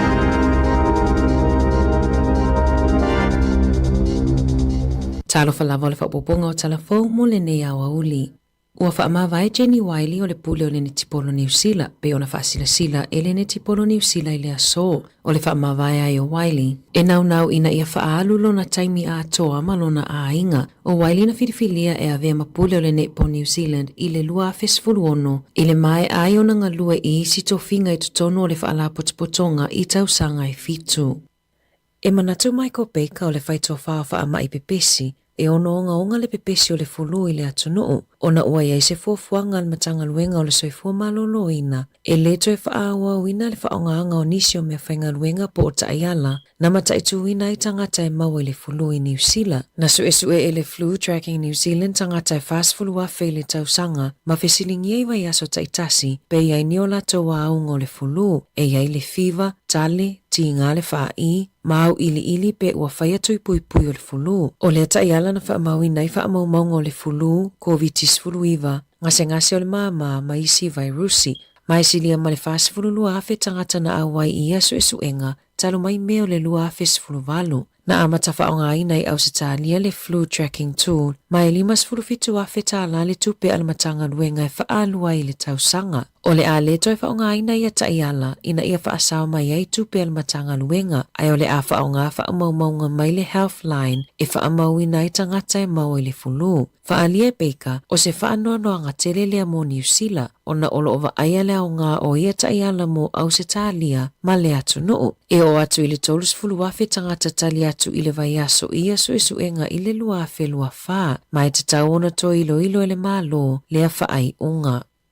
Ua tutu whaatasi taitai o le Pasifika e lango ia Ausitalia, ma te atu i o sofa inga whaatelo lisi talo leo sofa inga i Bondi Beach na malili waitangata e to o se fulu lima. I se pepa o whaamatalanga mai le palemi o fiti tanga loa Siti Veni Rambuka. Na ia whaali ai le te malo si atu i o sofa inga whaatelo lisi, ma momolila na whaamaisenga i tangata Ausitalia, ai mai se a inga na afia. O se oso whainga matautia le i Australia talo mai le oso whainga i Port Arthur i le awhi iwa se lau iwa ono, pei ona tā ua le mālo. Na whiso o taitanga loa ia Albanese le palemi o Ausitalia, e whaalilo lato lango mo le whaapotopotonga o tangata i utaia. Na mamole atu fo i whaamaisenga o le palemi o Papua New Guinea James Marape. O lo awai fo isa moa i atunu o le Pasifika, ua whaalilo lato whaanoa whaatasi, ona o lea whaalavelave. Ua le fale pui Javon McSkimming, le sa avea mua masui komisina o leo petai, ua whaasalaina e whaianinga luenga i senofuanga ua whaatonuina i le whaamasinonga mo le iwa maasina. Pei ona lauina i le whaasalanga i luma le whaamasinonga whaitu loa Wellington i le aso ananafi. Na iyo ina i McSkimming ona molianga i tolu i ano vema e whaatatau ilo na umia ina o ni atamatanga. E le Italia ina i le whaamasino i a Tim Black, le tuuina o li ngō McSkimming, lunga le lisio i ngō tangata na whaiasa wanga matanga i tamaiti New Zealand. Ona e tali tonu, ele i te le se awhianga o ngaioinga a McSkimming i tangata lau tele, na wa aile whaamasinonga i tu le lei mangaluenga le lei a McSkimming na whaia mo tangata lau tele a o ngalue ai i le matanga luenga o leo. O le kuata lua le tausanga nei na amata whaamamalu ai le saa o na whaonga e tamaiti a onga o telefoni i a onga, petai, na mawalawa e isi tamaiti a onga au wala e whaonga ai le initaneti i telefoni i totono a onga. Ua amata whaatau e mātua isi tu a inga telefoni mo whanau, telefoni ia e mawhai ai ona na o le vili ma le lafo le whi autustusia, ai le mawhai o na whaonga le initaneti, ma le whaamoe e whaaititi ai le whaonga ai na e whanau o le social media. Na lipotia le checkpoint, na whaonga e isi tamaiti a onga o a onga tūlanga lua makolisia lato e-maili e ofi atu ai le whaonga anga o le initaneti i a onga. Ua whaasai a onga wati popoto po smartwatches ma telefoni, se ivangana ai telefoni e le mawhai o na whaonga le initaneti.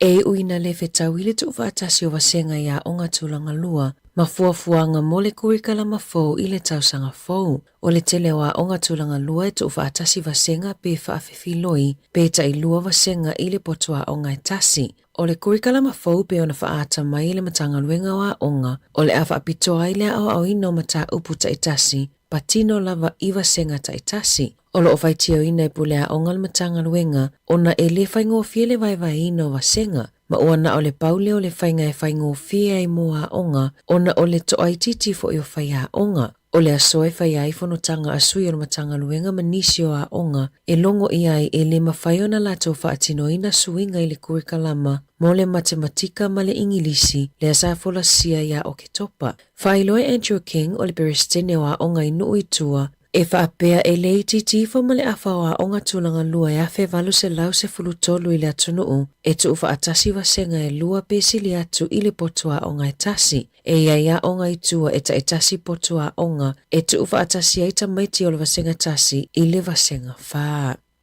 O le vai aso nei o lo whaamanatu ina i le atoanga o le tolu sifulu tausanga talo na whaavae mai le whaapotopotonga Samoa i le Ekalesia Katoliko i Malai o lai au kilani. O le aso se furu luo Augusto le afe iwa se lau iwa lima na whaavae ai Malai ola. Mai whai ai misa Samoa ta itasi le maasina ma le tele o sauninga i le tolu se fulu tausanga o tuanai. Ai le whaatuina Malai ola, sa tu whaatasi paalisi e luas fulu whaa i le paalisi a St. Clair i Ponsonby mo sauninga ninga ma misa. E o mai lea so ua o atu le iwa fe tangata mai i paalisi e lua se fulu lima i totonu o le pule anga wha ake piko posa moi au kilani ma o le to atele na fofo mai le malu i Malai ola.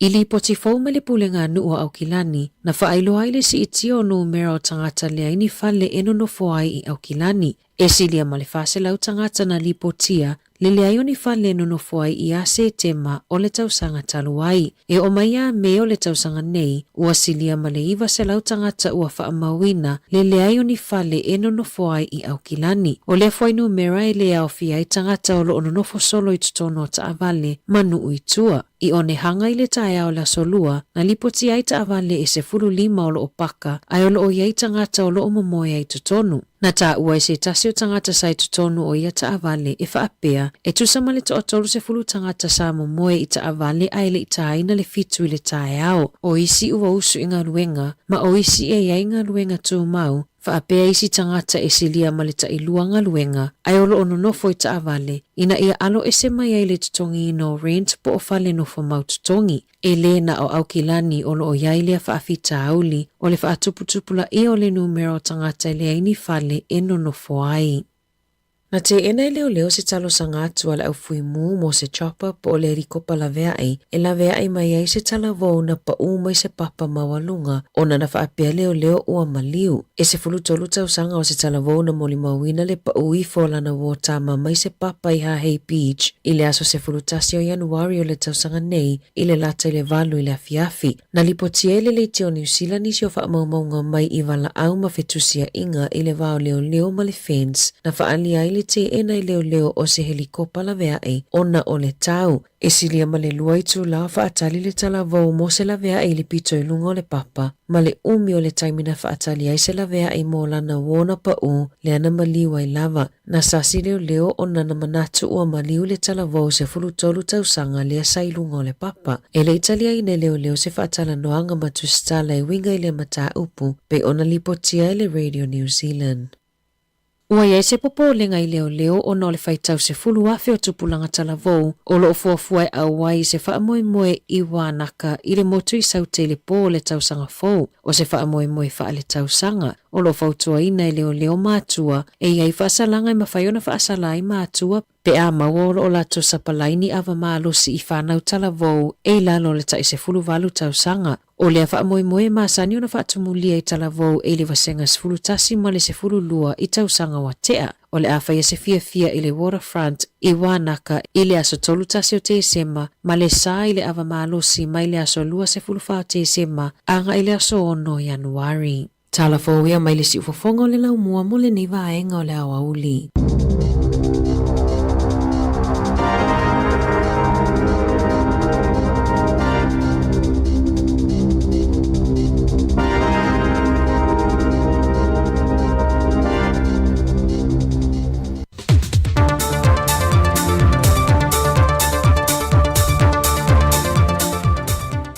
Le ngaga whaalo le tele o te toi whaatalo whaatoa le pa i olo tātua te duba leo whaafonga e le isi fwoi le nei whaopoponga i tala e ni meolo o te tupulu tātua te nui Samoa o si mai e leo whaafonga. O lo whaalia le malo Amerika ta wala mailana ampasa i Samoa, e le ngalo lana whenga inga no si le vama Samoa, le fo yolo wha wawe lava na fesoa swane i le atina e no le atunu,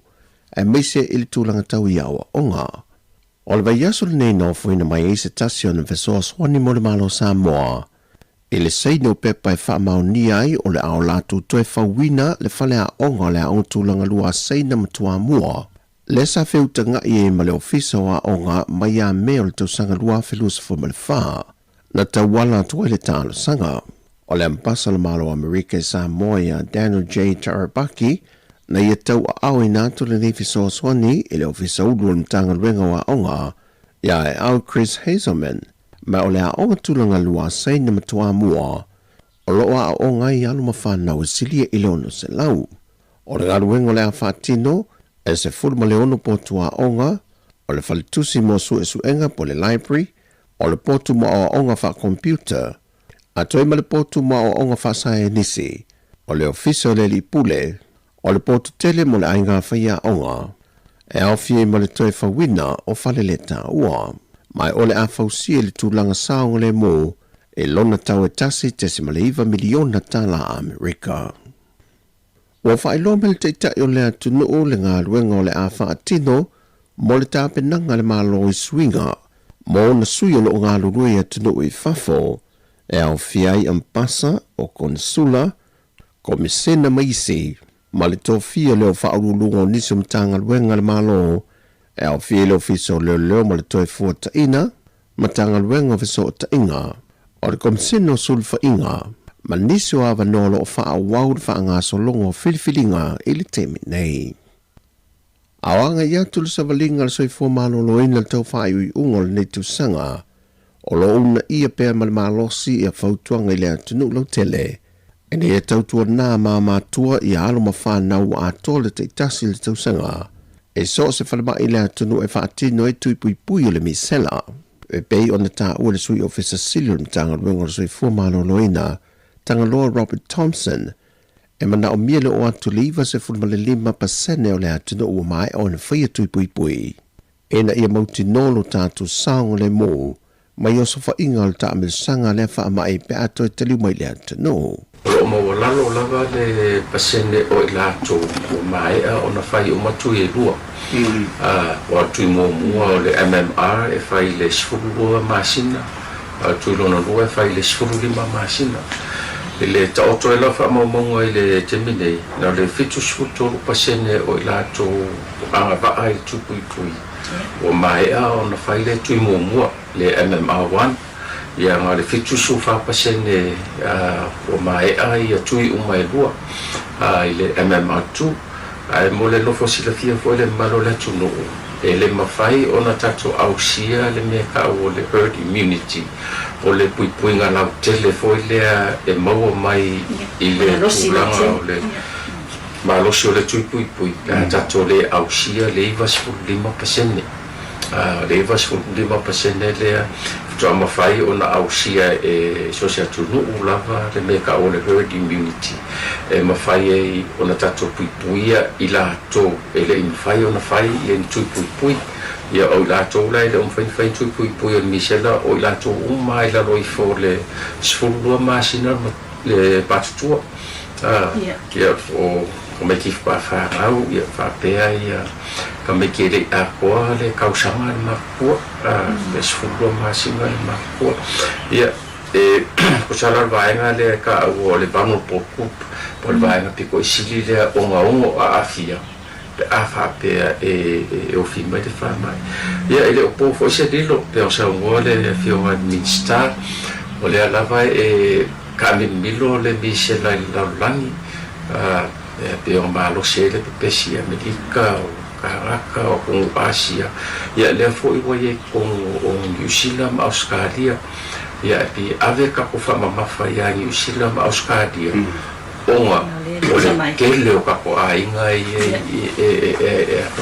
e o ngofo mala lai Kongo New Zealand Australia o i foi le kele ka po a ai ai le malo le pungu I ke ia Sofia fia ia pe o mai foi e ka fa mai ni sa mo vai ke mi o Sofia fia ia pe o le nga re kam fa e ku le la va ka ko pasenge le la ko uma fai ku pui e fa mau mungo foi le tanga luenga e mau lalo lava le foi numero alo mo fa na ule no foi a fio anga tutaulanga e le fai tui pui ki lo ale kanga nga ku sa fa mo bonga pe e mafa la vai I le kalafa kai o pia I mo ye kalafa kai o pia la maka mai I la uli se pa ia oi fa fofoni e mo fonua pe yo le stretch le po o mai I le bakule le nga kalafa kai o pia le northwest po le Matu Sifo po le Matu Sifo o Upolo o le mai ka winga o le kwa mo lalo lava o fai ngumela ia ka ko kikiro fai kumalo ia o kumalo uma vai monga o faleaka sanganga maanga pe kumalo ai fa o mai ka winga mo lalo kele o le fai ka o fai o la ko o mai ai pui uma elua mo le tunu ni usila o lo tele o tatu tangata o lo malanga mai ai o lo tumo pe le tolu se fulmaltasi lantou na afia le misela e le whaamasinonga e le mawhai ona wha wina le mata o pole tumalo whale a lili o tālo sanga I whainga pālota e na ua leo o ane ia mōli mau e to luan sāmania e te tau o na mōli mau le mata opo e le toe wala au le mata opo le nei le aso lulu na whaatasiane le na tangi le mata opo le nei le whionga tui lomalan se lota la meko ai ua le o atu ia mōli mau e to lua o ila ua ia o maliri nofo vaenga ma whaamotu le tiu seu o ila ua ina whaatunuina le whaamasinonga e o ane whafonga la mōli mau ua mae a o na tauli maina ma ua umafo o na whaatautoina peitai na fiu malu le malo e tau wala au ila ua ia I whafo mai o le whaamasino wale ai seisi o la ua na o ane ma whasiringia le whionga le whaamasino sele sa tiusi mativa peresa le lo iolo tu lai mo le tutangi ya Alex Sua pe o ia sila fia se no whanga lo ia ia mōli mau e to lua ana ia whaelo atu le whaamasinonga le whionga ia tui lomalan se lota la meko na ngafa ma le visota inga o ia mōli mau pe ta ina whaelo atu tui loma e o ane lava le whaamasino e le itoe maua se visota inga mai la ua na whaelo le whionga le whaamasino sili le tutangi wa mai o na tu inatu tu si samania ia mōli mau to lua mai ua umafo ina o la seini a la mōli mau samania ma polo ia ilo le whionga le whaamasino sili e tu inatu loma tu si sai ai la ua ia I le leu sta ia le polo inga le whaamasinonga ma ua whatunu ina fo malimtanga luenga leo ina ia sa ili la ua ia ma tau fie lalo lato vainga sa ia toe vala au le mata opule nei le whaamasinonga pe ona sila fia o lo tau fai tuai umai le tutangi ma le tutali ia mōrianga o whainga whaato sino whainga pālota po o wala whaala tua mai e le whaamautui na mai se aso e toe vala au le mata opule nei I luma o le whaamasinonga. O tala fuia mole nei aso tofi, whasoi fuia.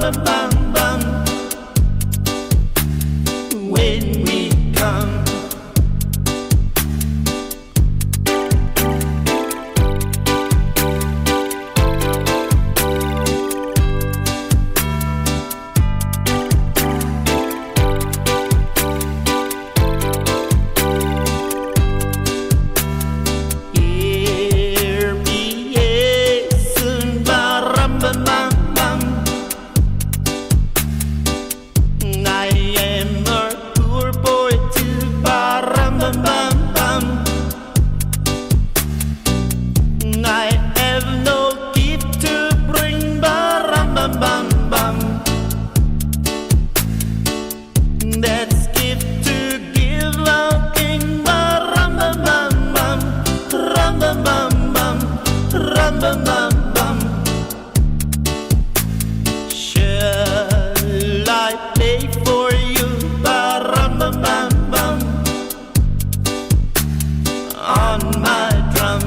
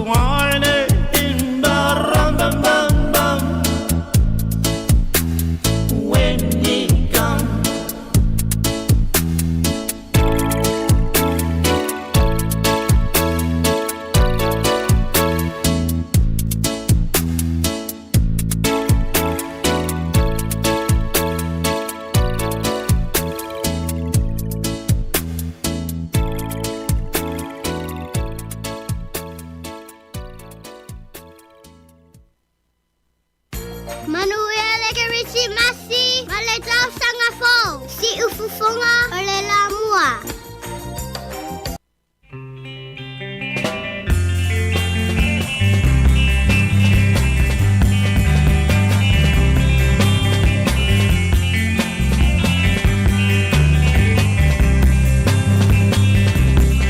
Papofonga maya Samoa, I say fire to Lautana. Tala isionu, wasililo na manay.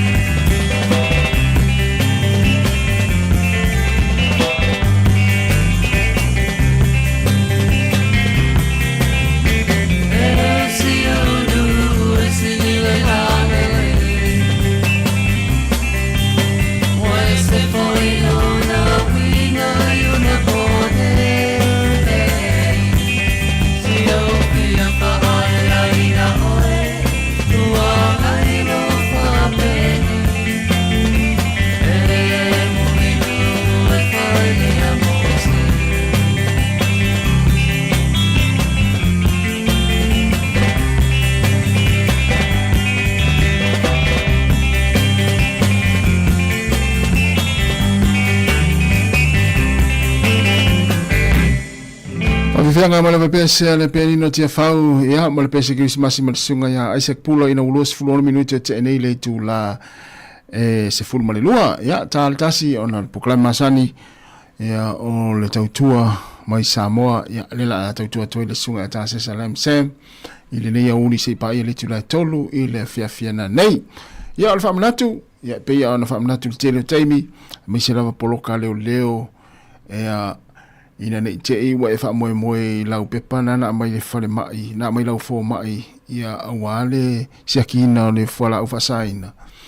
ia ole tala le na mai ma wat foi tatu telefon ne vai aso le talia ina leo le pepana na mai le fale mai po lau fo mai ia le taimi fai poloka siakina le ava malosi ia mai se fola ufasaina le taimi fai poloka le taimi nei o leo moni mawina le ne vai aso tele poloka leo fanga solo i nei lava ia Wellington ia le sekino le avmalosi a mai se fola ufa saina e wai fa maunga lava ia i le matanga luenga leo le nei tausanga pe o le o vaenga ia o lo tele na lamatia ile soifu tangata e lave vea i lungo awala ma mali di wai tu lo le ori ia o le tulanga le avmalosi a mai se lava fa ngai no fola ufa saina ia le laua fa malusia le aso ile nei masina ia poloka leo siakina ia oe le nape a taofi oe leo siaki le malosi a mesel fola fa saina e ia fo ia le asiaki oe ia fa pe moa oe tangofia le fola fa saina le taimi fai poloka ma fai siaki ia ole ia vaenga ole atu fa salanga ole atu ia oe fa saraina oe ile fase lauta la ia male vaenga foi le o lo laisene luas fut fai tu la ele fai na to fero il chavale ai se isiaki mo oe ma fai siaki ia ile tangofia oe le fola fa saina pe au taimi mo wai oe ia o fa mlatu pe vaenga fa pena ia o tupe mai mau nei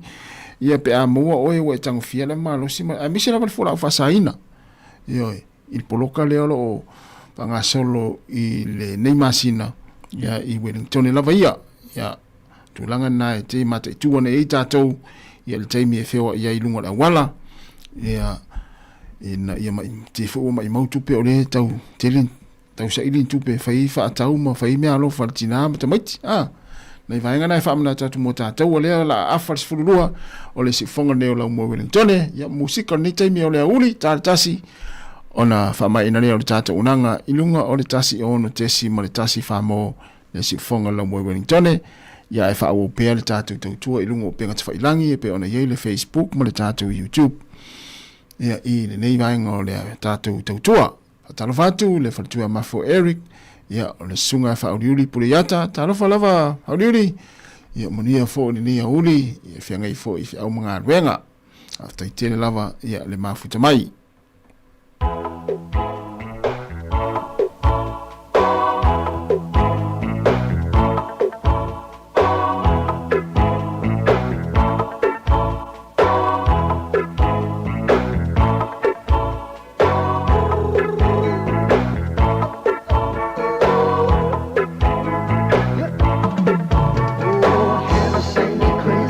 Merry Christmas, we'll have it on a sunny day.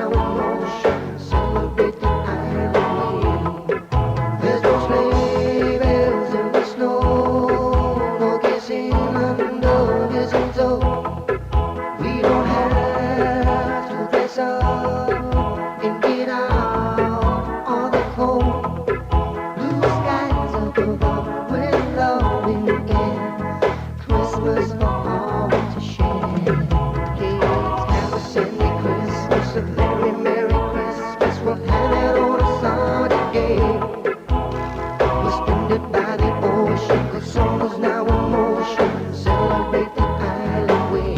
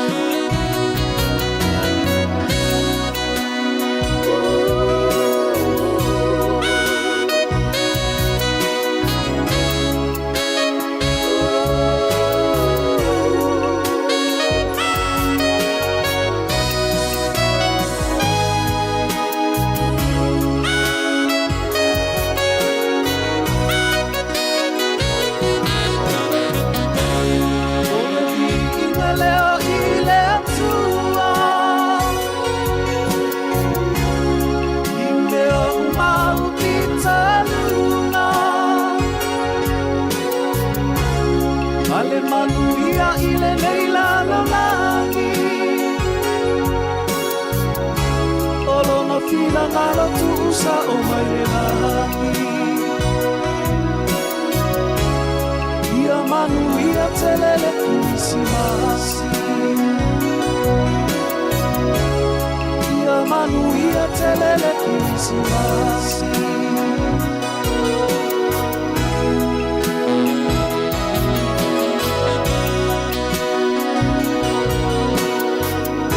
Panhera mara fapese le one sina ina o te luas fulu minuta na tale o le tula tasi ya te fa malo tu le taimi na tula lo fanga solopea malo longa mata maftanga o le taimi o le aso ila to lo ngali lue sa ngali lue mai ana leila ya onisi o lo fa o pe nga luenga onisi foi o matua fi wale pule mal supervisor ta fiofi o mana o le malo lo fa to amalo lo ana ni to lu taimi mana nga luenga Mesiala wadi la sauni o Samoa tamalana o fiul pure fayatu sole malolo mai sei felta to tamaftanga sulua afa mai le ai sei tuntuli atu ya nai tulai to le toena a al tausanga atoa ele tars fulua o le vano elans ya fa malo la fa malo singa luenga ya o to fu la malanga amu ia o to yo yo to la to malanga Samoa ya awa ese rato inga malanga to inga malanga fulele o umartina maltama malfana ese fo ilangona na to inga malanga msalo to tilita to u fulele lole le tulanga le te va ai inga to le tama maltina malfana we o fia o fatas yo a un valele ya tau nu o I fulele u la fatani mai va nga lai faleolo al tangata la le ya to tas ia pafata inga politina le la malanga fai kirisimasi sa mo si ona inga ia pe alu fotina ma avela na fa nau ia ai fa muli atu ta ma le inga ia ese fola la ngona to inga malanga le na ai mesi la tangata le fa le no fo vai di fali ia pafata inga politina le inga ia te vai la o fia altina ia ma fa na vole le ta fa io la tu inga ma fa ta fa ta moiti ia a tangata la le no fo le fa ta dia tu le fale se fo ilango no tamana tamana atalu fo le asiasi ai ta te fiu tu fa toa ia na il mafuanga ia ta umela pola mafuanga ai se yo foi la va pe ultina mal fa na un no fo ai halu na ta mai samo se foi la ngon na ta ma pe halu samo e pi halu ai le fiar yo ya orna wai ye to inga malanga foi ya le sa ul sunga ni pese ya lo ese pu fua yo wa sa ye sa mo ai fo yo ye to inga malanga foi le le fa amuli le fa le na oia ya ona o to inga na ngona fa pena o le tangi ya wewe ya o misia tina mal fa na ya wa ili si ona fulele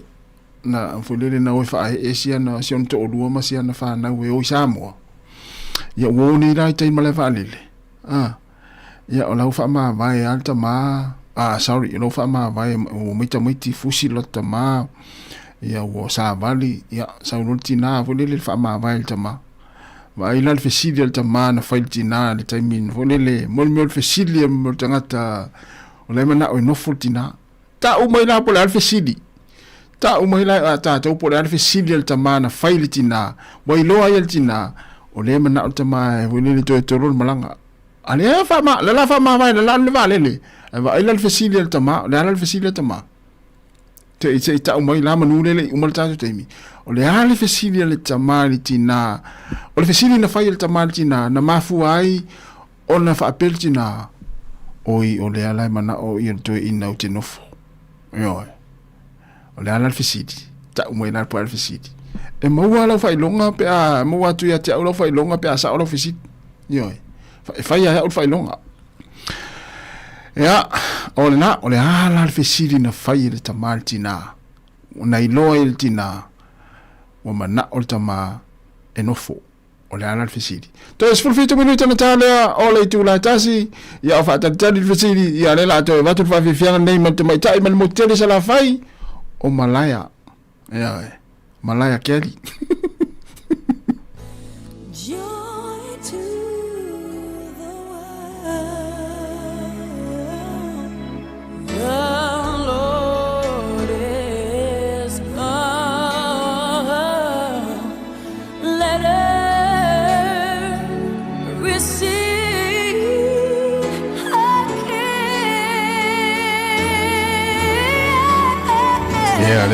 si ma va tu tatu pese le e wil valau talo valau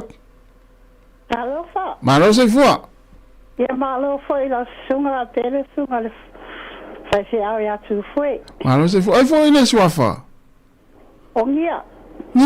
oi talo fa wa mai le uri ya lo manu ya la ne o mai le lo fa le tua fele te valau mai ai nia lo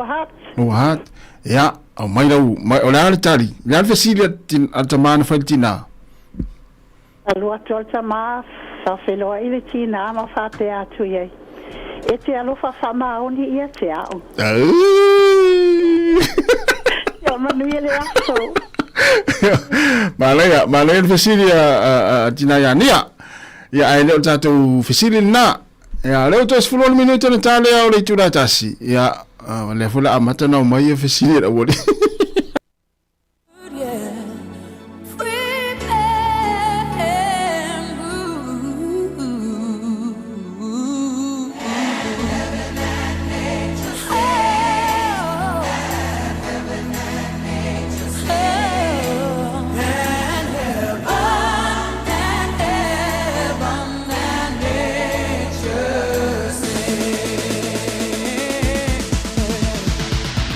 Joy to the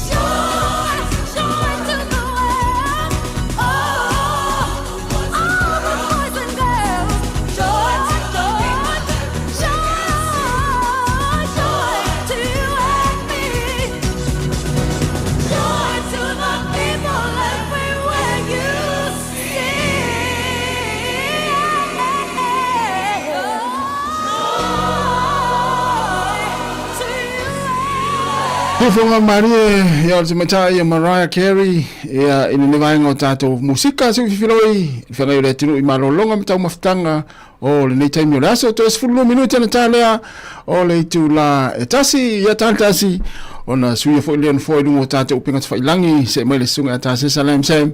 ya walfa wino tato unanga le tautua mai Samoa ya I le tato ofisa ine polidoa ya onisi o tali leo wa yatu leo wa tamfai mai ni sultate wa tunu ole fisili na watu ole ale fisili le tamale ainga na fai ole malai va lele ina ufa ma vai manitina na iloa ye tina e pei mana ole to ina e ole atu ya le ala o tali mai ni ole fisili ya ale faltua ya fia Samoa Sidol ete alofa moni yatia ya mana ya ito nga fisili esen mana ya ja, heb je maar zo'n visite. Ja, een visite maar voor Eric. Ja, een visite al to in en file op matua on mana valele. Ete fia nofo pe leai. Ete fia nofo pe leai. Mana ja, mana nee een visite zo. Ja, een visite sunga ma soli va younga a o woti to e fai se zo. Tu sabes que ya tú al tangata el palacota tu malo mazori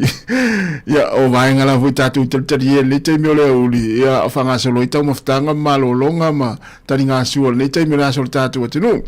ya o le fasilia sunga ya lo ese pu fua o fea o te oto ai ele mo ai sorry sei ba ai la ye mele no fone matama sao ya malo la vale mafuta mai malo le vai mai ya il tato tu e le on facile na peto e todo lo minute ya on ta o tu le on ta por le facile il tama na faiditina na iloa il tina oi e pei e mana o to ina a wotiar ole ala fesili na fai ol mala valele tango tual tina foi lele saul tina fa ma ya ta fa ma vai la matu mata ton tango tual tina fusi me fa pea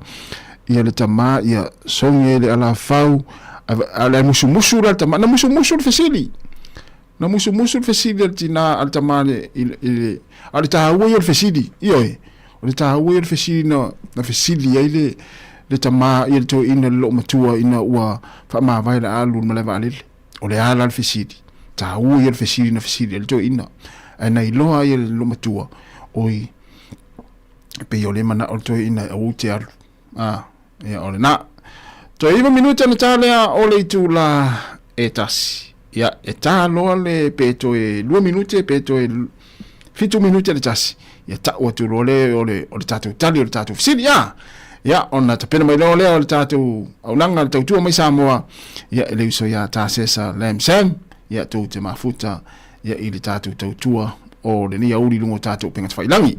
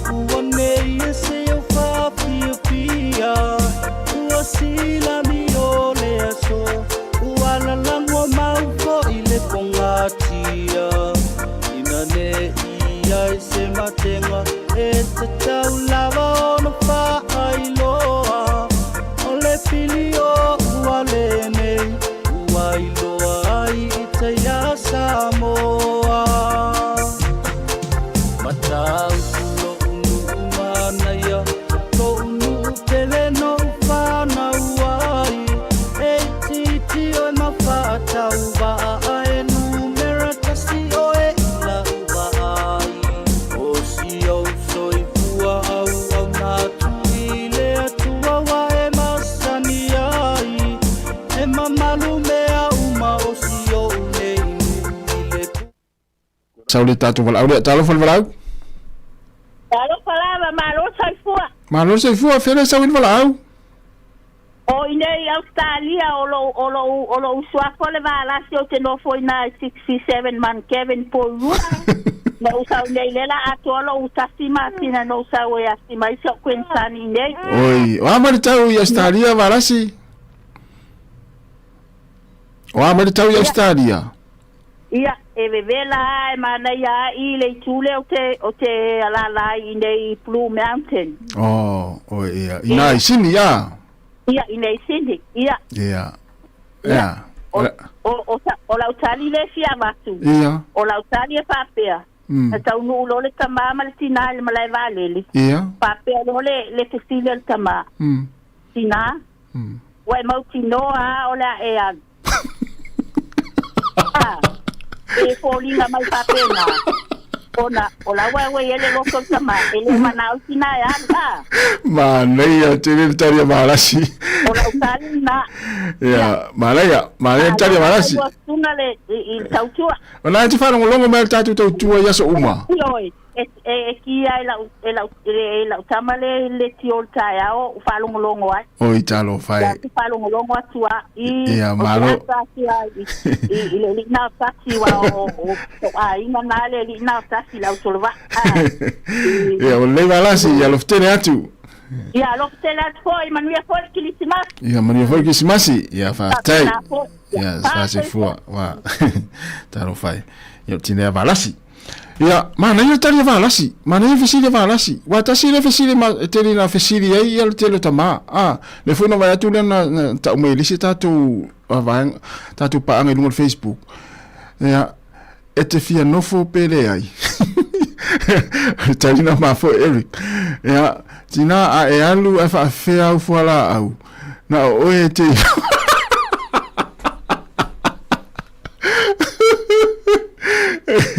Lea tonu au atari mai ele sunga alu junior alu tina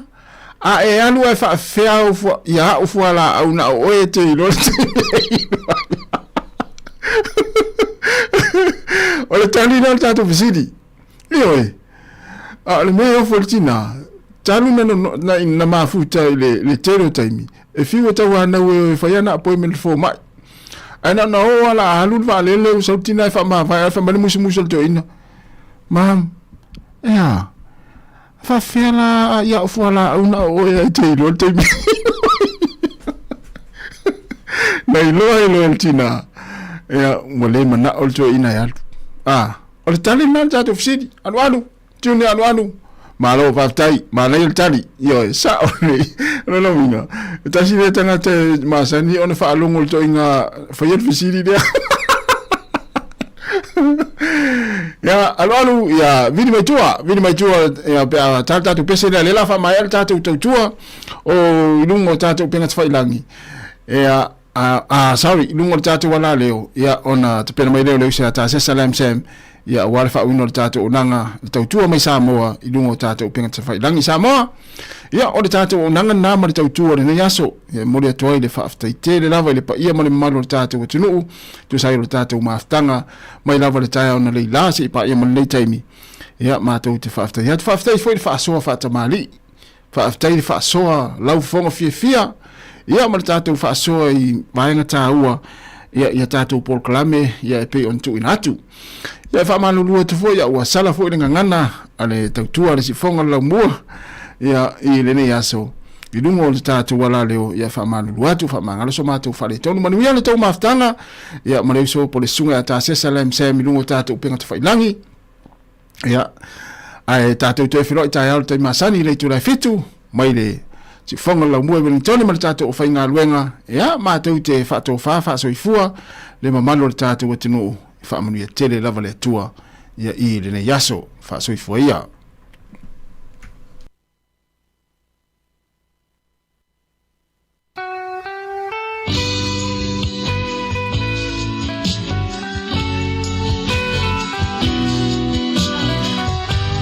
te fa amaluat fa sila ku fa lo tu sunga alu tuna alu ya wala mai tu le tolu valu lima lu ofatasi le ofa tolu valu lima lu ofatasi monengang fa lo fa so foya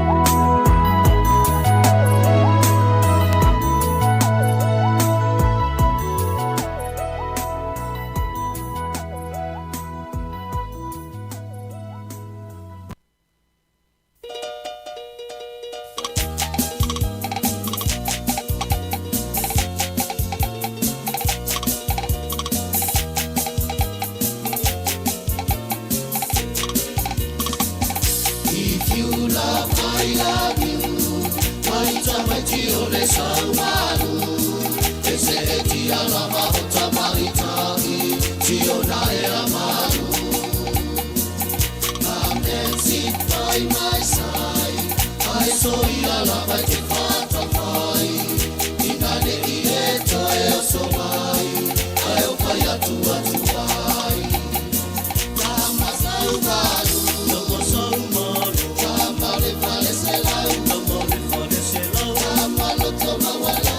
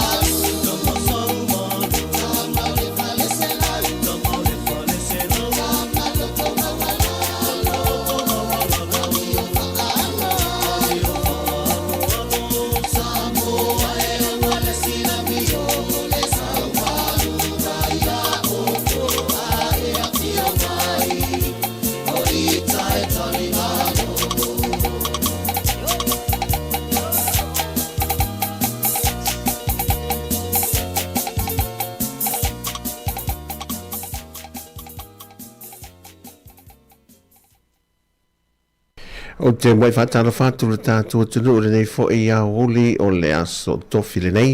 aso se fudma le varu le masina o te sema.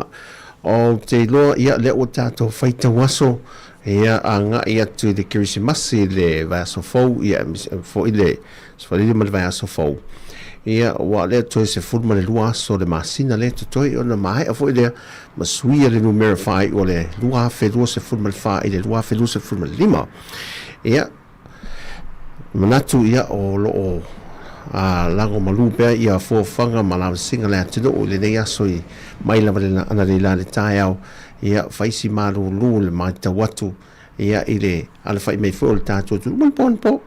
ia fa solo mai le so ia au telo ia le tu ua lava le tu langa o tiu te masani ma tofi ai tatu ia e usu lava ngā ruenga fuilele e fa tino tiu te mga se vanga na ila tolo ua fa to li ngā se ngā sol le aso ia ma lo lo sa o le te mafa lava o fala au masani o na sa ili ma losi ai ia ma ai se fo mai ia fa manatu fo ia tatu yo e tatu appointment mai e misere au mātutua ia ne ngalo o teimi o whaino e whala au ia wai e lisi whaino whala au i o ia mātou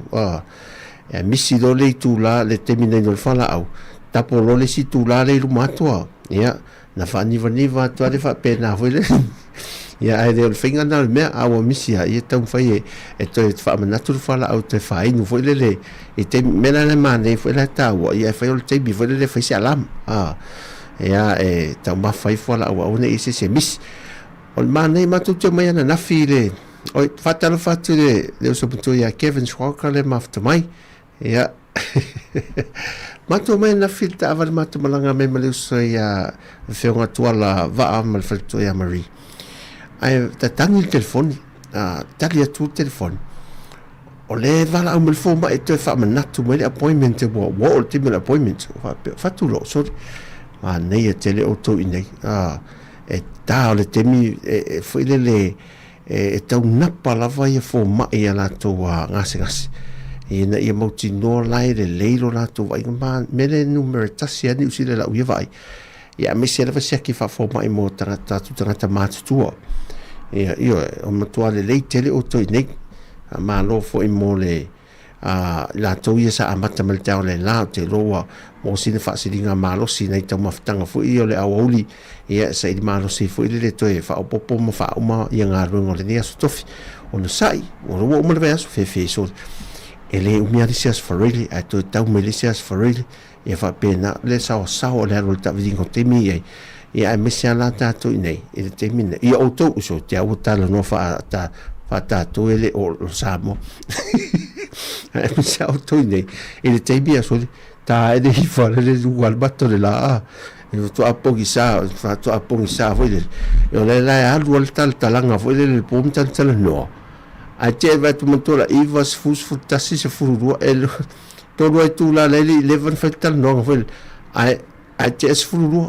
al mela tan fai ma ne al tau si pe te mi foi fa tu ngaina wala nga te le va vetele la ro e tu na ponsa ia ai va vela ro te mi atato ia va pena fole te o Samoa mo ia le talanga maltina la ngai tao sikkia la tu to e o pele ti se la e tau fai am fa pena al mane ia Samoa te mine ia la uto telefone ma malu tatu tu le fai malanga tu na nei ia mo dia tu fa ma fa ngia fo ile fai malanga le so ia soe fa alua ia mal pa ia le au malanga to valu le fa bo malanga tu au tau no ina nei a nga isa la fa le valu ia ta fa oi mane te le vanga na fa ta fa te amelir ma after mai Erika Moe ia so fo manuia ia fa te velu se atasi le sa tu ma futa mena le la o te fa alungo mai o fa ile facilitas o la se a wala po meto tia fo ile o le la alu le malanga ia le tina e se mena ia tu sa le lo fa le ave fo le fio todo verso então le la todo verso não sa o ainda mo foi va pe mai ia tai sa wa fe altina la ainda no foi na se mena e saula to fa pe mai ma tu lo mo atopa wa sa o ne to tu mai nei ia ia manuia fo ngole ni yaso ma nei fa man mala so mai ta watu fa fortato officer ia fe ngaso lai fe ta val te lo wa mai atu langa tele wa ongo ia meta wa o mo to tala no meta wa o tala no meta o fa nga sa fa i o fa nga fa i poipong va so fe nei la ve fa i poipong la fa i sa mo ma nei tele e o nesi o tala nga teu ro malanga tuai o falenga o ni malu po o fale fo i me masa ni tanto o ia tele la fo fa fa ngol tau sanga nga ia tul ala matanga tau sanga ia pe fa po pongo fo la fa rua pe a me dia io fa rua fo na o tau ia al fai mali fa metana li seria ma to over ia fai mali li ale aso fai mali li ale aso ia anga tul fa ngor vai aso a fai anga ipati ia ore ne foi aso freedom fa ngor vai aso ia fai mali li ia au fia a ia sa ngore mu pe anga foi fu ngai ta fa ngor aso ora vai aso pa de Christmas i maltau sanga fo pe si del papa ki o ta fale sa ngore mu pe si de tolna ana lol ta fa e te voila tu se si ma sana fa ofe fa pa so na ia me fa pena e fa te ta to sin ta to musico le nei a holi ia nei pe se ia mai fa le ali si va sa mo ia fa sin fa marostino e sa mai ai ile nei fo ia holi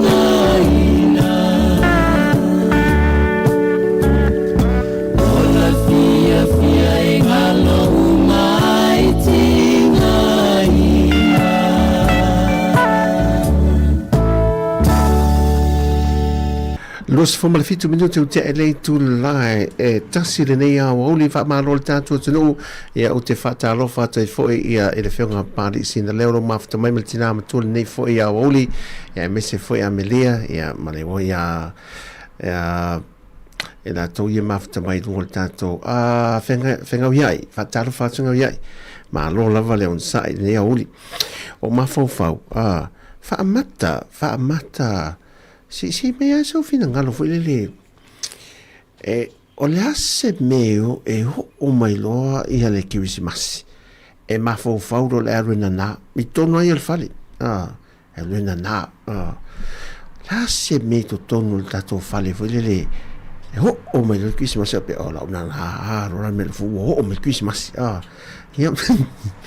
se me fa pena se sa tatia fina ne mo ia tau sang vele ana o Christmas me fa peso foi la mo fa atu foi si me le la semela na hina ni Christmas ia o va tu la fo tato fale tu pela i sa mo o le what tu se le ni me le o le wa matan tum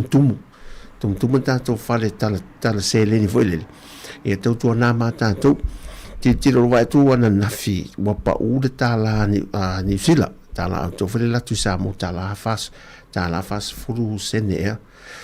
me pena pa u e la mana si fale tu pe me si te mi fele le sembal te mi to fe lo ia le tau tala fo ia tanto ia la folo se leni ia mate tu foi awala la foi nel se leni ia va ve ona mawa ia masa o le awala mawai ia masa a sidi lana sa o tanga tala na le se leni la fa pe se leni o fa mo o le tele o tatou ia nei ne mo mo ia oi man fa te tala tatou le na fi fa so mai polan me te fi mana ona fa mai a media o le manira o lo le Christmas na lo manira mana piano fa tu vele so ana na fi alta so me ana manira ta hotel men o le manisita mola le fofo nei mau ngase fa antupi to te lo to se fir pesele o lo fia le punia la vale na ele ngalo te mi te leiti o puai le pese te ta fia fa mai ma fo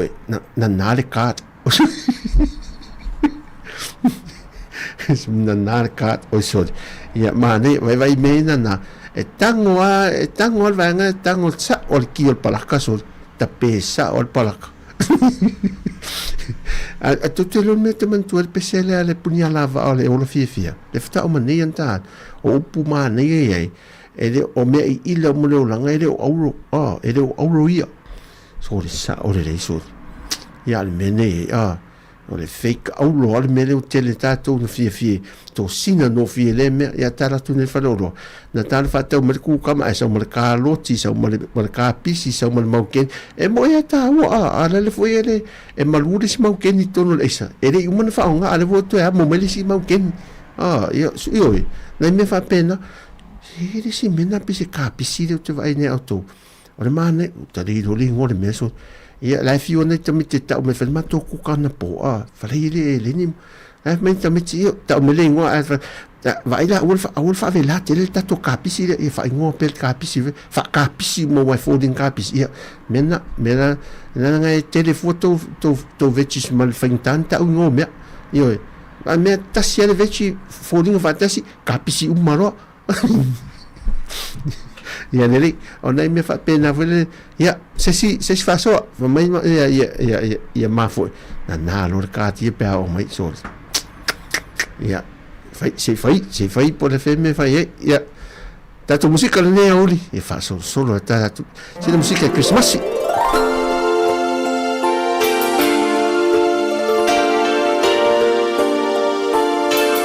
Ai vela lo masina sua vai fa pena na te si la mai lungo tato apio falling io sina ulu male mitio sina lu au o le lu au pipi e si melo te vai tu ai io sole o fai e tau ipu so tamana o so Christmas ta sia le sua vai e fai e pusa mo ia me ia na pepese ala ia le te fa vevela le aso so ia o sina sui a foi sina longo mo sina ponge ia este sina ai te pa ola te taulo la sina tau malau mataputa malau tui foi ai pere pat e man le malai tamana ai fa vai sula e umale aso ne e ma fo e sa wis Christmas ele to ngaro e Christmas o lua felos lima sina ya e po sina o to foi mole au matu tu na to ia fa se ele fa se e fo ngore aso to fila to ia se te ia o mai ia ma fo ilo fa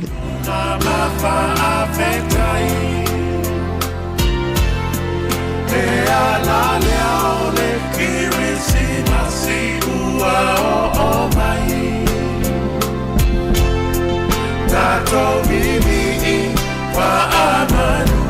mafa afetai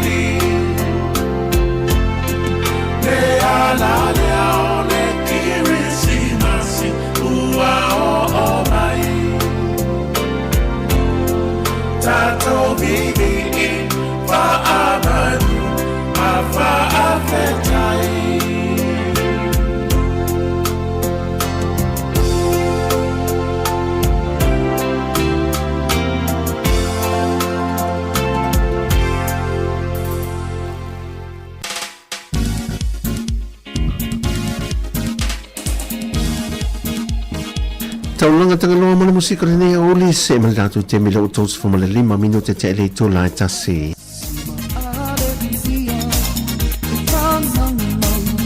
Yesu ile taupo o Maria le faola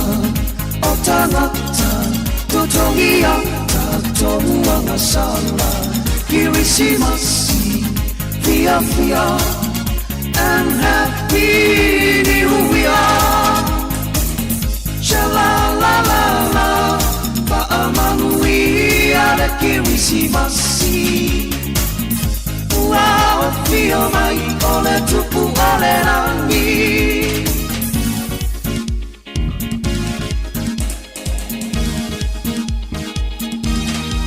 Le au makui masa i o fio na wai le ariki Le petu pupula Sulugia o le lalola mi Rota na fesi o feo fana wahile ariki eifo ia teia pepela fia fasio tile mesia Shalalala pa amanui ale Kirisimasi Ua fio mai ole tupu ole rangi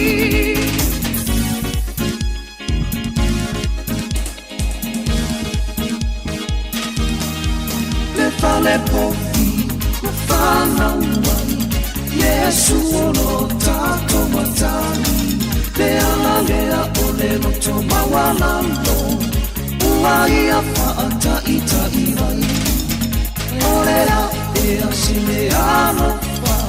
O Yesu ilona sofana Umafua ile Kirisimasi Maua ole ola e whaavarau Shalalalala Whaamanui ale Kirisimasi Ua o fio mai ole tupu ole rangi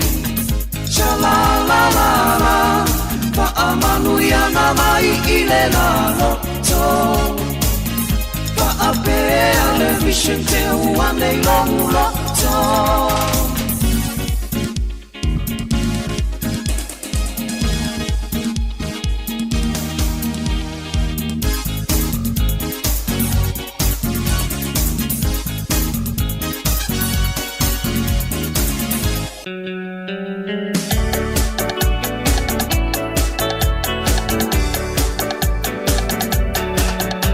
Musika mai a Veliero ia fai mari fa na to le sa ngole mo fa mole lava sa mole fo te va ia tu ia le fo ia le ta vale le ve mai le ta au nei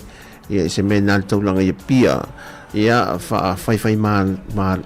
rie ia le feo inga lunga wala te le ia so mai a me se fo nei ni sila na to ia lunga o wala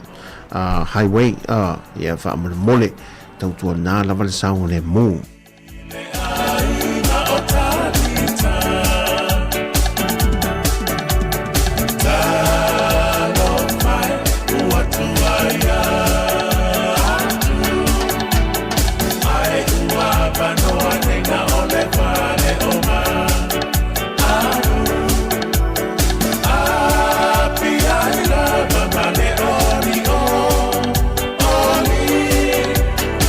Uafana umai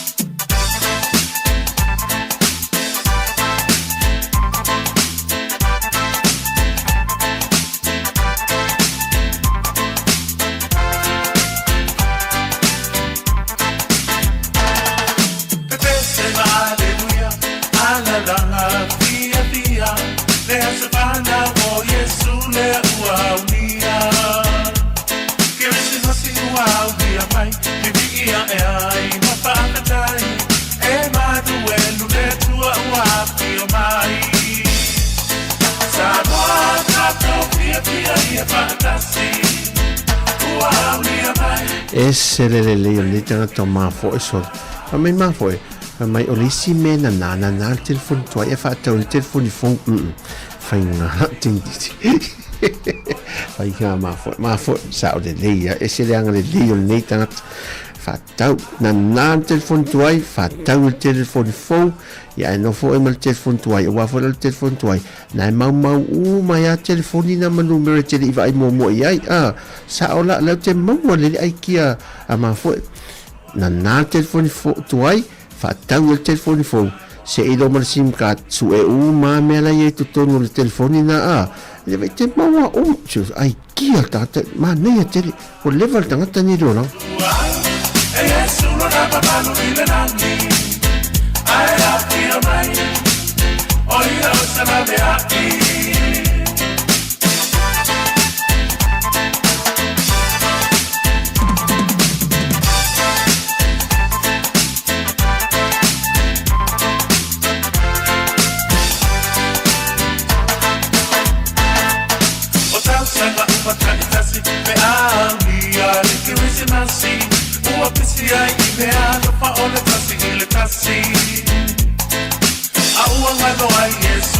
Oia e ona le atu whanau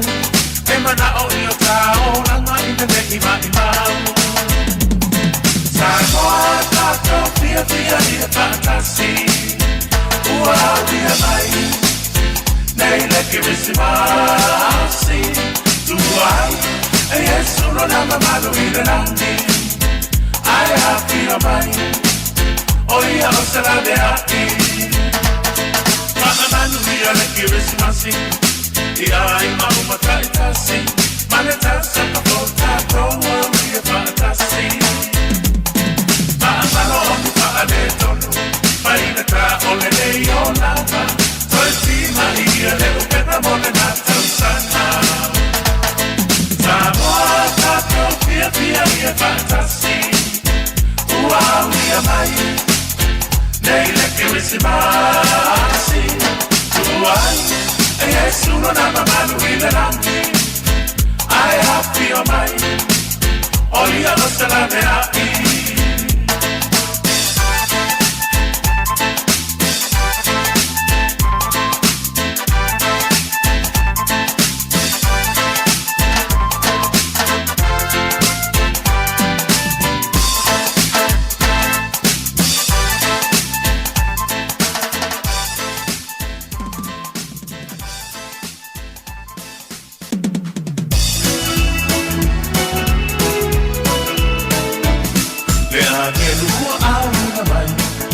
Te au mai i no nama tai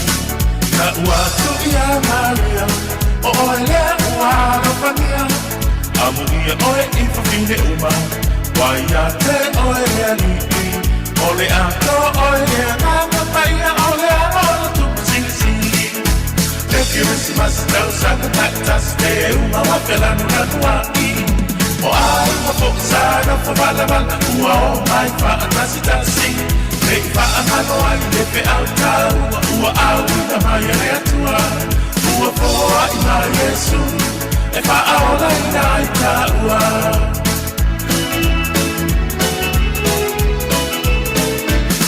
E te whaano ai Yesu O le ano ona sinisili e se O ia nati tau a leina Le no poa i ma a tawita Pai matutu o le aina O ia topo e whaamamau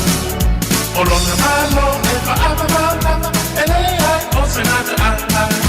Le kirisi masi tau sana kaktas Te uma wawelanu nanu ai O ai ma fokasana fo malamana Ua o mai whaatasi tasi Nei whaamano ai le pe au tau Ua au na mai e le atua Ua poa i mai Yesu E whaaola i nai taua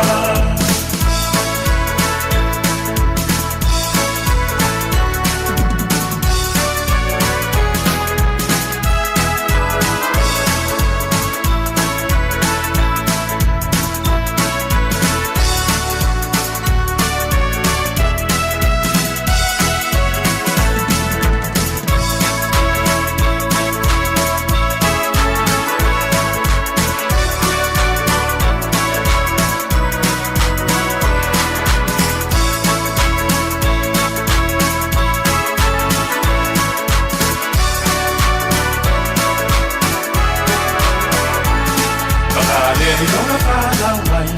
le au ala ua whaasinga mai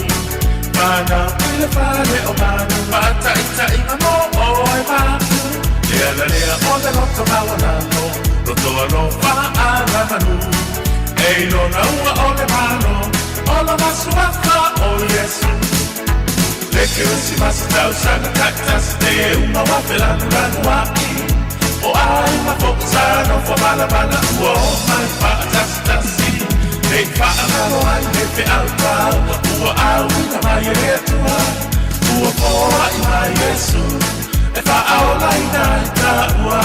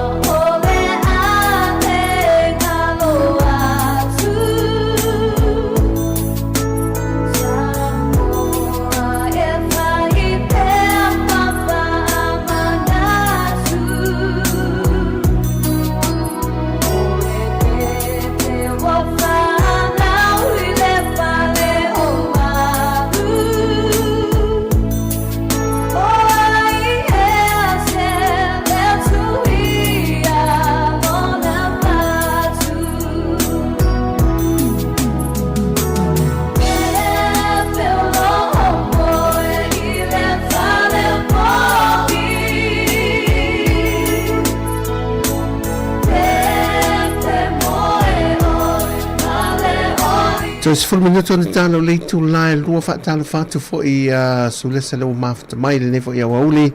ia mai en musika le faisi na tanto talo noanga nei report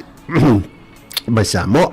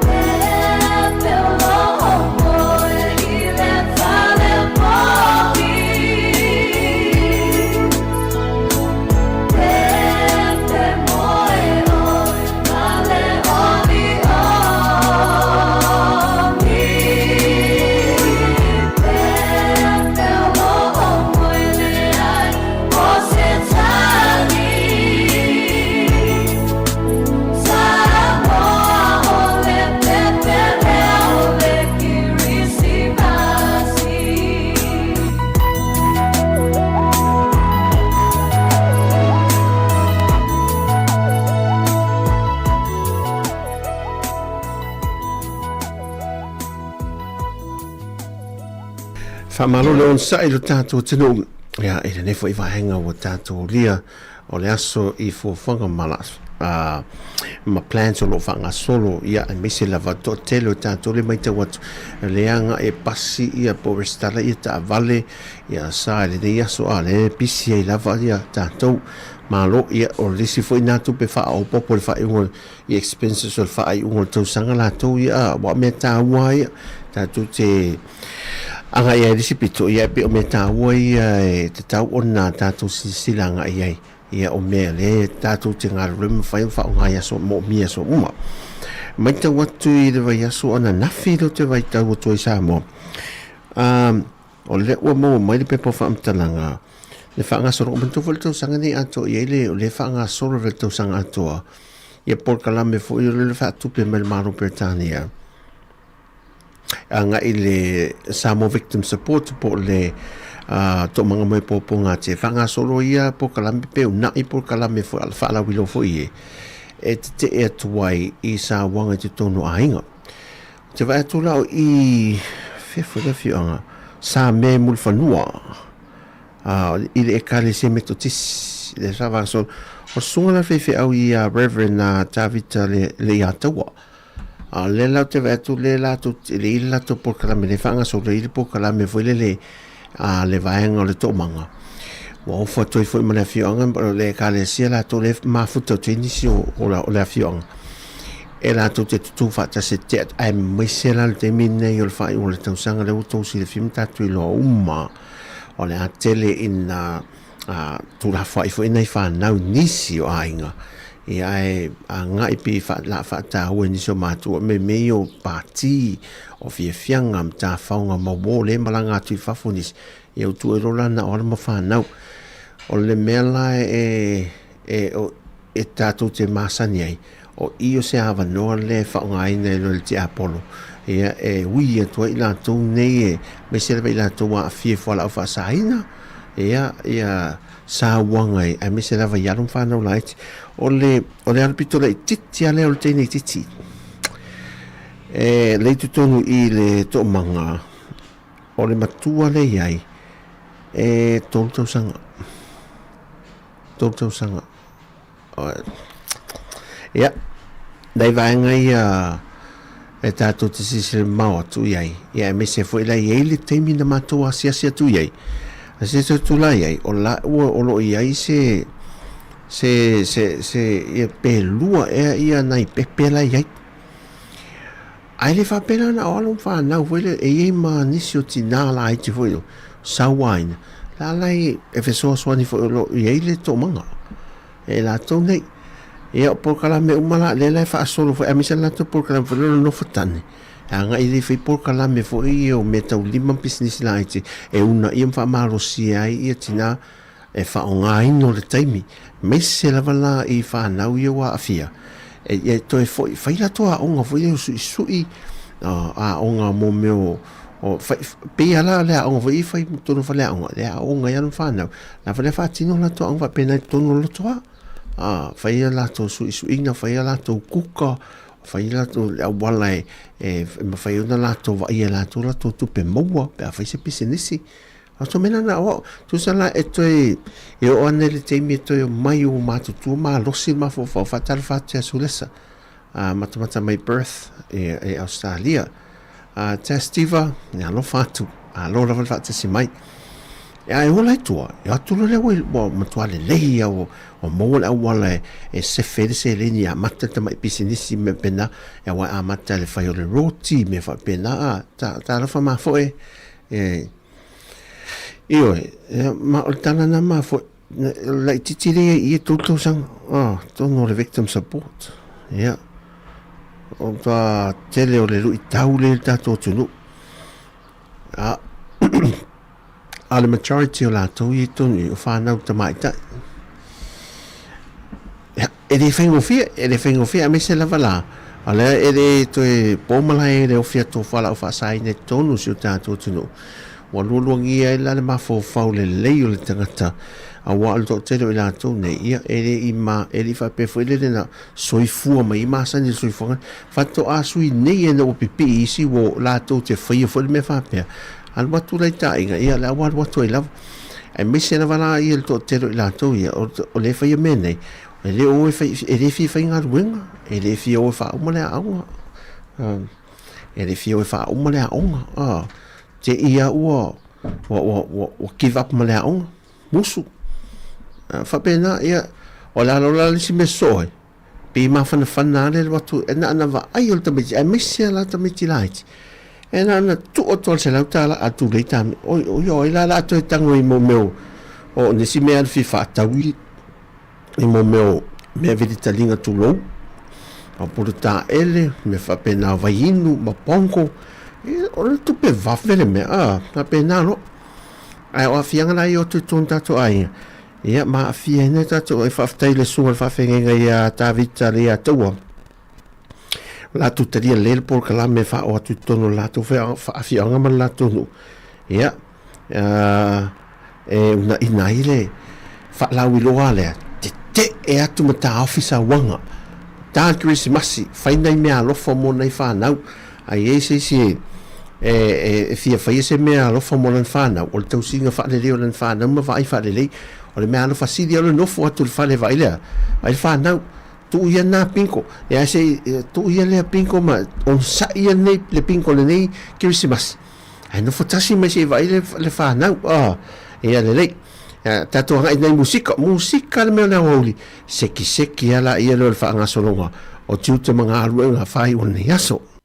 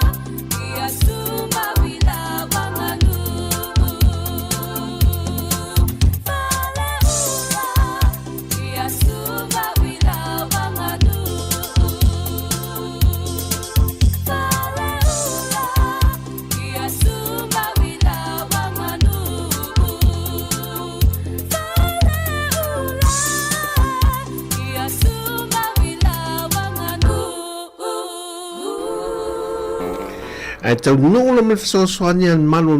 a leo Australia mai Canberra ile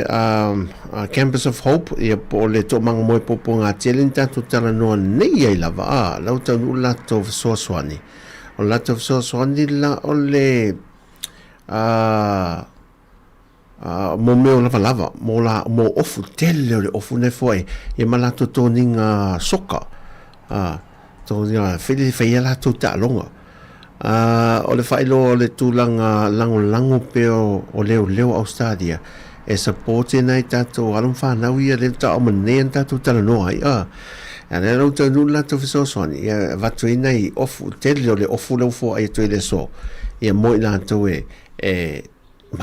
mane tele wa le tele la to ye na mai e to tonu le ia o le mai le ni la e fo i le ia la sa putto tu feso so de fa la putonga mai fafo ale Australia New Zealand America ni si Hawaii le si vai ngano vai tu ye o seleni ia va pena fela pa anga fa va malo ia ma nei te be alo fa nei mo nei alo fa na ai o lo te vai foi ma san u te le lo le ke vi le vai so le nei u va so fo te le lo le vai so fo pe ia se fa vi fianga ma san ia malo ma sen do fa avela to fa vi fianga foi le ele no fanga o tangata matu e mapui fanga lele e fa fi ai ia fa ela to fa fiang pespesenga tata la to fa i pu me fa penas siva matu ma amela to me ala foto ma fam selen te le rolo to sanga ne pe to fa tine fo la to fa mo le wo ma sanya te to sanga na sawa e fa pena fo la i le vaenga yo o le vaenga o le Carita fa pena foi la to fe so swani e vaenga o mo le vaenga la o matutua e o disi lo wa nga ila to disi o e kalesia nga ila to asisinga foi li ta to fal mai o a misa ya lo fa na right fal mai tamiti ama sena lo ila to asisinga foi le avena ila to me ala fo mo Christmas ai ile no fanga politi o to ese itan malala e ia la ko pokalame e la to pokalame Christmas to so foi misa la Christmas e fati no la totala e la totala vai la i vai nga voi de p5 pe di vai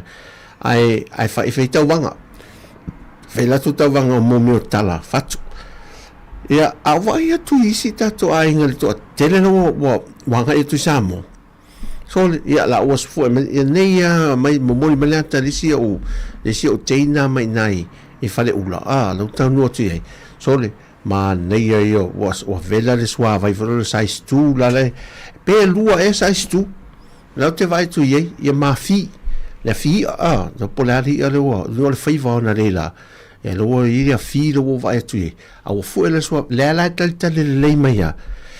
e tala fe unga mal tau no to le va nei le au li ia pa una ma fai lo pe ia mo non por ma fa ia fa solo la to po kala me e anga ina mo on tola na mo man ma fi anga fa o manono tai manono o wila to va ana mo alia o ma nei fo sango alia e tai tu sam fo dingo alia fo ifa ngota ta to le fa nga te mine e tato mo tu manono tai a wila alia na e ma lunga la alia a tamala na re le tise le se pensini ala fate te o fele na mo ia na la wo ye male va ana o ana mo ala to i fa so mane e to no me temi o le malanga mal to te lo tato tourist fa fingo fiena malanga e temi to mai yuta tama sa ngone mulana o to e te pe pa ia no fo te ri lo se pe lo pa yuta pe bel pa va o te lo fa na le gola me mane o te male a vera male fi fa le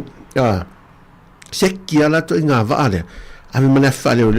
na umma ya to umma le wila o li fo le ma per ma al telefon ve se ia la fi fa ola ya to fa fanga ya ma wa sekki fo nei meta alo ya se we nei meta alo yo ki si masila to ya e halu te sa wal te sa fanga ma ya to ya lu fa pena e manera tamana ri se casa ve sa bel pensini ai fiaru la i papela tato ia fiaru asia sine manono tai ma polima a tamasa wala ia lo mai Tamalai o le vale o me. O te pole, maulunga yo va e le pel maulalo la dia. Tamala na seki ai te pusango le mula le tai. Io ya nai mena e failo fo e le tu e mutala ta tu anga i manono tai. E al pasi ngai foi sa mo e tau sao so de ye ave pasi le pe tau malo vale tu lo foi a pe tau mimita la iti ana ave pasi le o alu le e fai e no o mantu o le te su atu nei o tamam te ni tu ai o le lu foi le a ala fa pe ala tama ave pasi foi le o fa pe o e te fo o e lo tante le tel nome ya ave me okay o e lo no nei mo ola e nei te le fa na tu la lo vai a uno tu vai me tu o tu so na halu lo pasi so le mele na te e pule ata mai a fio so ne lu tava lu la wala e ali fo e mo mal wa e le til mal fa ta po ale wa la a fa tu le pasi voi le la ulo e fa tu te pe anga isa mo te vai a tu nei o le mana nei o nei ta vale so o le telo ta vale te vai tu la ve mai fa bla ta vale e le nei foi vai o Ford Rangers io o Land Cruiser so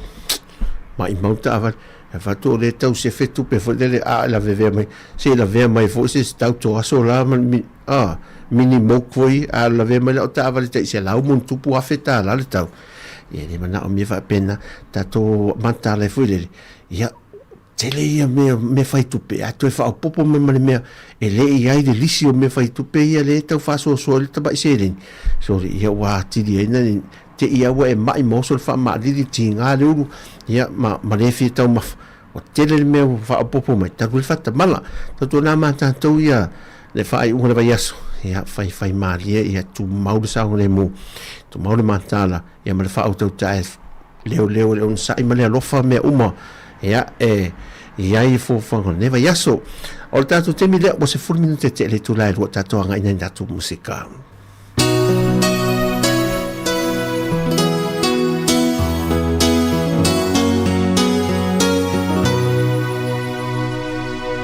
Long time ago in Bethlehem, so the Holy Bible say, Mary's boy child, Jesus Christ, was born on Christmas Day.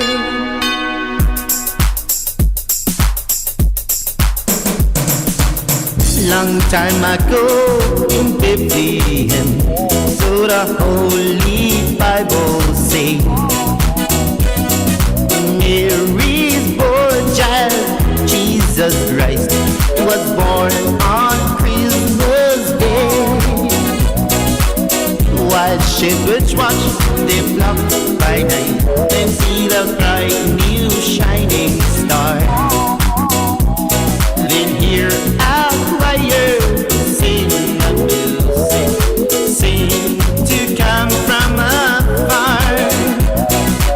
Up now hear the angels sing, new king was born today. Men will live forevermore because of Christmas Day. Trumpet sound and angels sing, listen what they say, that men will live forevermore because of Christmas Day.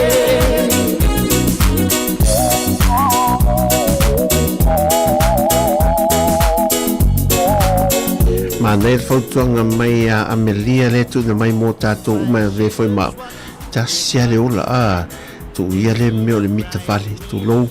ia ele ma la ve fo ma ave le fo se fa mtalanga ma stato fautuanga a Amelia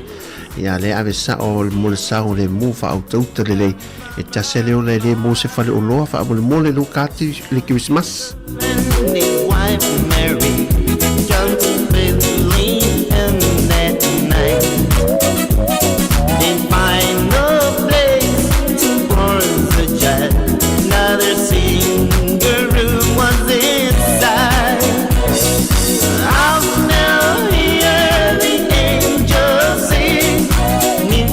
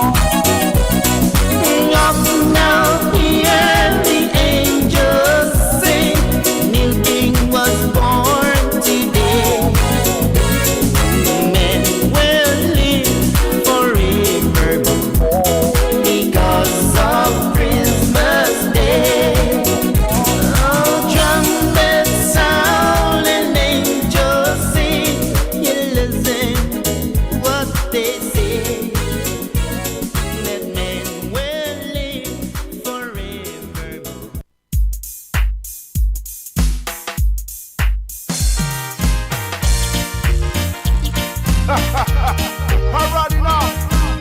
Every time a production. Are you ready? Here we go, let's go. Pese tafa pito mo ilanto le mafuta mai dunga o te tele so se la auta vale ya me se le tato app ya ma lo lava le tawa ta le so lo le tato Facebook ya so i form le wia ya to uma to na sang le mo fa mo le lava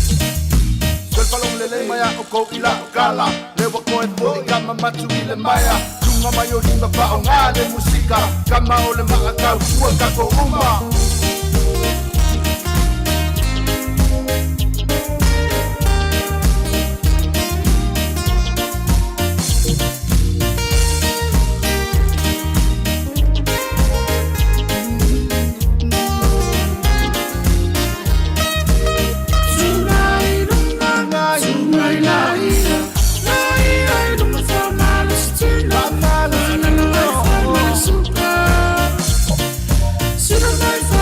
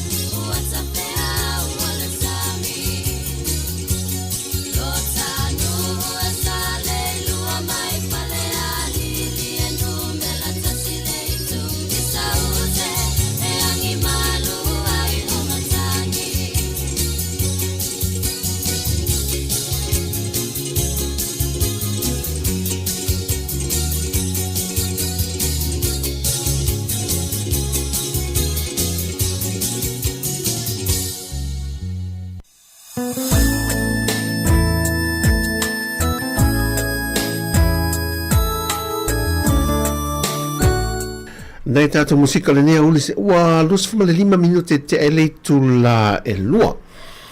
O le ua mau mai il so ta inga o le aso fua le vaso fou. Masalo la o le aso fua ma le so lulu. E fasa lautu sa o tuai ia pe au mai ai ia le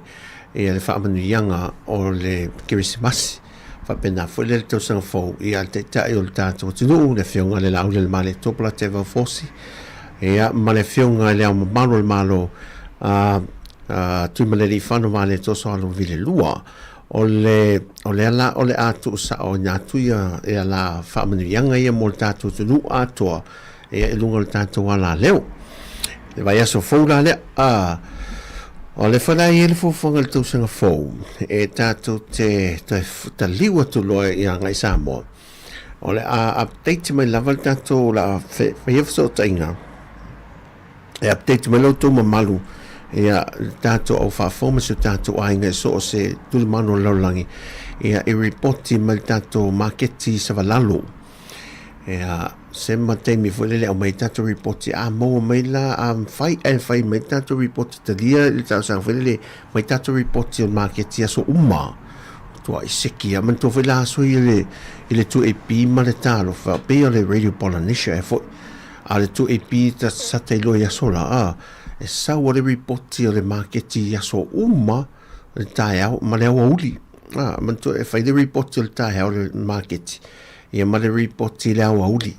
e ale tasi le uli te manatua sa o le reporti o mo foi la fa pena fa sa fa tasi am le reporti o le marketi ia alanga la le OSS le marketi uta e funga lei ia ma le marketi la le tai fe foi nei ia ma le marketi ia pia le meala ia o nei vaenga i update tato le ale me tu te silfia dan se uta ua tu ale mele a wanga i vale tau su so me alofa pe afa pe te ngai sa mo tau sa ili sa me alofa a mi se lava a la e foi po le tasima o ofo fa nau mo le dresses wo mo fa nau i nei la sa idea mai telo alu fa le market le market nei ol market funga le tau fie yeso e te anga i mai i fa le foi le e te leo ni taunta ai alula inan fa le fili market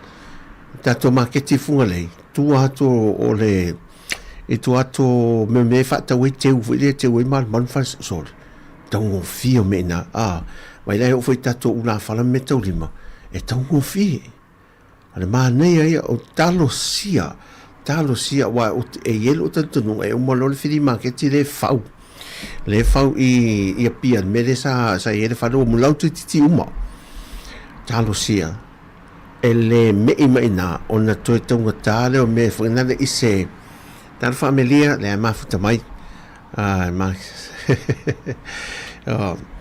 ai foi le o le winga la talo sia le me i lunga le tau o la to o lo awa ia pa u le tau o poloka mo poloka te tasile ton ia vai le faftai me ma foi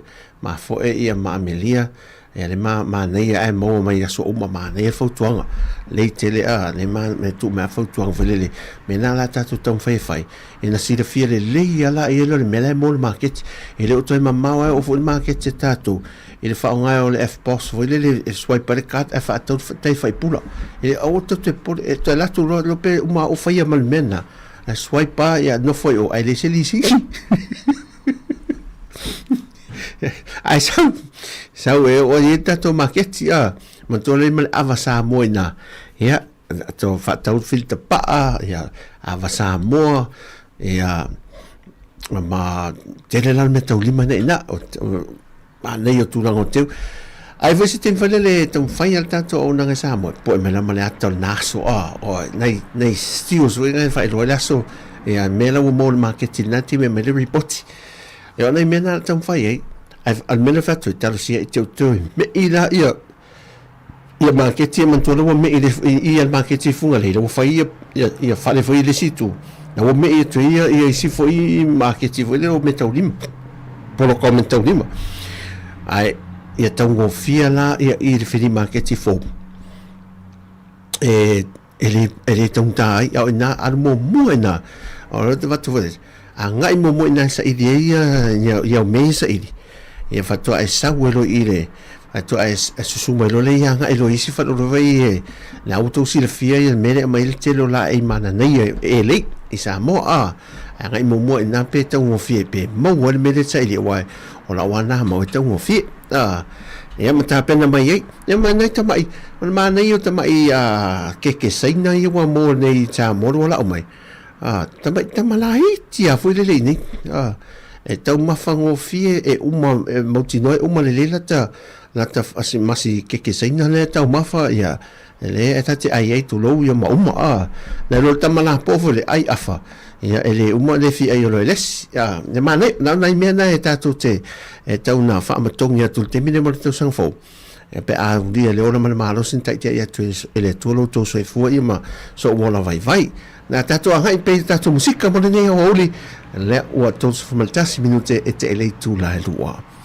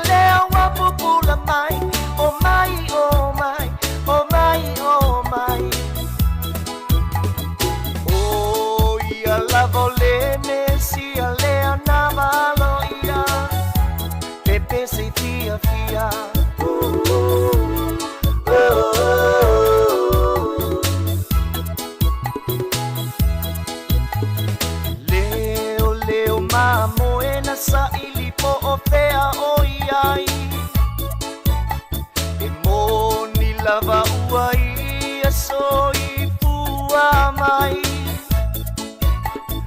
le keri soipetele e male ai sepa apetai wa mali e o umata e vai o mai na vai o ia o le tupu ia soifua mai i viva apetai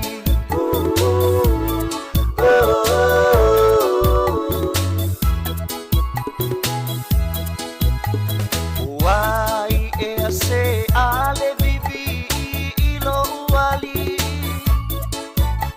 Wa e poa i mai lau me alo fasili sili Samoa tula i alalanga ia pepe se o sana Wafana umaile tama le alo le atua le ao malo ya fa asao lo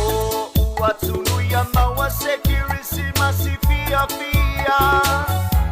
mamanuia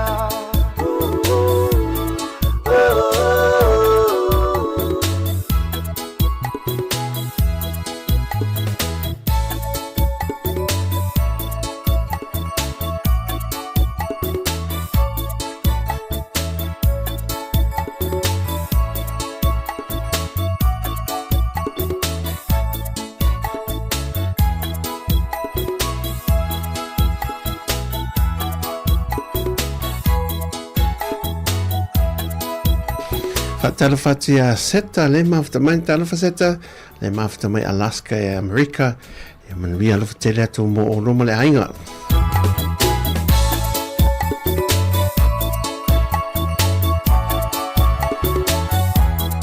Se fulmalua minuti o Natale le tu lai tolu i le nei aulio le astofi ia le ulama fai fo inga ruenga matau fai o le nei fo yaso mai tau atu ma nei el tu paolo le aso nei i porirua ia e te whaanga solongo ngā ruenga ia e whisina kuka ia ta pena fo i mei le kirisimasi ma pāti whai o le tausanga ia manuia lau fōwhanga uma. Walking in a winter wonderland Gone away is the bluebird, here to stay is a new bird. He sings a love song as we go along, walking in a winter wonderland. Nisi fo e whaamanatu aso soifua mas whanau li whai ungo le netau sange nei asu i to is fumalirua te sema ia manuia lava ia e o tō aso soifua e misa fo ila tō au lele aso soifua le so ia whaita sina pāti ia masina fia ia e tau kua nā lawa e wha mo mōn sa ngone mu As we dream by the fire, to face unafraid the plans that we made, walking in a winter wonderland. Oh yeah, winter wonderland. Oh yeah, the winter wonderland.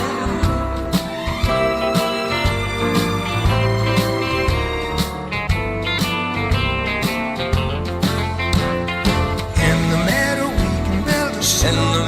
we can build a and pretend that he's a circus clown. Pretend that he's a circus clown. We'll have lots of fun with Mr. Snowman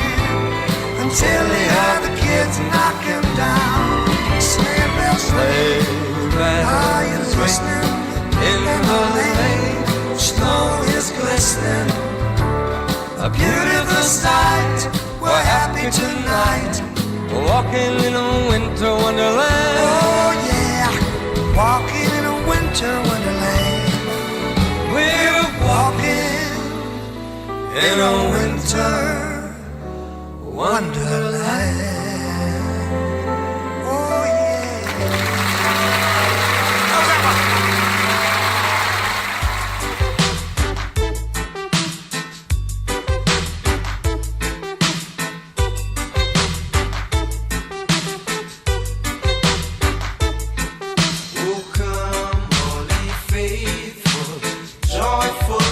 Triumphant, oh come, holy, come to bed.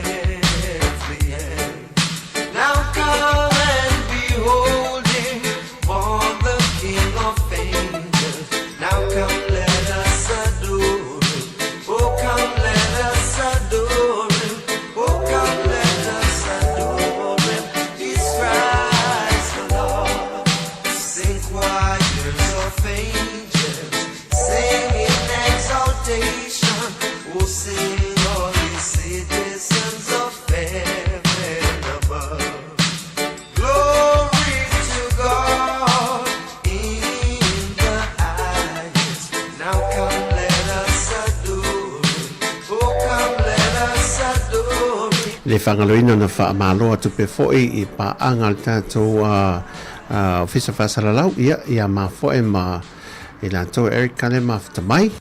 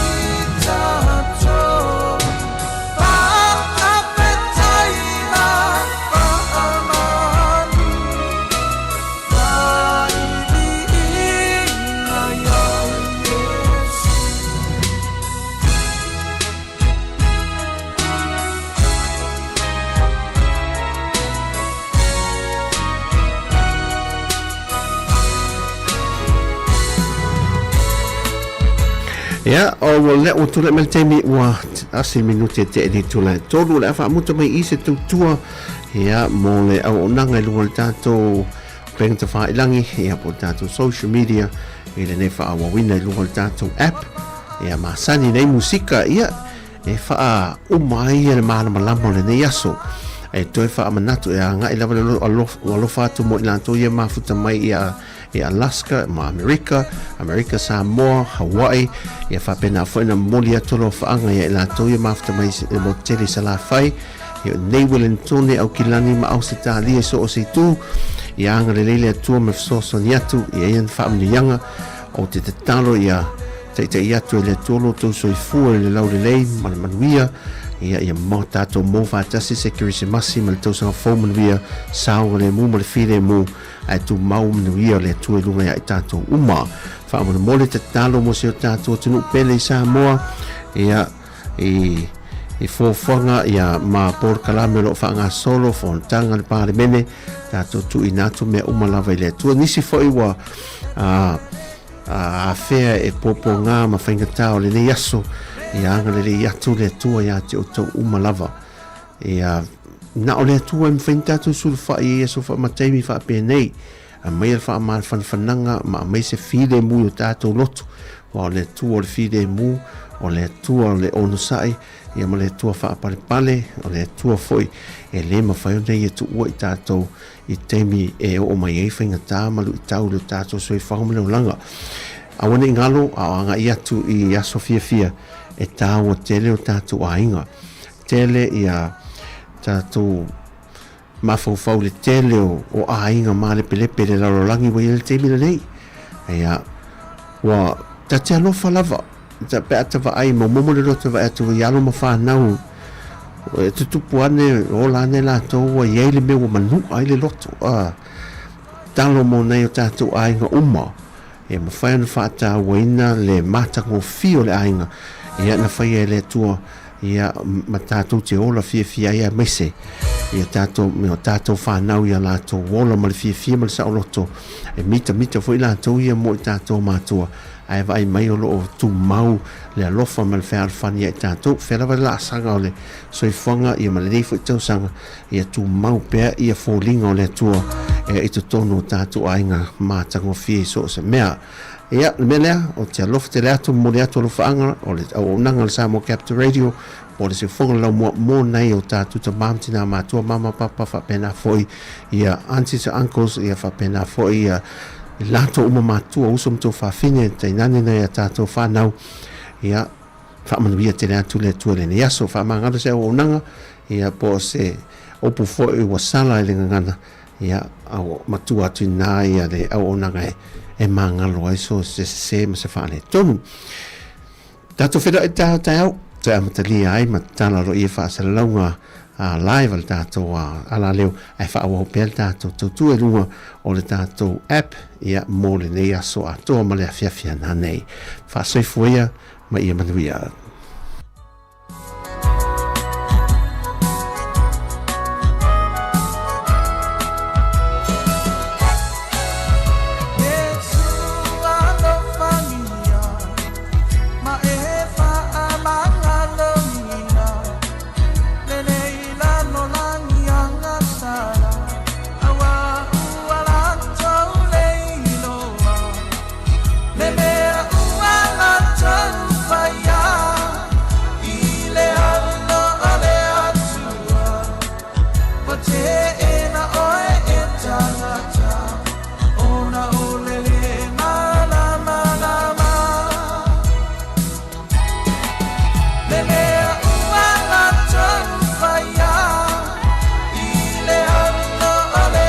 le tolo whaanga se usa ia Kevin Schwalker